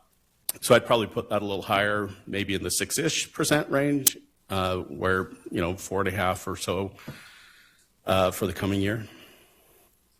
And that's without knowing anything about your revenues and what you've done with tax cuts and all that. But that's kind of just translating economic outlook to revenue. I appreciate it. Thank you. Thank you. All right. No other questions. So thank you so much. Appreciate your time. Appreciate the time. All right. Our last speaker for today, our presenter for today, is Mr. Brett Wilder. Is that it? Got it. All right. Mr. Wilder is an assistant professor and area extension educator at the University of Idaho, where he covers farm business management and commodity risk management. Mr. Wilder, if you'll state your name and who you represent, the time is yours. Absolutely. Mr. Chairman, members of the committee, it's my distinct pleasure to be here with you today. My name is Brett Wilder. I'm an assistant professor with the University of Idaho, member of our Ag Economics department. Every year we put together a report on the financial condition of Idaho agriculture. And when you think about Idaho agriculture and Idaho as a whole, yes, we are a small economy in general, 38th in total GDP in 2022, but 17th in total farm GDP. And if you consider ag GDP as a percent of state total, we're 5th in the nation at 4.65%, just behind the Dakotas, Iowa, and Nebraska. As far as total ag economic output, we account for about 17% of state total economic output. 7% of that's food manufacturing, and around 12% of jobs directly in agriculture or related to agriculture, and about 12.5% of GDP. In 2023, looking at cash receipts, we had an all-time high record at $11.3 billion in cash receipts from agriculture in 2022, expecting to be down just 1% in 23. The big driver of cash receipts for agriculture is generally milk. Dairy industry is a huge part of our ag economy. That part's down about 18% to $3.5 million. Big contributors and all-time highs for 4 different commodities. All-time high for cattle and calves at $2.7 billion, all-time high for potatoes at $1.3 billion, just above last year. All-time high for sugar beets at $504 million, and all-time high for barley at $468 million. When we did our forecast this time last year, we thought 2022 would be just over $11 billion. So you can ask me, can you rely on these numbers? Yes, we get pretty close. What did we miss? We now do more sales, more cash receipts in chicken eggs in the state of Idaho than we do in onions, at over about 140 million. That was a huge increase in 2022. I don't know that we're going to be quite as high again in 2023, but might surprise a few of you.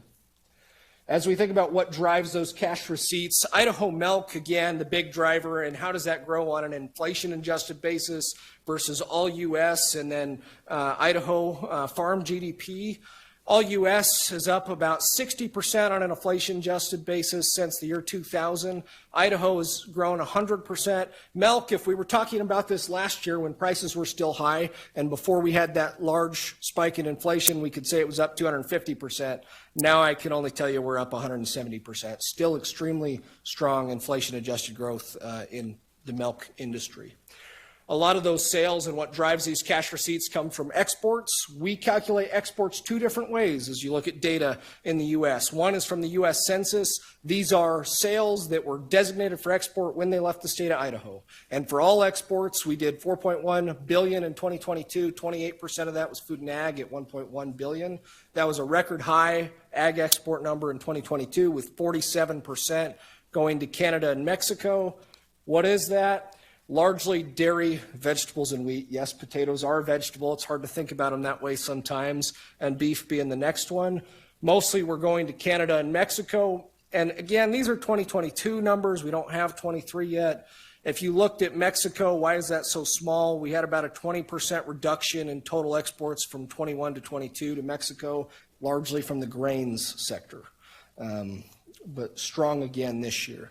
The way that we think about exports, aside from just when they leave the state, is if a commodity was produced in Idaho and then exported, so if it took another step somewhere else, that's what this number accounts for. So direct from Idaho, 1.1 billion in exports from agriculture. Idaho commodities in general, looking at 3.1 billion in 2023.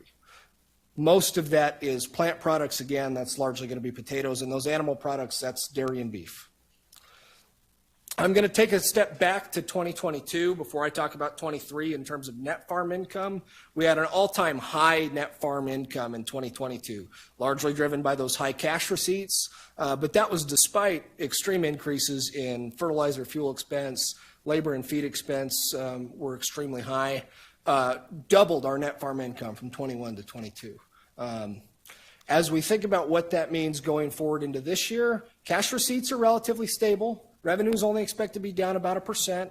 Our biggest decliner is money that we take from the government. We expect to be down about 22% to 153 million. And then most inputs were pretty flat or slightly lower in 23. So that tighter net income, you've heard about this a lot today. Largely interest expense up 42% in 2023 for the ag industry. Expect Idaho farmers and ranchers to spend about $714 million on interest in 2023. And that probably declines a little bit if we actually see reductions from the Fed in 24, but more likely we're pretty stable or just a small decrease from that. The other increases were pretty small. It's just the things that don't go down: property taxes, rents, labor, custom hire expenses.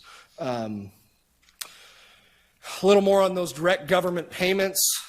The years we took a lot and why we're still kind of on a decline there. Light blue is dollars that Idaho agriculture received from COVID-related supplemental ag hog disaster assistance. As you look over time, where most of the government dollars go, that purple area is conservation easements. That's been a huge area. And then the dark blue, as well as dark red, is what's called ARC and PLC. Those are grain-related price coverage and yield coverage tools. And then the one that you'll see make up most of this chart in 2023 is the green one, dairy margin coverage, which is an index that pays based on expected margins to dairy producers. And for the first time in the history of that program, it paid every month of the year. And so dairymen have tighter margins. If you look at the USDA ERS number that they put out, they're expecting dairymen margins are down 60% in 2023 from 2022. Idaho's a little better than that, but marginally so. If you talk about Idaho versus the U.S. real net farm income, going back to 2000, we're outperforming the U.S. in Idaho, 130% increase in total real net farm income in 2023, compared to 80% growth in the U.S. since 2000. If we look at a few more sectors here in just terms of Idaho farm GDP versus Idaho total GDP, and then food manufacturing GDP, something that we haven't really, it's really not involved in the other numbers that we've looked at this point, but very important to how agriculture affects Idaho's economy. Food manufacturing is what's driving the growth, especially on an inflation-adjusted basis, incredibly efficient. I know there's at least 2 more dairy-related plants planned in the state of Idaho before the end of 2025.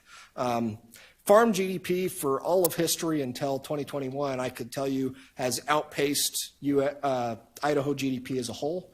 That hasn't been the case. We had a large decline there in 21. Rapid growth. We grew a lot more than Idaho's GDP did from 21 to 22. I expect us to get a little closer again in 23, and then by 2024, farm GDP should be growing at a rate faster than Idaho's GDP in general once again. Compared to the Northwest, we're the star. We have efficient industries. We have industries in Idaho that lend itself to economies of scale, especially as you talk about large-scale irrigated farming, crop operations, if you talk about dairy, even as you talk about beef operations and our ability to be efficient with those and grow what we're able to do in terms of sales relative to the resources that we have. The industries that we have in our neighbor states, Oregon is in orange there for the Beavers, and for Husky fans that are rooting for them in the national championship, they're in purple, and they are the worst performer in the Northwest in terms of ag GDP. I'm sorry. Down 15%. Still rooting for them. They are the last Pac-12 team. Idaho does well compared to our peers, largely because of economies of scale. If you think about farm income versus non-farm personal income going back since 2010, this is quarterly data, so we have it up through Q3 of 2023. Farm income's a lot more volatile than personal income, especially when you consider that personal income includes wage growth. And that's a pretty stable line since 2010. Non-farm income's up about 75%. Since 2010, farm income shows up about 65%. At times we've been performed quite a bit higher than non-farm income, and at times quite a bit lower. And as it stands now, fairly stable. I won't talk a lot about unemployment since you've heard about that several times today. What I will talk about is how we stand in terms of jobs provided by food and agriculture in Idaho. Idaho in general, since 1998, has grown significantly in how many jobs and how many people that we employ in the state, just under 750,000 people in 1998 to about 1.2 million people at the end of 2022. Farm jobs have been relatively stable over that period, about 40,000 people in 1998 and about 40,000 people in 2022. That is not to say that the ag industry would not like to employ more people. It's a constant conversation, as you've heard from the other industries today, about how do we find people to be engaged, to be involved, to work on the farm or ranch, or even to take that over, which is a concern over time. But it is a stable contributor to jobs in the state of Idaho. About 22,000 people currently consider themselves a farm proprietor, have farm income on their Schedule F on their tax return, and food manufacturing is going to be a continued growth line on there. Going back to 1998, we're about 16,000 jobs in food manufacturing. In 2022, we're at 21,000, and that's a number that's going to continue to grow. The chart that I don't have here that I wish I did after hearing some of the other conversation is wages. U.S. total farm wages up through the end of 23, according to the National Ag Statistics Service, are up about 18% since 2022. Mountain region has grown a little bit more than that. So we are seeing wage growth as well in agriculture in Idaho. And then we get some charts here from AgWest Farm Credit Services, who see more ag land transaction sales than any other entity in the state of Idaho. And that's why we get these charts from them, just to look a little bit about average and median land values for ag type properties over 40 acres. This one covers all as an average. The gist here is that we're down a little bit since 22, but not a lot. That average of all types of ag properties is not really comparing apples to apples. So most of these, and as we talk about regions around the state, we'll talk about irrigated property.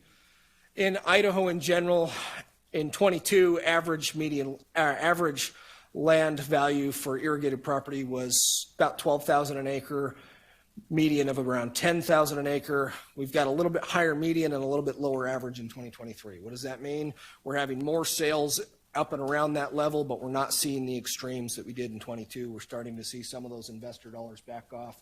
The big driver of that is as we look at this Treasure Valley chart. So we had average per acre irrigated land property values in Treasure Valley of around $25,000 an acre, which for those of you from other parts of the state seems is more than double in terms of what the average was in 22. And that average is now lower than the median at under $15,000 in 2023, which means yes, lots of sales at that level, but we're seeing more low-value sales than we are high-value sales. We're just not seeing the same investor participation in ag land purchasing. As you look at the Magic Valley, we actually have higher land values from 22 to 23, largely because these are more driven by growth in the ag economy. And we see the same thing in eastern Idaho, where those ag land values, irrigated property values, have increased from 22 to 23. The expectation is that these will be somewhat stable or a little bit lower in 24 and not a continued growth curve. And as we talk about the expectation overall for 2024, first thing I want to discuss is for 2023, we do have final USDA numbers, and they're expecting the all-U.S. national farm income forecast to be down about 17%. Our forecast of a reduction from 4.2 to 3.8 is about an 11% reduction. So as per typical, Idaho is expected to outperform the U.S., largely because of the type of ag that we have here. In 23, across the U.S., production expenses were up 3.5% on average. These are numbers that we know. Not a large increase. Those are numbers that producers that have a break even that they know how to manage can continue to make money operating at. And the bankruptcy rate in 2023 is the lowest it's been since 2004. Ag producers are in a relatively good position going into 2024.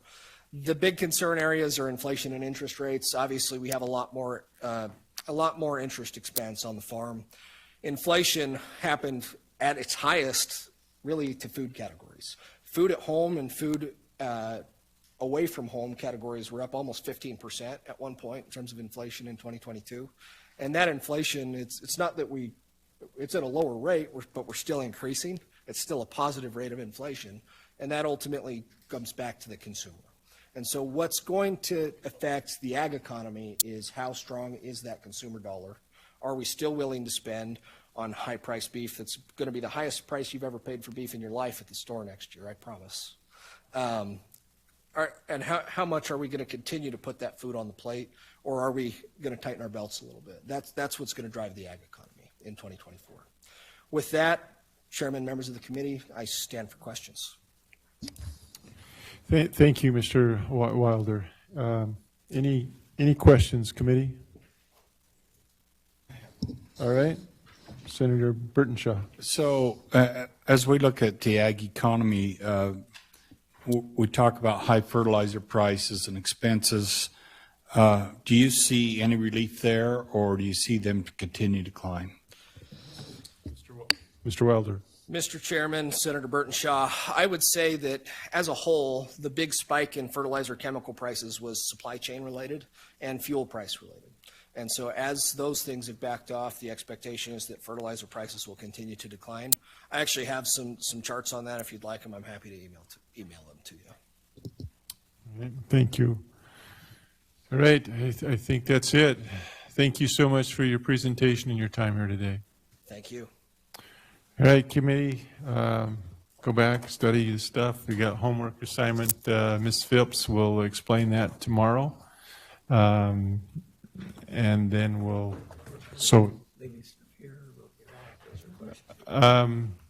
Ms. Phipps, if we leave our stuff here, will this building be locked?